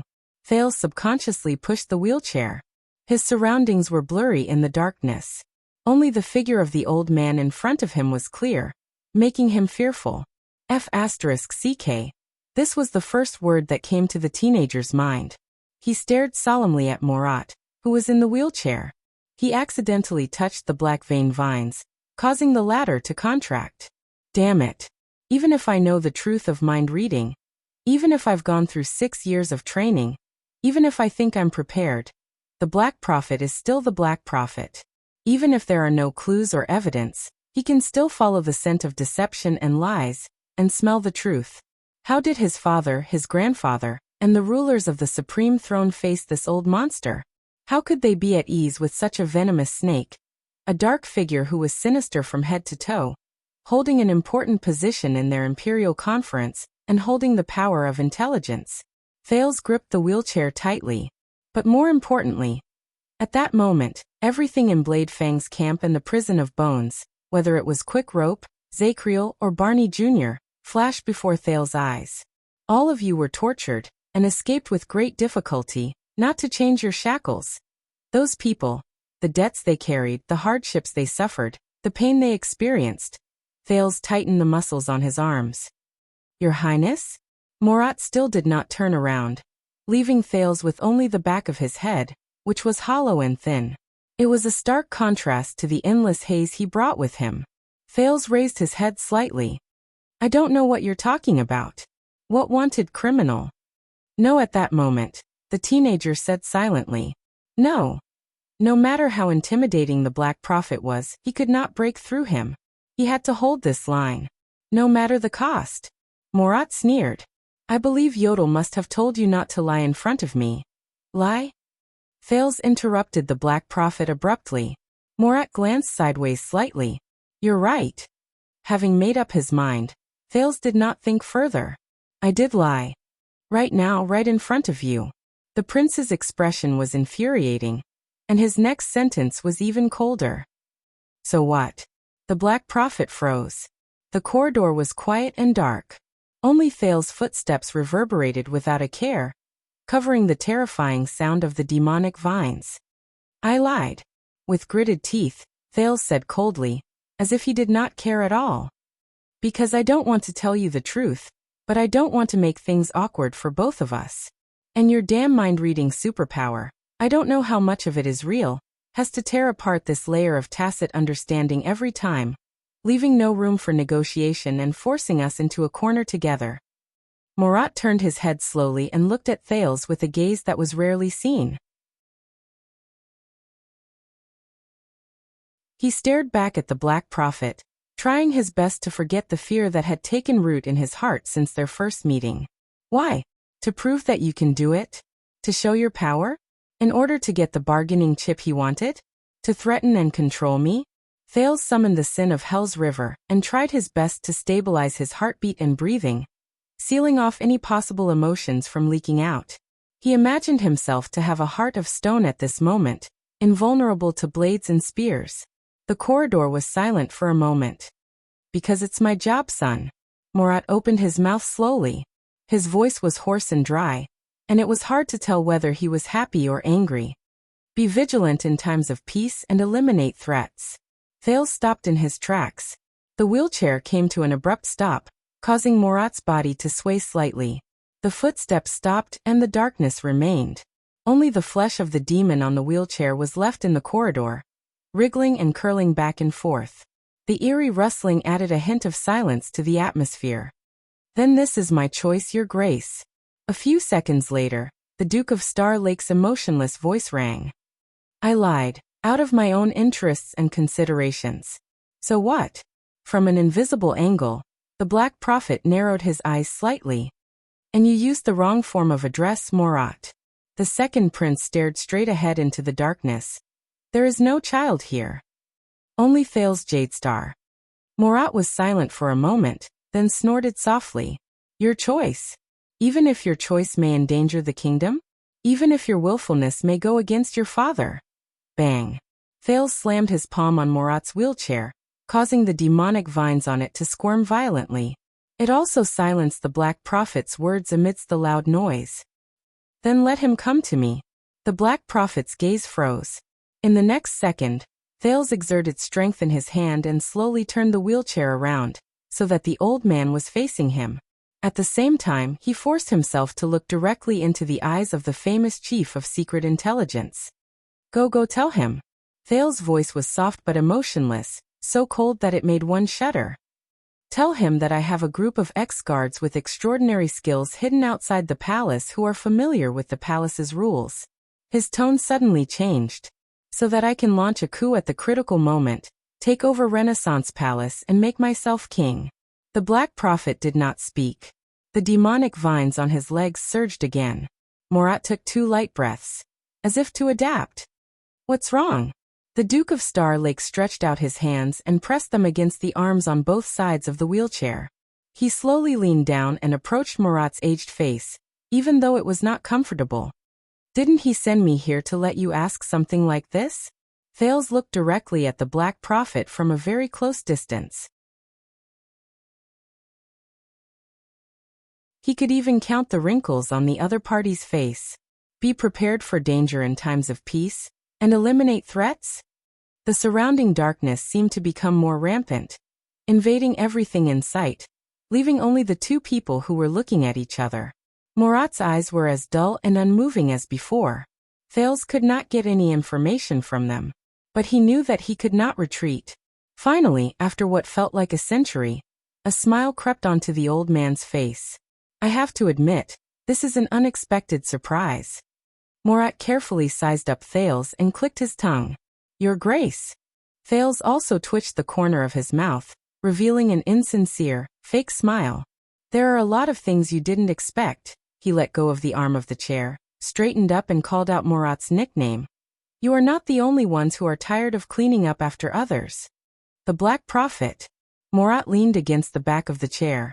The change in his movements caused the black-veined vines to tremble. You look very confident, Duke Thales. The Chief of Secret Intelligence narrowed his eyes. I'm confident that the escaped prisoners won't pose a threat to you, your father, or the relationship between you and them. Thales snorted coldly. So what? The prince repeated for the 3rd time, his eyes cold as frost. In the next second he spoke softly. Didn't my uncle, the former 2nd prince, Horace Jadestar, do the same thing during the Bloody Year? The Black Prophet's eyes widened. He secretly hired a fugitive like Black Sword, bribed the assassins of Shadow Shield, instigated millions of people in the capital, bewitched the guards in the guards, and made them cooperate tacitly. At the critical moment, he seized the palace, staged a coup, and even assassinated the former king and crown prince. Thales was expressionless, his tone nonchalant. Until he died from the betrayal of the former Duke of Nanchester on the eve of his return to the kingdom to succeed the throne. But you can't do it again. Neither my father nor you are that stupid. The old man in the wheelchair was silent for a long time. He also sized Thales up for a long time. He looked into Thales' eyes, as if he was looking at a treasure. You are indeed good at gathering information, aren't you? But Thales did not care about the other party's answer. He just stared straight at Murat. So you know. The sin of hell's river roared in his veins, helping the prince resist other impulses. Those prisoners in the prison of bones, some of them acted according to orders, some had no choice, some were forced, some were at a loss, and some were completely unaware. The Black Prophet just stared at him without saying a word. Colluding with the enemy? Thales sneered. They may have failed in their duties, but it was mostly because of the Jadestar royal family's internal strife that they had to bear the blame. He thought of Barney Jr. and the deceased Nair and Nalji in the prison of bones. He gritted his teeth and said, "Bury the past." Murat closed his eyes and inhaled softly, as if savoring the dim light and oppressive atmosphere. "I understand." The Black Prophet slowly opened his eyes and looked straight at Thales. "About why you let them go." Thales did not avoid his gaze. He met the other party's gaze and nodded. They have paid the price for not seeing the light of day for more than 10 years. And at least on the day I see them, they have completely atoned for their crimes. He said sarcastically. Much more useful than a certain intelligence department that is full of loopholes and only knows how to clean up after things are done. Murat did not defend himself. He just continued to stare at Thales, his thoughts unfathomable. "So I gave them freedom as a reward," Thales continued. His tone was firm and brooked no argument. In the most low-key, safest, most in line with the kingdom's interests, and in a way that does not damage the royal family's reputation. The prince took a deep breath and adjusted his mood. "Now, Murat Hansen, your grace. Or you can go to my father and tell him that his only son is raising men of sacrifice, harboring fugitives, and coveting the throne. It is better to eliminate him as soon as possible to prevent future trouble." The Black Prophet stroked a demonic vine on the arm of his chair with a profound expression. "And I will talk to him directly, one-on-one, face-to-face, king to king. I will bear his wrath." Thales' gaze was solemn. "But this is only between me and him. There is no need for you to intervene, Lord Hansen." With the arrogance that he had sensed from King Neuven and King Kessel, he said coldly, "Because as a Jadestar, I only answer the questions of another Jadestar." The corridor fell silent. Murat stared back at him, his emotions indecipherable. Thales narrowed his eyes. "Or, you'll know your place. Put away your sniffing nose in front of me. Put away that self-proclaimed prophetic psionic ability of yours. Control the secret intelligence department's voyeurism. Don't meddle in the lies I'm about to tell, and don't threaten me with this strange tone." Silence seized control of the conversation. The only sound he could hear was the endless hissing of demonic flesh and blood, like the restlessness of snakes and rats, or like mosquitoes and flies scavenging. In the next second, Thales' expression turned cold. He suddenly reached out and grabbed a restless black-veined vine by the arm of the chair. The demonic flesh and blood on the wheelchair trembled violently. The Black Prophet's expression changed slightly. "Shut up, this damned noisy thing. Shut up." The sin of hell's river surged. Thales clenched his teeth and pulled hard, forcibly pulling it out and throwing it to the ground. "Or I will," he said coldly. The effect was immediate. The demonic flesh and blood immediately moved away from Thales and fled to other parts of the wheelchair. The hissing disappeared. Throughout the entire process, Thales stared at the Black Prophet without moving his gaze. Murat steadied his breathing, but looked indifferently at the vine that was struggling on the ground, gradually losing its vitality, and finally turning into a withered branch. His gaze was profound. After a few seconds, he turned his head and looked at Thales again. "The trip to Northland was indeed extraordinary, Your Grace. In the past, you were not so strong-willed. Even if you took the initiative to attack, it was inevitable that you would be nervous and unaccustomed." Murat narrowed his eyes. He was both emotional and surprised. "But look at you. Whether it's threatening, extorting, being tough, or spying, you can be said to be handy and instinctive. What changed you? What changed me? Then think about it carefully. What did you become after you became a prince? Are you still you? Are you still Thales? Or have you become something else? Thales frowned and cast aside Quick Rope's words. Nothing at all. He straightened his back and forced himself to be tough. Only I was born this way. And you came to realize it too late. Morat was silent for a while. They must be very important to you, right? The old man in the wheelchair said with interest. Those wanted criminals. Thales snorted coldly. Save it. If you're going to bring up the elimination of weaknesses speech from 6 years ago again. The prince recalled the honesty in Ballard Room and said disdainfully. My father has been talking nonstop all morning. The Black Prophet did not speak. He was still waiting for his answer.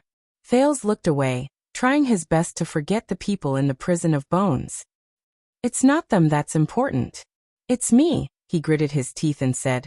My principles, my rules, my choices. Loyalty will, be rewarded. The Duke of Star Lake lowered his head and looked straight at Morat. And those who hurt me must pay the price. Do you understand, my lord? This time, the silence lasted especially long.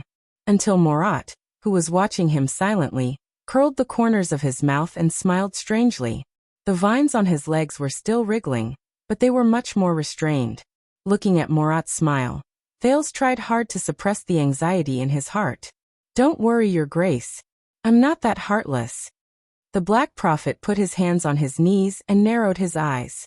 Since you've spoken and vouched for it, we'll give you face no matter what. At that moment, Thales breathed a sigh of relief.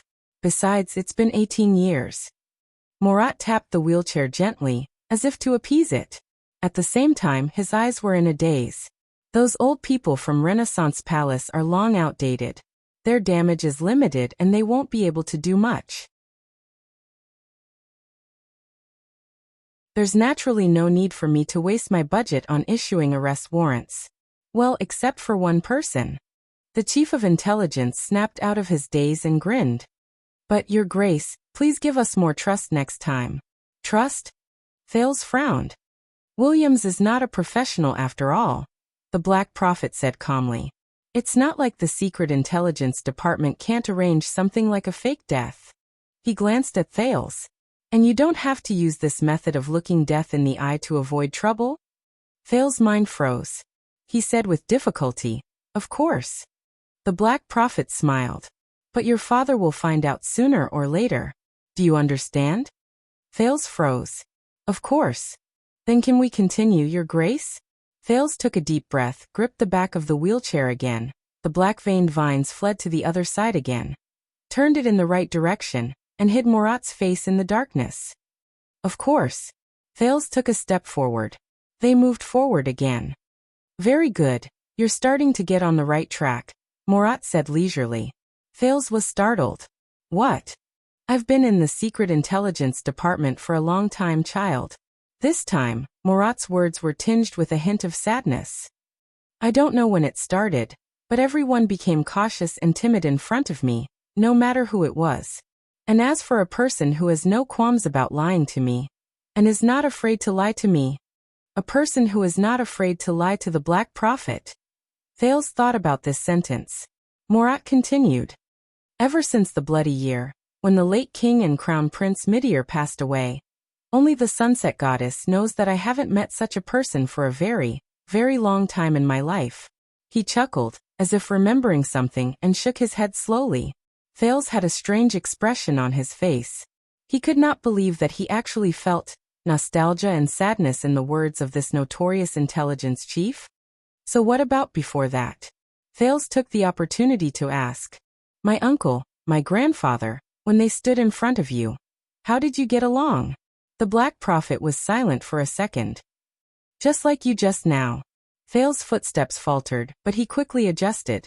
Whether it was the late king or the late crown prince, they were never afraid or concerned about lying in front of me, even though they knew that I had the ability to detect their lies. In the endless darkness and desolation, Morat said faintly, and do you know why? Thales' thoughts paused. 82nd and Crown Prince Midir. They were never afraid or concerned. Lying in front of the Black Prophet? Thales was a little surprised. At that moment, he suddenly recalled the image of the two described by King Kessel in the Star Tomb, as well as the king who was the enemy of the world, mentioned by Zacriel in the Prison of Bones. But he quickly reacted. Power. Thales pondered. Because they have power. They are not afraid of you. And they do not care what you know. He stared blankly at the back of the Black Prophet's head. And as a subordinate of power, you have even less motivation and need to expose their lies. For some reason at this moment, Thales remembered the night he and Quick Rope exposed each other's identities. This has nothing to do with your power, Thales. On the contrary, the more power you have, the tighter the chains will lock you, and the deeper you will be trapped, the more you will be unable to break free. Just like our father. Well said. The Black Prophet suddenly clapped his hands and laughed. He laughed for a few seconds before slowing down his tone. Power. Only power. Morat's words were full of emotion. Power is not afraid of lying. To a certain extent it likes to lie, enjoys lying, and is good at lying. The power it possesses can only flow through lies, distinguish between friend and foe, and manifest its existence. His tone slowly tightened, causing Thales to be on guard for no reason. When it really makes people go against their will and nature, it makes those who feel that something is wrong start to become numb, and convince themselves to give up questioning and believe in lies. Only then can it become real power. Thales was a little lost in thought. The emperor's new clothes, the elephant in the room. The prince said faintly, they lie to us. We know they are lying, and they know that we know they are lying. But they keep lying, and we keep pretending to believe them. The Black Prophet pondered for a while, then hummed in puzzlement. I didn't say it. Thales came back to his senses and coughed. It was a female author who said a certain saying from Northland. Morat was silent for a while, as if recalling, then denied. No, there is absolutely no such saying in Northland. Thales was embarrassed at first, then smiled in relief. Indeed there isn't, he said without hesitation. I'm lying. The Black Prophet smiled. I know. Thales snorted softly. Yes, I know you know. He raised his head and looked at the road ahead. A door appeared at the end of the corridor. So when I lie next time, please be understanding. Morat heaved a sigh of relief, seemingly satisfied. Welcome aboard, Duke Thales. Thales was silent for a while. My pleasure, Lord Hanson. The Black Prophet nodded and clicked his tongue. But you have to understand, when I know it but do not expose you, I am also lying. His words carried a deeper meaning. Don't get too used to it. Thales' vision turned blurry. Distorted, Thales, distorted. They were all twisted and captured, including my father and elder brother. Thales was captured by power, enslaved, and lost. In those chains they became something else. Indifferent tools, cold-blooded scum, suspicious tyrants, but they were no longer themselves. Of course. Thales shuddered and stopped thinking about Quick Rope's words. Of course. The teenager's footsteps moved forward steadily. For some reason, after the negotiation and probing with the Black Prophet, he had clearly resolved the crisis for the guards in Quick Rope, and blocked the threat. But it was different from all the previous escapes. This time he did not feel the slightest bit relaxed. He felt a momentary sense of relief. On the contrary, this time, especially when the Black Prophet laughed, Thales only felt that the burden on him was getting heavier and heavier. Tighter and tighter. Difficult to escape. He subconsciously tightened his grip on the wheelchair. One last question, child. Thales' ears tightened and he became extremely vigilant. Can you be more stable?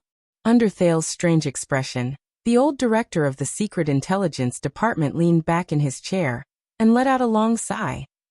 You're pushing me to the point of falling apart.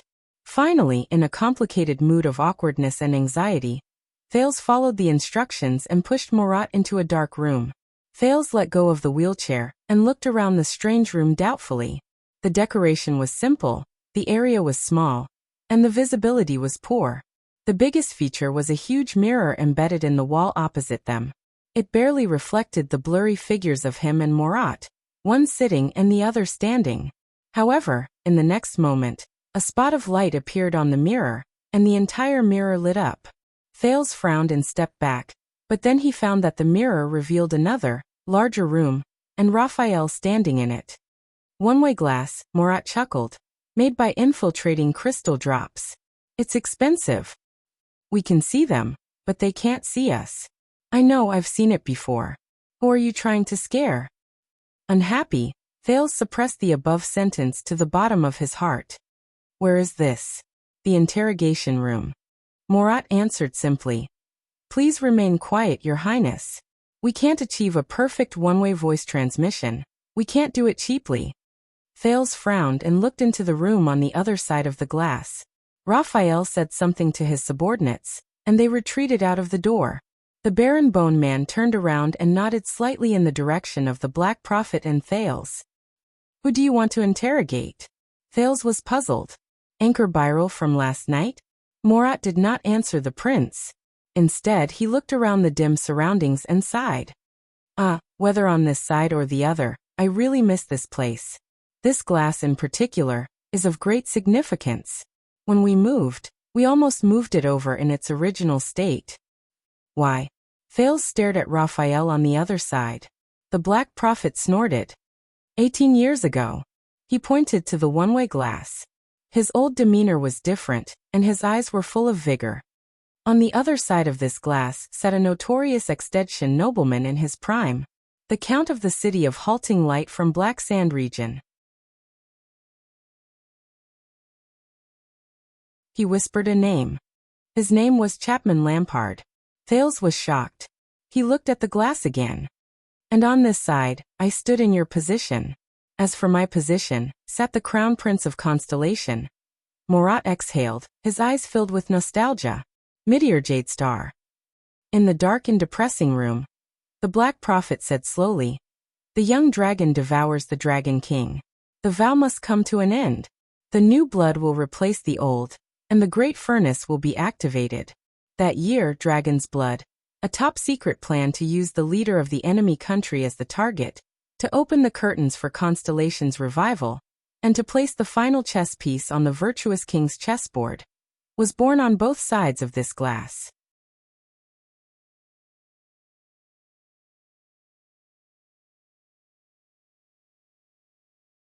Chapter 583. Dragon's Blood Project. Thales furrowed his brows and tried to forget the discomfort he felt that night. He looked at the dazed Murat, and could not help but think of Crown Prince Meteor, whom he had never met before. It was hard to imagine that the man in the wheelchair, the man who Gilbert, Gines, and even the Black Prophet praised endlessly, could devise strategies and completely change the rules of the game in the kingdom of the Great Dragon. However, Thales thought of the stone jars in the Constellation tomb. As a prince and the heir to the kingdom, he could not save himself. At this moment, on the other side of the interrogation room, the door was flung open. Thales snapped out of his daze. A man in luxurious clothes with a black hood and his hands cuffed was violently escorted in by two burly men to Raphael.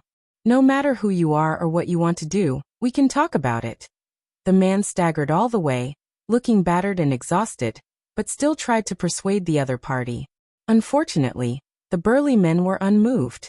They roughly pushed the man onto a chair, pulled up the chain connected to his handcuffs, and cuffed him to a ring on the table. The only thing they did not remove was his hood. Who is that? Thales whispered, puzzled. But Murat only raised a finger, gesturing for him to calm down. The escorts left the interrogation room without looking back.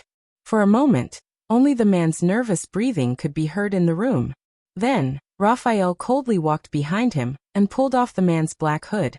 Seeing the light, the interrogator squinted his eyes and turned his head away. It took him a minute to get used to it. He looked at Raphael, who was the only one left in the room. Where am I? Who are you? The man was middle-aged. His hair was messy and there was a bruise on his face. It was obvious that he had not been treated well before. Forget it. But seeing the light again made the man feel a little more at ease. He observed his surroundings and cleared his throat. But I strongly suggest that you let me go, before things get worse. My fish is too big. You can't eat it. Raphael did not answer. He just sat down opposite him and stared at him coldly with his red eyes. The man snickered and tugged at the shackles on his hands, causing the chains to rattle. Ha, that sounds like it. Tell me, brother. Is it the Blood Bottle Gang or the Brotherhood?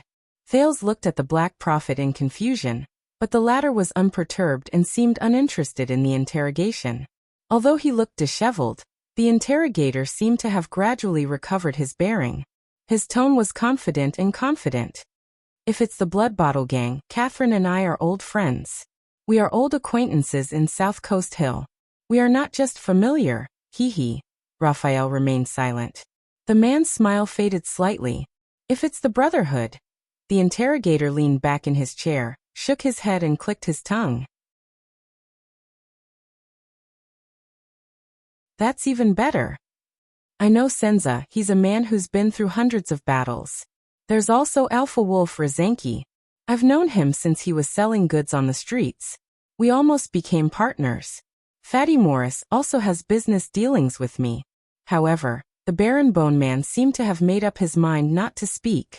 He only stared intently at the other party. If it's neither, the man calculated, and his expression changed again. Then they must have come specifically for me. The interrogator left the chair and looked at Raphael seriously. Who's your employer? Let me guess. Fragrance Chamber of Commerce? The Carpenters United Guild?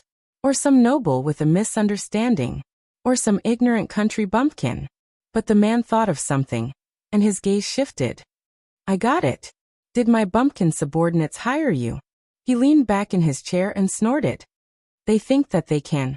All right, listen. The people who hired you are so poor. No matter how much they pay, whether it's 100 or 200, 1,000 or 2,000, I'll pay double. The man raised his hand with ease and tugged at the shackles, gesturing to Raphael. Raphael was unmoved. The man frowned. If you're not doing this for money, for example, for friendship and loyalty, or if you're their relative, then listen to my advice. It's not worth it. You're helping them, but you're putting yourself in danger. Although he was in a bad situation, the man's words were habitually bossy. No, Raphael interrupted him with an unfriendly tone. We're not a gang robber, nor are we seeking revenge. We're not using money to avert disaster. The Baron Bone Man pressed the table, leaned forward, and stared intently at the interrogator. We serve the kingdom. The interrogator was stunned when he received an unexpected answer. Serve the kingdom. The man repeated it a few times, then laughed heartily. You're from the government? Very good. You may not know, but I'm the most law-abiding citizen of the kingdom and a big taxpayer. So where is this? Which police station? You're a plainclothes police officer? How should I address you? Where do you work?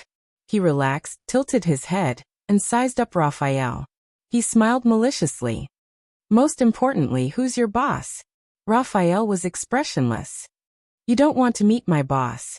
Beyond the glass, Thales could not help but glance at Morat. The man narrowed his eyes, and a shrewd glint appeared in them. Oh, you can't be sure. Raphael twitched the corner of his mouth and flipped open a stack of documents on the table. What's your name? After knowing the other party's background, the man became very comfortable.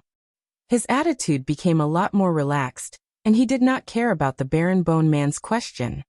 And I have a lot of friends in the police station. Many important people, such as Lord Lorbeck Dara, the head of the Western City Police Station. Raphael sighed. The Baron Bone Man silently closed the documents and methodically took them down from the table. He then raised his voice and repeated, yes. He raised his voice and repeated, name. The man shook his head. I'm also an honorary director of the Central Territory Wine Merchants Guild. In the next second, Raphael's left hand turned into an afterimage. He grabbed the chain that handcuffed the man to the table and pulled back. Bang. The interrogator had obviously lived a comfortable life for a long time. He could not react in time and was pulled out of his seat. First, his waist hit the edge of the table, then his nose hit the table. The man whimpered in pain and blood flowed from his nose. He wanted to get up and look up, but Raphael grabbed the back of his head by his hair and pinned him to the table. Name. Raphael smiled calmly. The man on the table struggled, his expression twisted and exasperated. You damned little. Raphael lifted the man's head, aimed his nose at the table, and smashed it again. Bang! The man trembled, gritted his teeth and grunted. Name. Raphael's smile remained. The man's face was bright red, tears and mucus flowing, but his toughness was beyond expectation. I know this process. Start with simple questions, let the prisoner get used to answering. Without waiting for him to finish, Raphael exerted force in his hand, turned the man's head, and pressed the interrogator's bleeding nose firmly against the table, grinding it back and forth. The man let out a muffled howl like a pig being slaughtered. Watching all this, Thales frowned. Beside him, the Black Prophet laughed softly, causing the black-veined vines on his knees to tremble. Raphael's next sentence was light, like the ravings of a lover. Last name. But it was different for the other party. F***ck Moss. Moss. Under the intense pain, the man cursed, but he answered very quickly, yes. Degory Moss. He protested angrily. Come on. You're working so hard. Did you get paid overtime? The corners of Raphael's mouth curled up slightly. At that moment, the barren-boned man looked sinister and awe-inspiring. He let go, and the interrogator named Degory was able to sit back in his seat. He covered his nose and gasped in pain, indignant. F***ck. Damn it. Raphael took back the documents, but he frowned as he looked at the sticky puddle of blood, mucus, and tears on the table. He shifted his stool, and finally put down the documents at the corner of the table. What do you do? Degory pinched his nose and glared back fiercely. And what do you do? A new temp? Wait. Degory's expression changed, and he hurriedly stopped Raphael, who was tugging on the chain again. Answer me. The barren-boned man smiled brightly and shook the half-torn chain. Or answer it. Degory looked at Raphael seriously, and finally confirmed the other party's gaze. Why? The interrogator heaved a sigh of relief, as if resigned to his fate, and answered without hesitation. I'm a wine merchant. I make wine and sell wine. I sell wine in the capital, and many of my customers are high-ranking officials and nobles. Degory gulped, his eyes never leaving the chain in Raphael's hand. You know, bro, overstepping one's authority and overstepping one's responsibilities is nothing under normal circumstances, but if someone wants to mess with you from the inside, this is a good reason to fire them. Mr. Moss. Raphael ignored him and opened the document. Many of the orchards, wineries, warehouses, and shops under your name, as well as other related businesses, have recently closed down? Degory rolled his eyes, trying to read the contents of the document, but Raphael raised his head, and the man quickly looked away. If you want to pick a fight with the taxes, you can give up now. Degory cleared his throat. Back in familiar territory, he was once again in his element. City Hall, Police Department, Department of Finance, City Defense Team, Department of Discipline, all the departments in the capital can prove that I'm a law-abiding citizen, a great philanthropist who repairs bridges and roads. If I go to trial, I can hire the best defense lawyer. Many high-ranking officials and nobles will be willing to vouch for me, and even testify in court. In fact, I've not only paid enough taxes, but I've also paid quite a bit more. You know, quite a bit. He stared at Raphael, his smile sly and arrogant, but the smashed bright red nose somewhat ruined his image. The chain in Raphael's hand tightened again. So, Mr. Moss, why have you closed so many wineries and shops in recent weeks, and laid off a large number of workers? Degory stared at the chain with a sour expression. Well, let's be polite. I'm a businessman. What other reason could there be for closing them? Of course, it's because the market is bad. Raphael raised his eyes. But you're one of the largest wine merchants in the Central Territory, the wine supplier for many aristocratic families' banquets. Degory raised his eyebrows and laughed fearlessly. Ha, so you know. Raphael still ignored him. So the many people who work in your winery industry, farmers, workers, craftsmen, assistants, including a few venture partners and some raw material merchants upstream and downstream, as well as distributors and retail wine merchants, totals up to hundreds of people. Raphael looked at Degory. They intend to file a joint complaint and send you to trial. The wine merchant's expression changed. It was first indignation, then disdain. Ha, I knew it. He spat harshly, his eyes fierce. That bunch of little bastards, ungrateful bumpkins. On the other side of the one-way glass, Thales frowned at the Black Prophet. This guy is an experienced and cunning businessman, but I don't understand why I'm here to see this. Relax, Your Highness. Morat raised his finger to his lips and said softly, "Some things may be small, but you can see the big picture. Some things may be small, but you can see the big picture. Some characters may be small, but they can understand everything." Thales was stunned. On the other side of the room, Raphael smiled slightly. "So, Mr. Moss, do you know why they're suing you?" "Why?" De Gory seemed to have regained his confidence. "As you know, the wine market has not been doing well recently, and sales have not been good.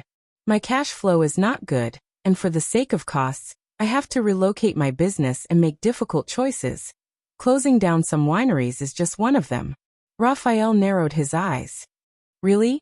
As if he did not hear Raphael's suspicion, De Gory continued to speak. "In the process, I may have had some minor disagreements with a very small number of employees on the issue of salary." Raphael smiled coldly. "So you've owed your subordinates wages on credit for a long time, and even owed your partners money, including the purchase money for upstream and downstream, security deposits, and not counting the usual embezzlement, and you're just going to let it go?" De Gory's expression turned cold. Staring at the chain in Raphael's hand, he explained carefully and patiently. "Owed? Listen, I admit, I did make some minor changes to the calculation of the money, including the time limit." Raphael interrupted him. "So you want to run away with the money?" De Gory frowned and said sternly, "Run away? Hey, I'm just out of town on vacation. I'll say the same to anyone who comes. Don't even think about illegally inducing a confession." Raphael sneered. "But the people you owe money to, especially the workers, don't think so." De Gory frowned and stared at Raphael for a while, then said seriously, "Listen, I bear the cost, creativity, and route. They provide the labor, skills, and time. The boss and the employees work together to make the best wine and work towards a goal. So, the winery business is not just mine but everyone's. We're like a family. When a family experiences setbacks and hardships, everyone in the family should be considerate of each other and work together to overcome the difficulties." He glared and tapped his fingers on the table, as if to teach the person in front of him a good lesson. "But some people just don't understand. They're narrow-minded, don't see the big picture, and can't take the slightest bit of hardship. Just because their salaries are a little lower, and their lives are a little less smooth, they turn their backs on me. They don't care about the opportunities and conditions I provide them." Raphael nodded and pursed his lips. "But you're the boss, and this is your winery." "That's right." De Gory said bitterly. "So, I can see the truth of this industry better than they can, care more about the future of this industry than they do, and grieve the depression of the wine industry more than they do, because I'm like a father to them." Raphael glanced at the document. "But you've closed the winery." De Gory's expression froze, then he snorted. "It can't be helped. No matter how warm the family is, no matter how hard the father works, if the children are rebellious, disobedient, and immature, there's nothing that can be done. And you know, some people, they're just—" The wine merchant looked exasperated. 90% of the reason I shut down the winery is because these lazy workers are demanding a pay raise. These people are simply cancer in the industry. They're short-sighted and don't know that the most important thing about a job is not salary and benefits, but room for growth and prospects, including the value of training." De Gory looked indignant. "They also don't know how to look at the problem from a higher perspective. You should know, as bosses, when have we ever cared about our salaries? They only know how to make a fuss. But when they make a fuss, why don't they think about what happens if one day the winery closes because of them? What happens if the entire industry falls apart because of them? When that time comes, won't they be the unlucky ones who have to pay for it themselves?" De Gory was tired from speaking and paused for a moment. He exhaled through his nose with a regretful expression. "Now, I can only say that they have only themselves to blame. Enough." Raphael was obviously tired of listening to his speech. We don't care about your business.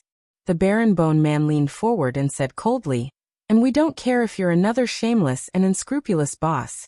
We only care about one thing. Degori exhaled and smiled coldly with an expression that said, it's finally here. Well, let's get straight to the point, the wine merchant said scornfully. How much target did your boss give you? How much money to let me go? Raphael stared at him, his eyes cold. He said coldly, I want to know the real reason why you closed the winery and withdrew from the wine industry. Degori was puzzled. What? Raphael sneered. Before you closed it, you said at a private gathering at the Winemakers Guild that the wine industry has no future? So you'd rather withdraw your investment and run away? Degori's expression changed at first, then he said indignantly, I'm not running away, I'm just going abroad for a vacation. But Raphael repeated emotionlessly, answer me. Degori was stunned for a long time, but he finally shook his head. I've given you all the answers you want, and to be honest, you're suspected of illegal torture. Raphael smiled and flipped to the next document without changing his expression. In fact, I have a list of bad debts that you've accumulated over the years by robbing Peter to pay Paul. Degori's expression changed. Raphael continued as he observed the other party's watch. And a list of your assets outside of the wine business. 6 estates in the Central Territory, 2 long-distance merchant ships docked at Maiden Harbor, a large plantation in South Coast Hill, a saltworks in the Land of Cliffs, a large field in Blade Edge Hill, 2 foreign titles bought at a high price, your wife's private garden, the positions of your 2 sons, as well as the assets under the names of your 3 mistresses and 8 other illegitimate children. Seeing the change in Degori's expression, Raphael narrowed his eyes. If I send them to the Department of Finance and the Department of Justice, Degori swallowed, but he said firmly, you're right. Then go ahead. Raphael frowned. Degori got up from the back of the chair, leaned against the table, and gritted his teeth. I can guarantee that no matter where you go, you'll only get one answer. That's my legal income, with all the necessary documents and clear property rights. If you dare to use the public power of the king's officials to extort, illegally embezzle private property, and do such a vicious thing to a powerless civilian businessman. Wow, this is a serious crime, and it goes against the kingdom's policy of encouraging the market and supporting commerce for more than a decade. The wine merchant glared at Raphael fiercely, as if he wanted to return the favor of having his nose broken. It won't be good if this news gets out. With my status, I guarantee that many chambers of commerce will protest, including many righteous and open-minded bureaucrats and nobles, and powerful people from all over the country. They will all speak out. By then, it'll be your boss who doesn't want to see me anymore. Degori's tone was threatening. Because you're not touching me, but the cheese of many big shots behind me. Do you understand? Now, whether it's a labor dispute or a tax issue, you have no reason to detain me. Raphael closed the document in his hand and began to size Degori up again, as if realizing for the first time how difficult this person was to deal with. The latter looked back at him coldly and shook the shackles on his hands. After a few seconds, Raphael smiled. He was handsome to begin with, and this smile was warm and bright, which made him feel even more favorable. The baron-bone man stood up, took out his key, and unlocked Degori's shackles in an almost ingratiating manner. Please rest assured, Mr. Moss. This evidence will not be sent to the Department of Finance or the Court of Justice. We don't want to be troubled by the people behind you. Seeing that his strategy had worked, Degori, who was freed from his shackles, looked overjoyed. Very good. In my opinion, you're young and have a bright future ahead of you. You're a promising young man. How should I address you? But Raphael did not answer. He just continued the topic. I'll just pack up these documents and send them to Jade City. Degori was stunned. What? Raphael's smile was like a spring breeze and rain. Yes, send them to Iris Castle, to the desk of the ruler of South Coast Hill, Duke Zayn Covendier. How's that?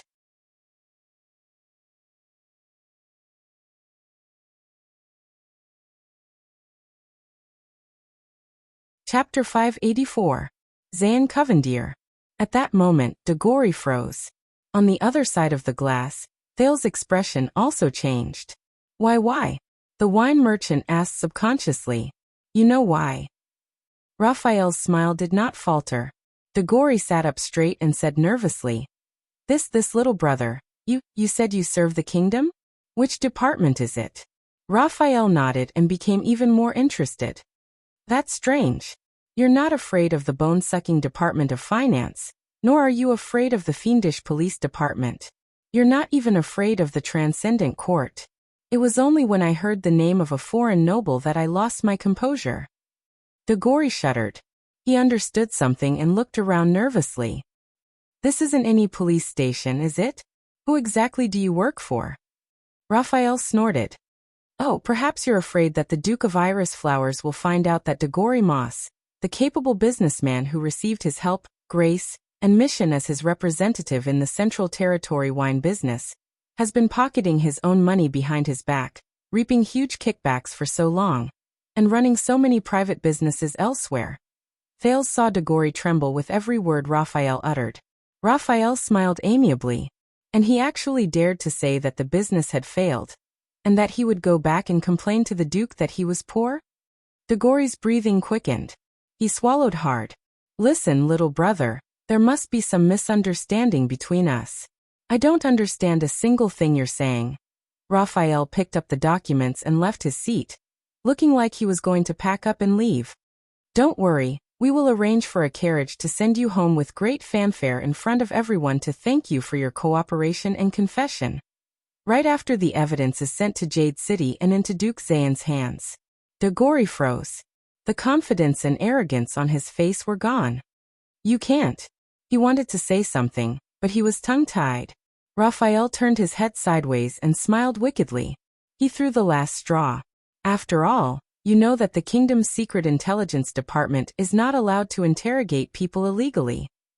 In that second, Dagori shuddered violently. What? You said you're the king? What king? The wine merchant asked blankly. The Baron Bone Man just smiled and turned to leave. Wait. I remember. Perhaps the last sentence was too powerful. Dagori threw himself off the chair and got up from the ground in a panic. His voice was choked with sobs as he said, Today, I have a large amount of funds coming in. I guarantee that those who are owed wages and debts will soon receive the money. There is still a large amount of surplus. I want to donate all of it to you or your department to support your work. Can you just pretend that I have never been here? But Raphael smiled wickedly and remained unmoved. Don't worry. You are very familiar with Boss Catherine, right? When you go out, the Blood Bottle Gang will definitely treat you well. Or I heard that the custom of Jadeite City is to sail a ship and bring people out to sea. No matter what happens on the high seas, it has nothing to do with the laws of the kingdom. He narrowed his eyes and smiled.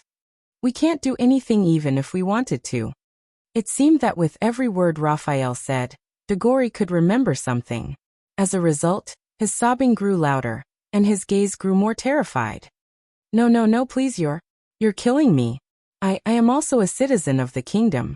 You can't leave me in the lurch. Raphael came to his senses and smiled apologetically. Of course not. The Duke of Iris Flowers is so magnanimous and approachable. Maybe he won't mind? After all, you have such a big family. You have to support them too. Support them? Dagori shuddered. He stood rooted to the ground and stared at Raphael blankly. Raphael smiled as usual and looked back at him happily, patiently waiting for a response. After a full 10 seconds. Damn it.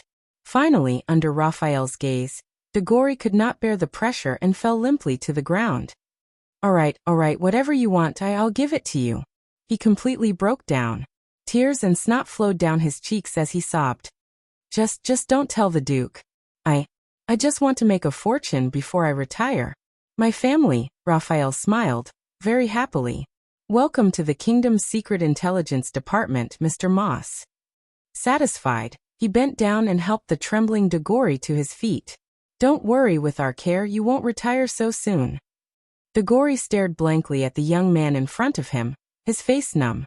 At the other end of the room, Thales turned around in disgust. Is this how you recruit and win people over?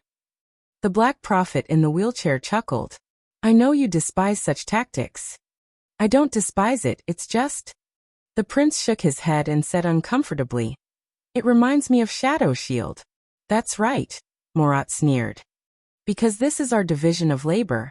We stay in the dark and do the dirty work. You stand in the light and are responsible for condemning the dirty work. It's a pleasure working with you. Thales glanced at the Black Prophet, his frown deepening. On the other side of the glass, Raphael finally pacified Dagori, who had broken down and surrendered, and rearranged him in a chair. Now, can you answer my question? Dagori's eyes were red. He was wiping his nosebleed with a handkerchief when he looked up in a daze.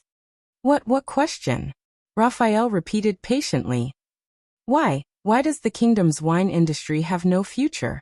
Perhaps frightened by the experience of the past 10 minutes or so, Dagori froze for a moment before reacting. Yes, the wine merchant replied bitterly.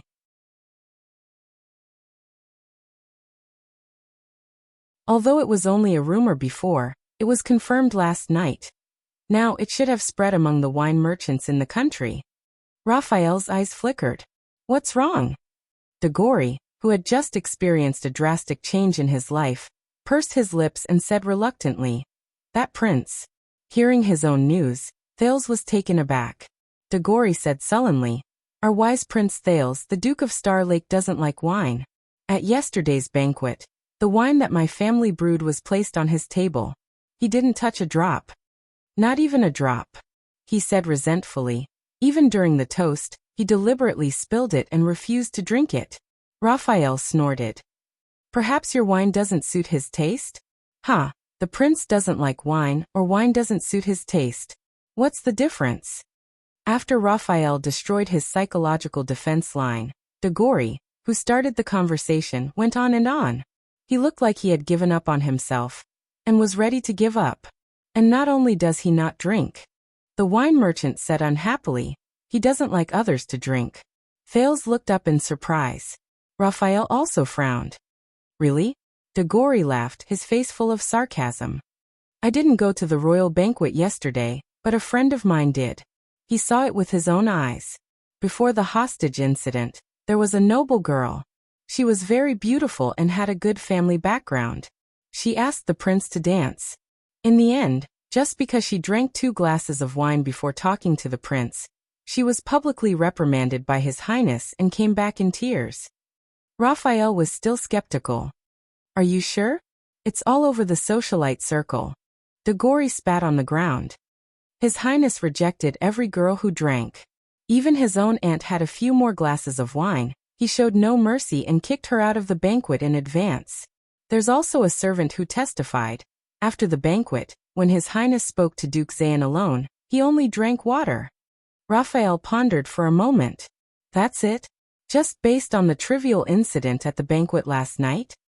Maybe this is just an excuse you came up with to cover up your act of running away after your business failed and implicating hundreds of families. Dagori interrupted him indignantly. I said I'm just going abroad for a vacation. Listen, the prince hates wine. This has been going on for a long time, not just last night. What do you mean? Dagori snorted softly. First of all, the Northland merchants from Black Sand region. They have a rumor that Prince Thales and the current king of Ekstedt fell out over a glass of wine, and detested each other.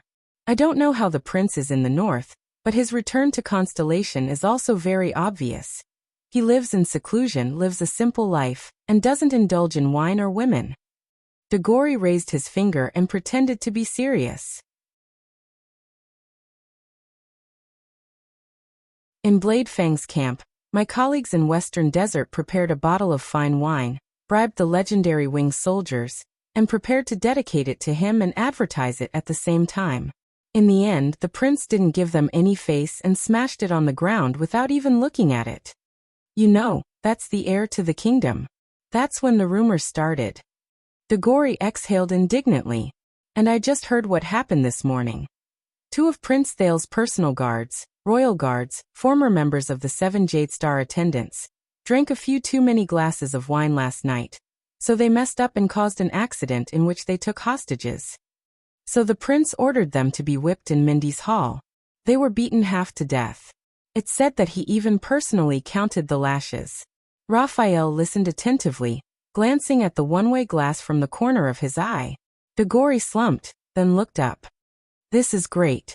Soon the whole of Constellation will know that the future king doesn't like to drink, and he doesn't like people who drink. Damn the prince. Raphael coughed. Maybe you're overreacting. The prince's dislike of alcohol won't have that much of an impact. Oh, he's the prince. The future king. Degori interrupted the Baron Bone Man impatiently.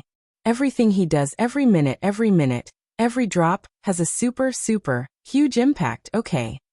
Raphael did not speak. The other side of the one-way glass fell into a dead silence. Listen, little brother, you're still young, but I've seen it, I know. Degori grabbed his handkerchief and wiped his nose. This may not happen so soon, but as time progresses, the upper-class circle in the capital will gradually form a trend. In order to curry favor with the prince and get close to the duke, first, some people will start to drink less, then everyone will follow the trend and drink less. Then, famous people will advocate not to drink, and then it will spread to the entire Eternal Star City, urging everyone not to drink, until the kingdom officially enacts laws to restrict and ban alcohol. Raphael was dubious. Isn't that a little too exaggerated? Degori shook his head. Alright, maybe I'm exaggerating a little, but bro, you're also a public servant. When the higher-ups like it, the lower-ups will add to it. Haven't you heard? When a cup falls in Renaissance Palace, a head falls in the kingdom. The wine merchant glanced at Raphael and smiled sarcastically. And did you know that Prince Thales smashed a lot of cups at the banquet? Ha ha ha. His laughter was discontented and desolate, gradually fading away. When the king turns his nose up at a certain kind of person, the people will drive them to extinction.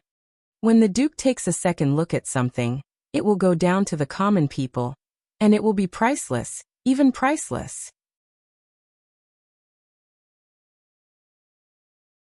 People will regard a certain brainless sentence uttered by a big shot after drinking as a wise saying and interpret it painstakingly. Academic pedants will even invest in it and conduct research on it. Or when a great noble forgets to wear his trousers for a stroll, it will be regarded as a new style of elegance, a fashion trend, and people will worship it and scramble to imitate it. Degori said angrily, That's right. Is there any lack of such situations? The wine merchant sighed. Power is a hook that draws everyone closer to it, just for a pitiful amount of bait. How else do you think I made my fortune? There was a moment of silence in the interrogation room. So you closed down the winery after careful consideration, Raphael said flatly. Degori nodded. Do you think I wanted to close it down? Believe me, if I don't cut my losses and exit now, in a few months, when the rumor that the prince doesn't like wine spreads, my business report will only look worse, and my sugar daddy in Jade City will be even more unhappy. And I'm not the first person to know. The market has a better nose than I do. Gold coins only follow power. He pouted. Just last night, after the banquet, a total of 6 noble buyers canceled their orders for next month. They said that their own wine was enough. There were 10 more this morning. Degori's eyes became dazed. I originally thought that after the prince's return and the royal banquet, the capital, which has been quiet for more than a decade, would have many more banquets. The demand for wine, especially for extravagant banquets like ours, would definitely soar. So I expanded the range of partners, bought several more wineries, and prepared to increase production. For this, I borrowed a lot of money. He snorted coldly, wiped away the last bit of blood from his nose, and threw the handkerchief on the table. Now I can only cut my losses in advance. At least in the short term, I won't have any sizable orders for banquets in the capital, big or small. Raphael was silent for a moment before continuing. According to you, you're only the first person to act on the basis of rumors.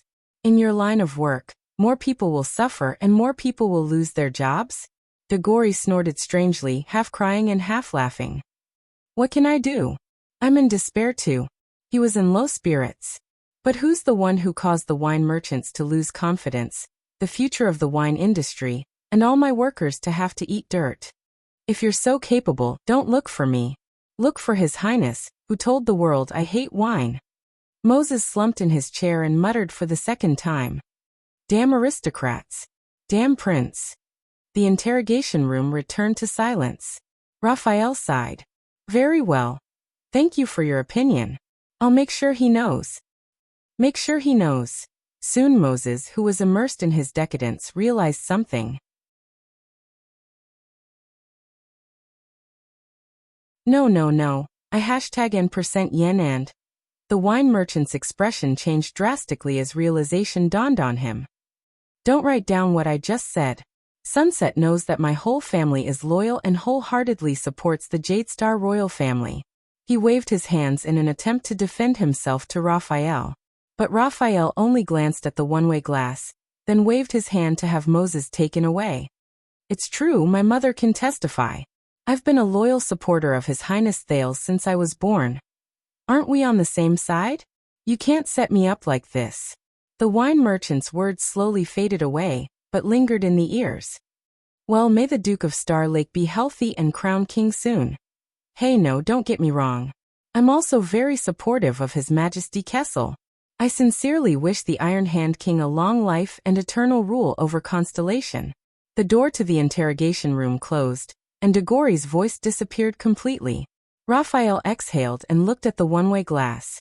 On this side of the glass, the Black Prophet looked at the prince with interest. And for a few minutes, Thales just stared blankly in silence. He was silent for a long time. You're tuning in to the Lee May's Sword of Destiny YouTube channel. We're so grateful for your support, and don't forget to subscribe to join us on this incredible journey through captivating stories.